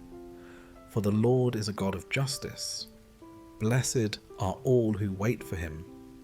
Now their faces changed. Hope flickered like a flame in dry kindling. Isaiah stepped closer. You will weep, yes, you will suffer, but your teacher will not hide himself forever. With your own eyes you will see him. Whether you turn to the right or to the left, you will hear a voice behind you saying, "This is the way, walk in it." Some wept openly, and then Isaiah gave them a vision not of judgment, but of restoration. He will send you rain for the seed you sow in the ground, and the food that comes from the land will be rich and plentiful. He could see it, the green fields, the flowing brooks, the restored joy. In the day of great slaughter, when the towers fall, streams of water will flow on every high mountain and every lofty hill. He paused, and then he lifted his face to the heavens. The moon will shine like the sun, and the sunlight will be 7 times brighter, like the light of 7 full days, when the Lord binds up the bruises of his people and heals the wounds he inflicted. The people in the courtyard fell to their knees. Isaiah stood over them, like a watchman on the wall. They had run from God, but God had not abandoned them. They had made alliances with men, but the covenant of mercy still held. Isaiah stepped back. The envoys were still on the road to Egypt. The horses still galloped toward Pharaoh. But now, behind them, a seed had been planted. A word had been spoken. A hope had been kindled. The Lord waits to be gracious. Even now, even when we have turned away, even when we've trusted in everything but him, even when we've run too far, spoken too many lies, and built walls with our rebellion, still he waits. He longs, he rises to show compassion, and his voice still speaks behind us in the quiet. This is the way, walk in it. The sun had barely risen when Isaiah stepped out onto the narrow road that wound through the outer gates of Jerusalem. The early light filtered through olive trees and over dew-soaked hills, casting long shadows that reached toward the east, toward Egypt. The sky glowed with the softest gold, but to Isaiah, the morning carried a weight, a warning. He wasn't walking aimlessly. He knew exactly where he was going. The rumours had reached him even before the messengers left the city. Another delegation, another secret agreement, another attempt to buy protection from Pharaoh. The elders had made their decision. They would trust in chariots. Again. Isaiah's steps were steady, but his heart ached with grief. How many times had he spoken? How many times had the Lord whispered to the people, "Return to me"? Yet again and again they turned their faces elsewhere. he paused at a bend in the road, where the horizon opened into the path southward. A path well worn by sandals, hooves, and misplaced trust. And there, with no audience but the wind and the birdsong, he lifted his voice. "Woe to those who go down to Egypt for help," he cried, "who rely on horses, who trust in the multitude of their chariots and in the great strength of their horsemen, but do not look to the Holy One of Israel, or seek help from the Lord." His words rang out into the empty morning, as if they were chasing the envoys who had already vanished beyond the horizon. He stood still, the silence thick around him. Then he whispered the truth aloud. Yet he too is wise. He turned and looked toward the city behind him. They think themselves clever, those who plot in chambers and whisper in council. But the Lord sees beyond their secrets. He will bring disaster. He will not call back his words. He spoke as one who had stood in the presence of judgment before, who had tasted the sorrow of a hardened people. He will rise up against the house of the wicked, Isaiah said, against those who help evildoers. For the Egyptians are mere mortals and not gods. Their horses are flesh and not spirit. He remembered their war councils, their maps spread across tables, their pride in military strategy, their obsession with alliances. But they had forgotten the most vital thing. They had forgotten who their defender truly was. When the Lord stretches out his hand, Isaiah declared, he who helps will stumble. He who is helped will fall. Both will perish together. And then Isaiah fell silent. He stood alone for a long while, until the stillness began to change. Not with noise, but with presence. Something stirred in the wind, a shift. He closed his eyes, and then, slowly, he began to speak again. This time, not as a man warning of judgment, but as one who had seen the mercy of God moving beneath even the harshest decree. "This is what the Lord says to me," he whispered, his voice trembling with reverence. "As a lion growls, a great lion over its prey, and though a whole band of shepherds is called together against it, it is not frightened by their shouts or disturbed by their clamour, so the Lord Almighty will come down to do battle on Mount Zion and on its heights." Isaiah's voice grew stronger. Like birds hovering overhead, the Lord Almighty will shield Jerusalem. He will shield it and deliver it. He will pass over it and will rescue it. The imagery fell into place like prophecy fulfilled in advance. The lion would not be intimidated. The shepherd would not be overthrown. The God of angel armies would not abandon his city. And the same hand that had stretched out in judgment would stretch out again in protection. Isaiah turned toward Jerusalem and walked slowly, speaking as he went. "Return, you Israelites, to the one you have so greatly revolted against." He felt the urgency rise within him like fire.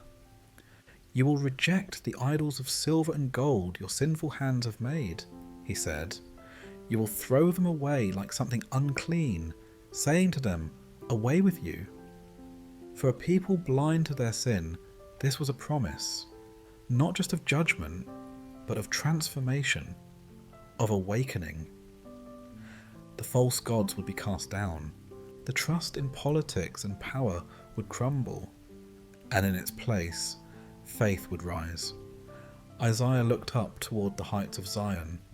He imagined the city under siege, the dust rising, the sound of armies pressing in. But then he saw it. A vision, clear and radiant. the Lord himself standing on the walls. Not a distant God, but a warrior. Not an observer, but a defender. He cried out once more, the vision full in his heart. Assyria will fall by no human sword. A sword not of mortals will devour them. He could hear it in his spirit, the crumbling of strongholds, the shouts of confusion in enemy camps, the sound of chains breaking in the dark. They will flee before the sword, he continued, and their young men will be put to forced labour. Their stronghold will fall because of terror. At the sight of the battle standard, their commanders will panic. Isaiah's eyes shone as he spoke the final words of the chapter. This declares the Lord, whose fire is in Zion, whose furnace is in Jerusalem, the fire of God, not just to consume enemies, but to refine hearts, not just to judge the nations, but to sanctify his people. Isaiah stood for a long time, watching the sunlight spill over the city walls. A hush fell over the land, not fear, not doom, but reverence, a holy silence, a sacred waiting. The people had trusted in Egypt, but Egypt would fail. They had turned to chariots and swords, but salvation would come not by human strength. The fire of the Lord was already burning, and in that furnace, the hearts of his people would be remade. The city was quiet beneath the canopy of dawn. A pale light spilled across the rooftops, gently brushing the tips of trees, domes, and distant hills. It was a peace that felt rare, fragile, like a breath held before the first cry. The people of Jerusalem were still asleep, but Isaiah was awake, standing on a rooftop, watching the horizon change colour, his spirit stirring with something deeper than restlessness. A word had come to him in the night, not of judgment, but of promise. A vision, not of war, but of what could be. And so, as the city slumbered beneath him, Isaiah began to speak, not with lament, not with warning, but with hope burning in his voice. Behold, he whispered to the wind, a king will reign in righteousness, and rulers will rule with justice.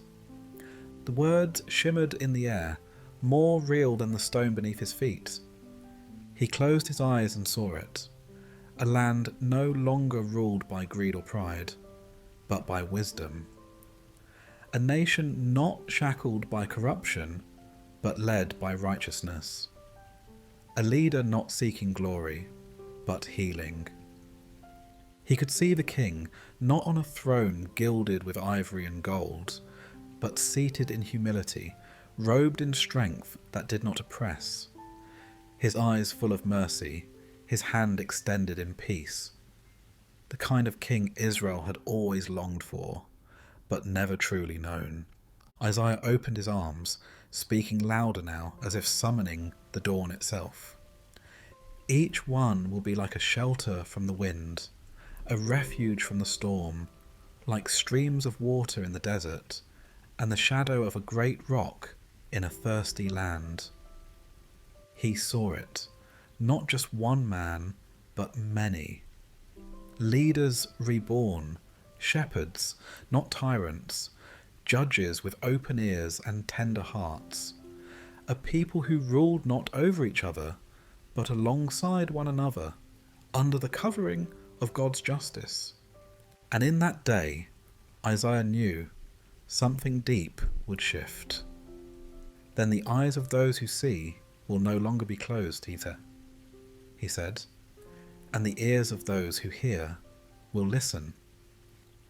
He stepped down from the rooftop and walked through the streets, the first stirrings of morning life around him.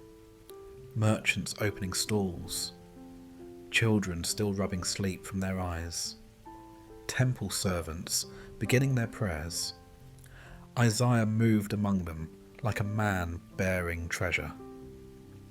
"The fearful heart," he said softly, "will know and understand this stance. The stammering tongue will speak fluently and with clarity." He looked at the people, how they had been mocked, manipulated, silenced by the powerful.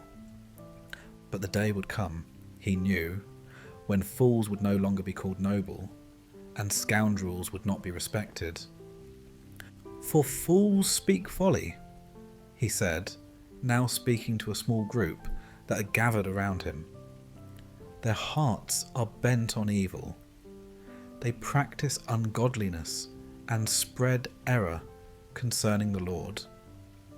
He raised his hand, not to condemn, but to lift the veil.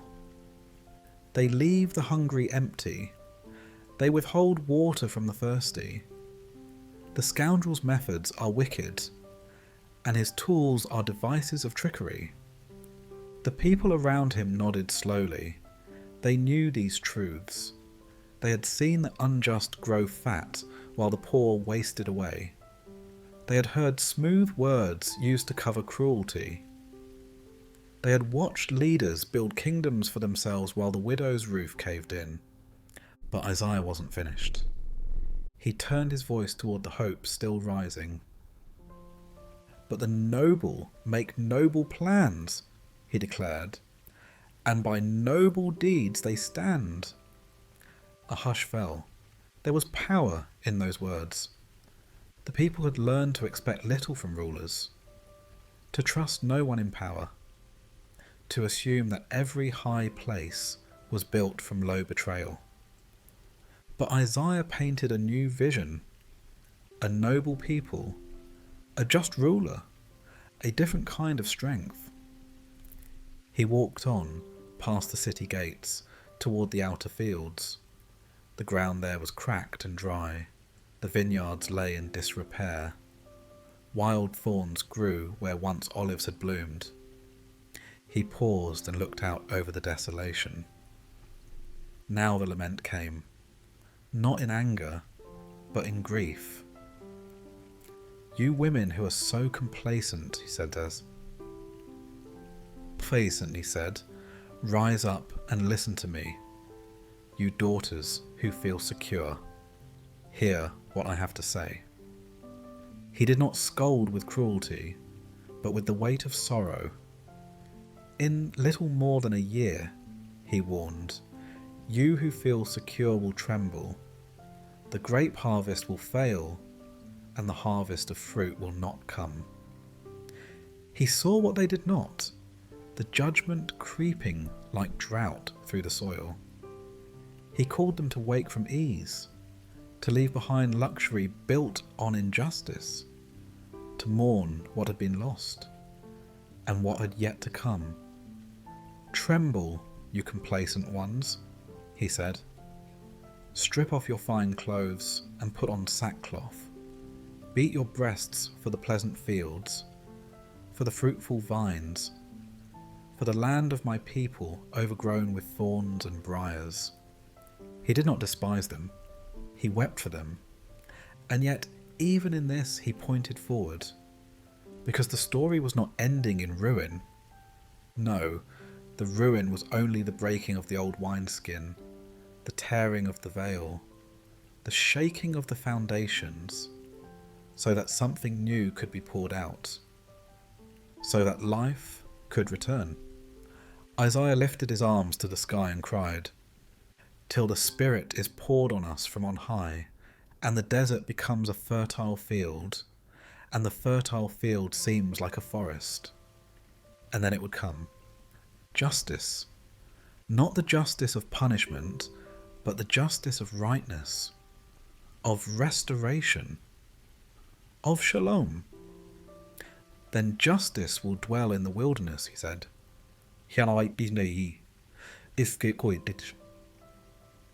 "And righteousness will abide in the fertile field." And this was the fruit of that righteousness. Peace. Not fleeting peace, not conditional peace, Not a truce built on fear, but real peace. The fruit of righteousness will be peace, he says. Its effect will be quietness and confidence forever. He turned back toward the city, now fully awake, sunlight gleaming off its walls.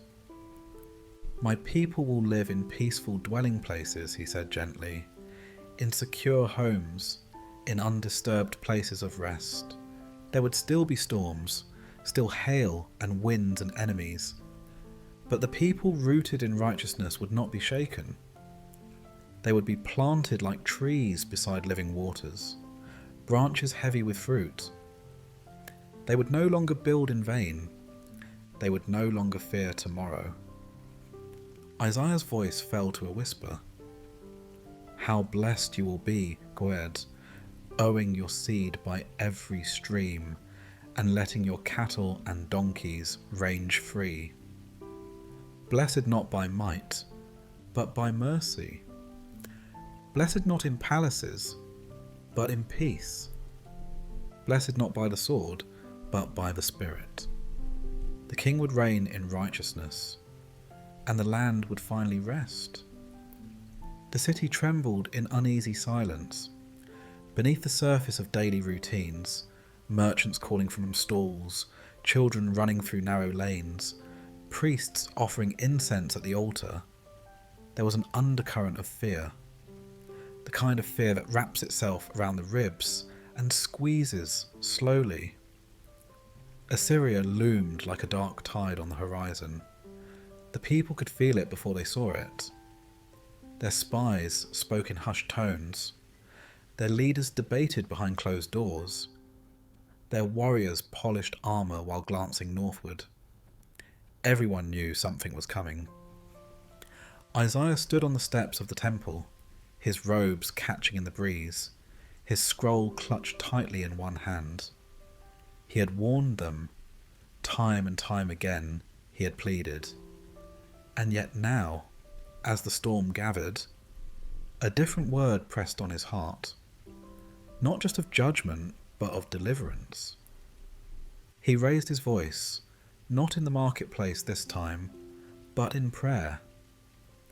Woe to you, destroyer, he began, you who have not been destroyed. Woe to you, betrayer, you who have not been betrayed. His voice echoed through the courtyard. Some stopped to listen, most did not. But Isaiah continued, louder now, with a trembling authority that made even the priests look up from their rituals. When you stop destroying, you will be destroyed. When you stop betraying, you will be betrayed. These were not empty threats. These were laws of heaven.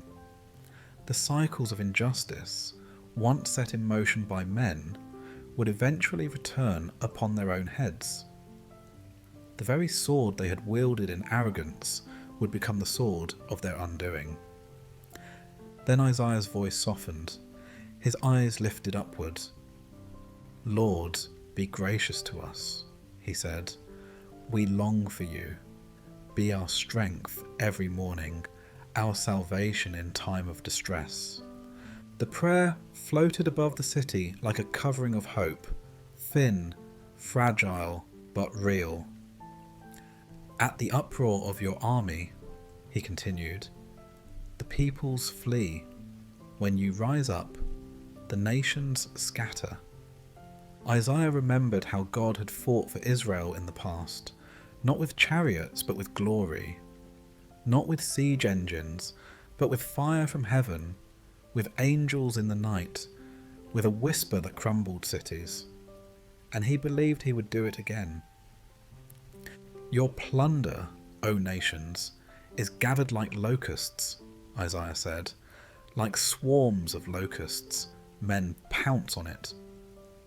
He paused, and then proclaimed what his heart knew to be true, what he longed for the people to remember. The Lord is exalted, for he dwells on high. He will fill Zion with his justice and righteousness. Not Assyria, Not Egypt, not kings or warriors or gold. The Lord. He alone would save. He alone would establish peace. He will be the sure foundation for your times, Isaiah declared, his voice swelling now with prophetic fire. A rich store of salvation and wisdom and knowledge. The fear of the Lord is the key to this treasure. He turned toward the palace gates, where officials watched with unreadable expressions. Look, Isaiah cried, their brave men cry aloud in the streets.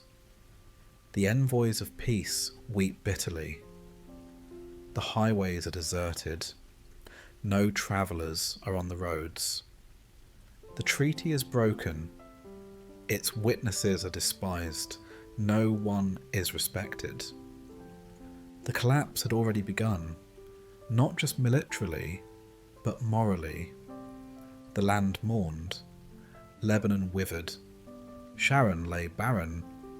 Bashan and Carmel dropped their leaves. The earth itself groaned under the weight of human betrayal. Then Isaiah lifted his hand, his face now radiant with something more than sorrow, something fierce and holy. Now will I arise, declares the Lord. Now will I be exalted. Now will I be lifted up. Isaiah spoke the words not as a man, but as a mouthpiece of the Almighty. You conceive chaff, he said, eyes blazing.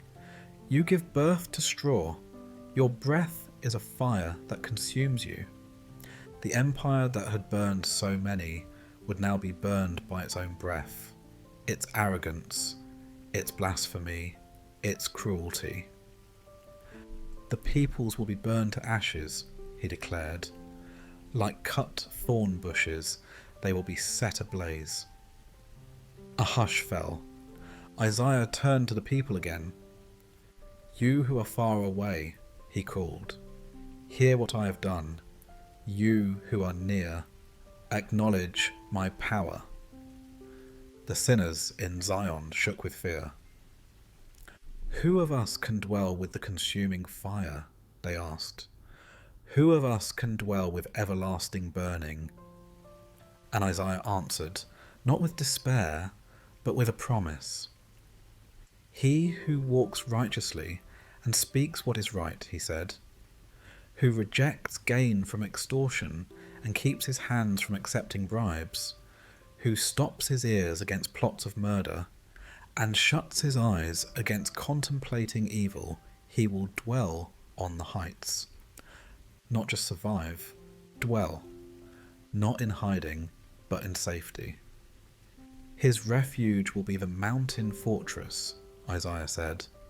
His bread will be supplied, and water will not fail him.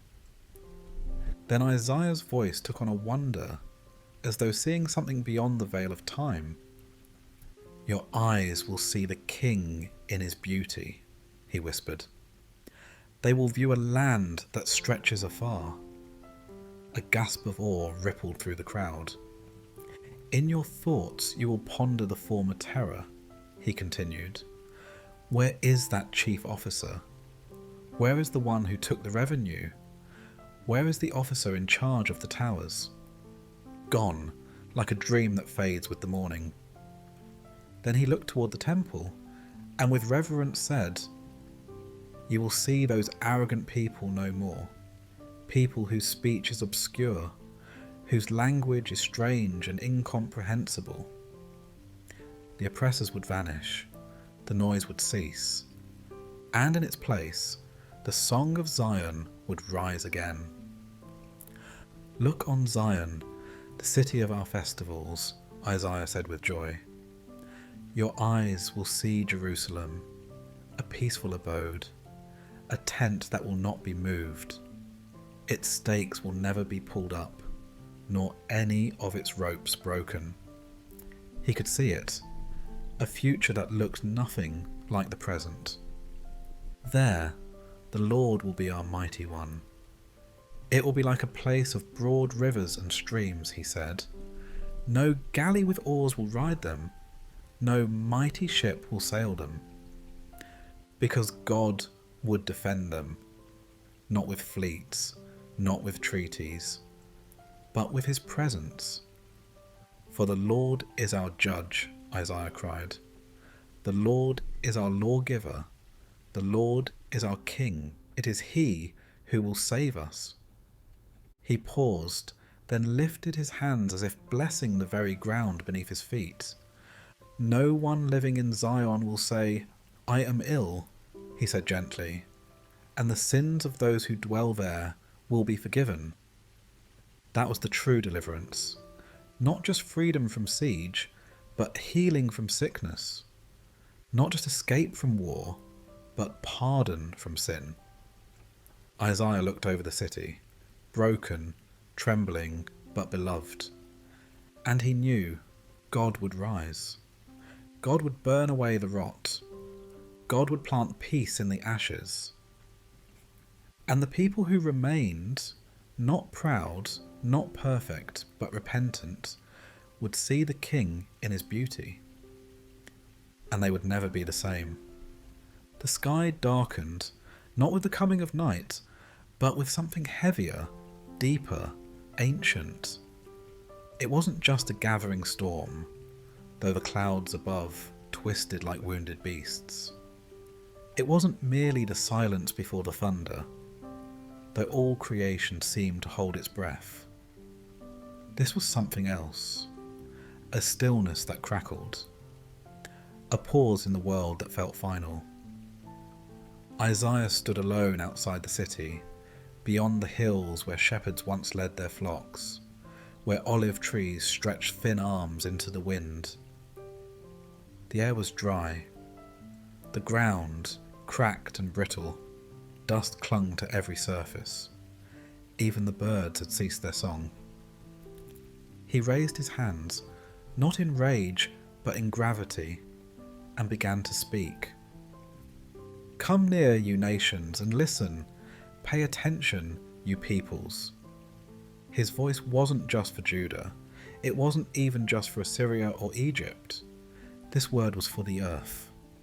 This chapter of prophecy didn't rise from politics or alliances. It came from the very heart of justice. Justice unfiltered, unrelenting, and entirely holy. Let the earth hear, Isaiah continued, and all that is in it, the world, and all that comes out of it. The words swept outward like wind across desert sand. For the Lord is angry with all nations. His wrath is on all their armies. Isaiah's voice didn't tremble. He wasn't afraid of what he said, but there was grief woven into every syllable. Because judgment, though necessary, was never easy. He will totally destroy them, he said. He will give them over to slaughter. The people who heard him flinched. Some turned their faces. Others scoffed, as if trying to shield themselves from the weight of it with laughter. But Isaiah did not stop. Their slain will be thrown out, he said. Their dead bodies will stink. The mountains will be soaked with their blood. This was not poetic exaggeration. It was the reality of unrepented rebellion. And it wasn't just human pride that would crumble. All the stars in the sky will be dissolved, he declared, lifting his eyes, and the heavens rolled up like a scroll. All the starry host will fall like withered leaves from the vine, like shriveled figs from the fig tree. Even the heavens would groan under the weight of divine reckoning. Then Isaiah narrowed his focus. His gaze shifted southward toward Edom, the brother of Israel, and yet its rival. A nation that had mocked Judah's suffering, that had stood by, cheering when Jerusalem wept, and the Lord had seen it. My sword has drunk its fill in the heavens, Isaiah cried. See, it descends in judgment on Edom, the people I have totally destroyed, the sword of the Lord. not a symbol of chaos, but of justice, long delayed but never forgotten. Isaiah spoke like a courtroom herald, declaring the sentence of the righteous judge. "The sword of the Lord is bathed in blood," he said. "It is covered with fat, the blood of lambs and goats, fat from the kidneys of rams." The imagery was stark, because judgment is always costly, always sacrificial.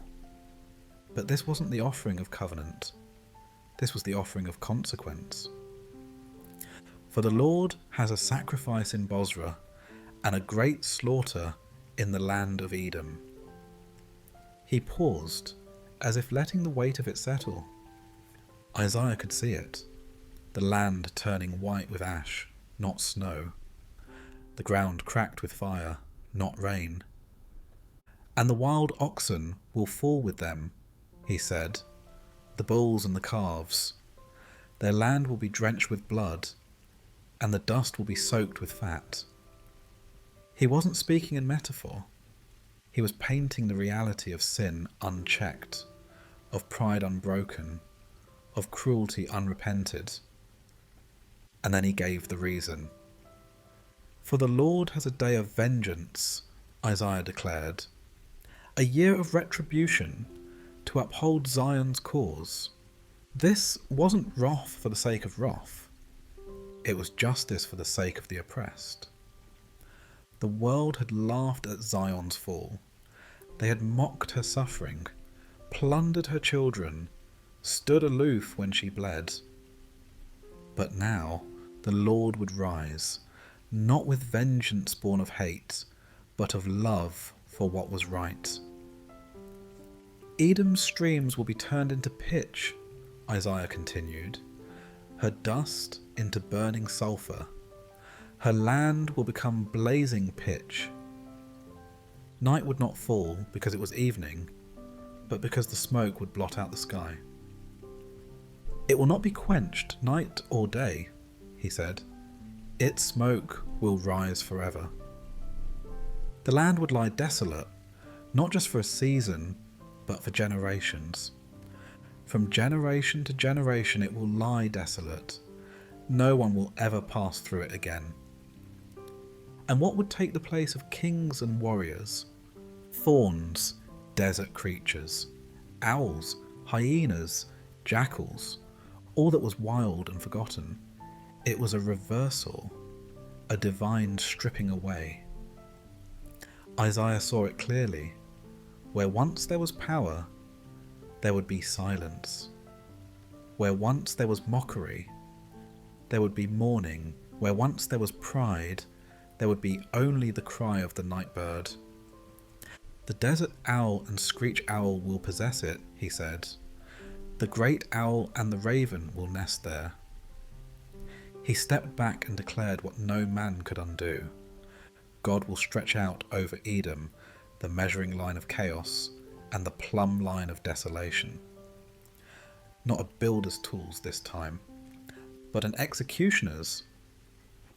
Her nobles would have no kingdom to rule. Her princes would be nothing. Thorns would overrun her citadels, nettles and brambles her strongholds. She would become a haunt for jackals, a home for owls. And then, as if speaking to those who would one day doubt, those who would dismiss his words as myth or poetry, Isaiah made this invitation. "Look in the scroll of the Lord and read. Search the word," he was saying. "Not one of these will be missing. Not one will lack its mate." God's word would not fail. Not in promise, not in warning. His Spirit would gather them. His hand would allot their portion. He would distribute them by measure. "They will possess it forever," Isaiah finished.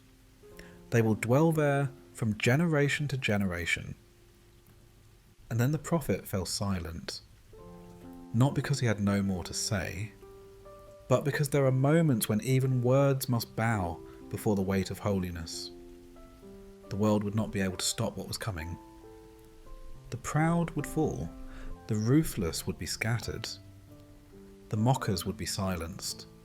But those who feared the Lord, those who clung to righteousness, even in the shadows, they would know. This was not the end. This was the clearing. And what follows fire is renewal. The wilderness, once desolate and silent, began to stir with a sound that had not been heard for generations. A song, not sung by human lips, but by the very earth itself. The dry, cracked soil trembled gently beneath the first kiss of rain. Tiny green shoots pushed their way out of the dust, reaching toward a sky that no longer burned with judgment, but shimmered with mercy. The desert was waking up. The same wilderness that had once swallowed nations in barrenness was now blossoming. The scorched valleys and sun-bleached stones began to sing in colour. Bursts of lilies, fields of crocus, golden light catching the petals of flowers as they opened to the dawn. The air shifted from dry winds to fragrant breezes. Birds returned. Streams like silver ribbons trickled through long forgotten riverbeds. Life was returning where death had reigned.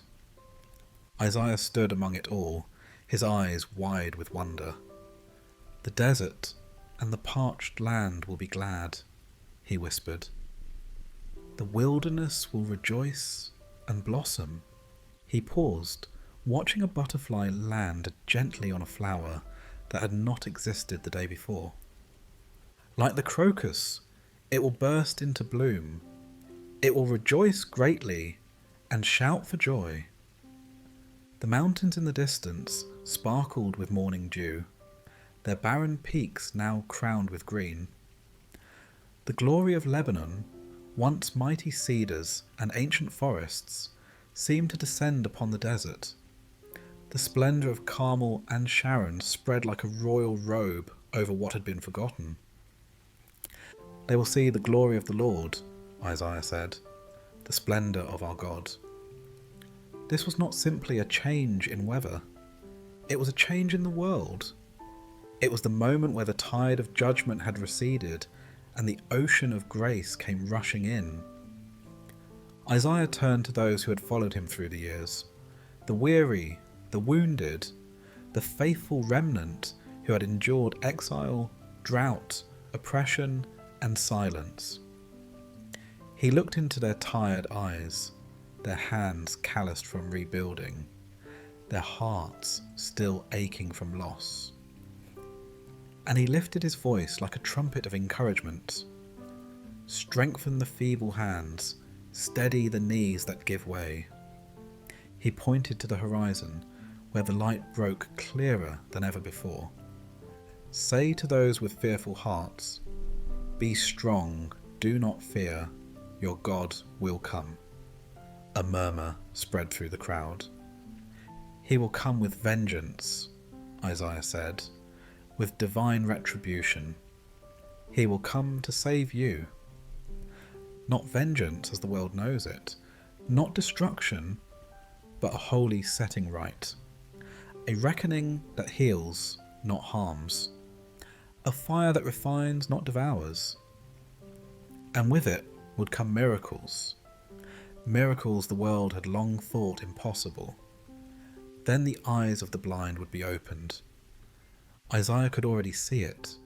The old man who once sat daily in the temple courtyard, feeling only shadows, now lifting his face to the light, his eyes wide with tears and awe as colour flooded in. The ears of the deaf would be unstopped. He could hear it, the gasp of the girl who had never heard a lullaby, now listening to the song of birds and wind and laughter for the first time. Then the lame would leap like a deer. He imagined a child, once bound to crutches, now racing across meadows, laughing as he outran even the wind. And the mute tongue would shout for joy, Not whisper, not speak quietly, but shout, with a voice strong and full and overflowing with the song of salvation. Water would gush forth in the wilderness, streams in the desert. Isaiah knelt and touched the soil, letting the coolness of a spring seep through his fingers. The burning sand will become a pool, he said softly, the thirsty ground bubbling springs. Where once there had been mirages, false hopes, illusions, now there were real waters, living and clear. Places that had known only dust and heat were now lush with reeds and papyrus. And there, in the midst of this once dead land, a road appeared, not paved with stone or guarded by armies, but holy, a highway. And it was different from any path the world had known. It will be called the way of holiness, Isaiah said. The unclean will not journey on it. It will be for those who walk in that way. Not for the perfect, not for the proud, but for those who had been redeemed. Fools would not wander onto it. No lion would prowl along it.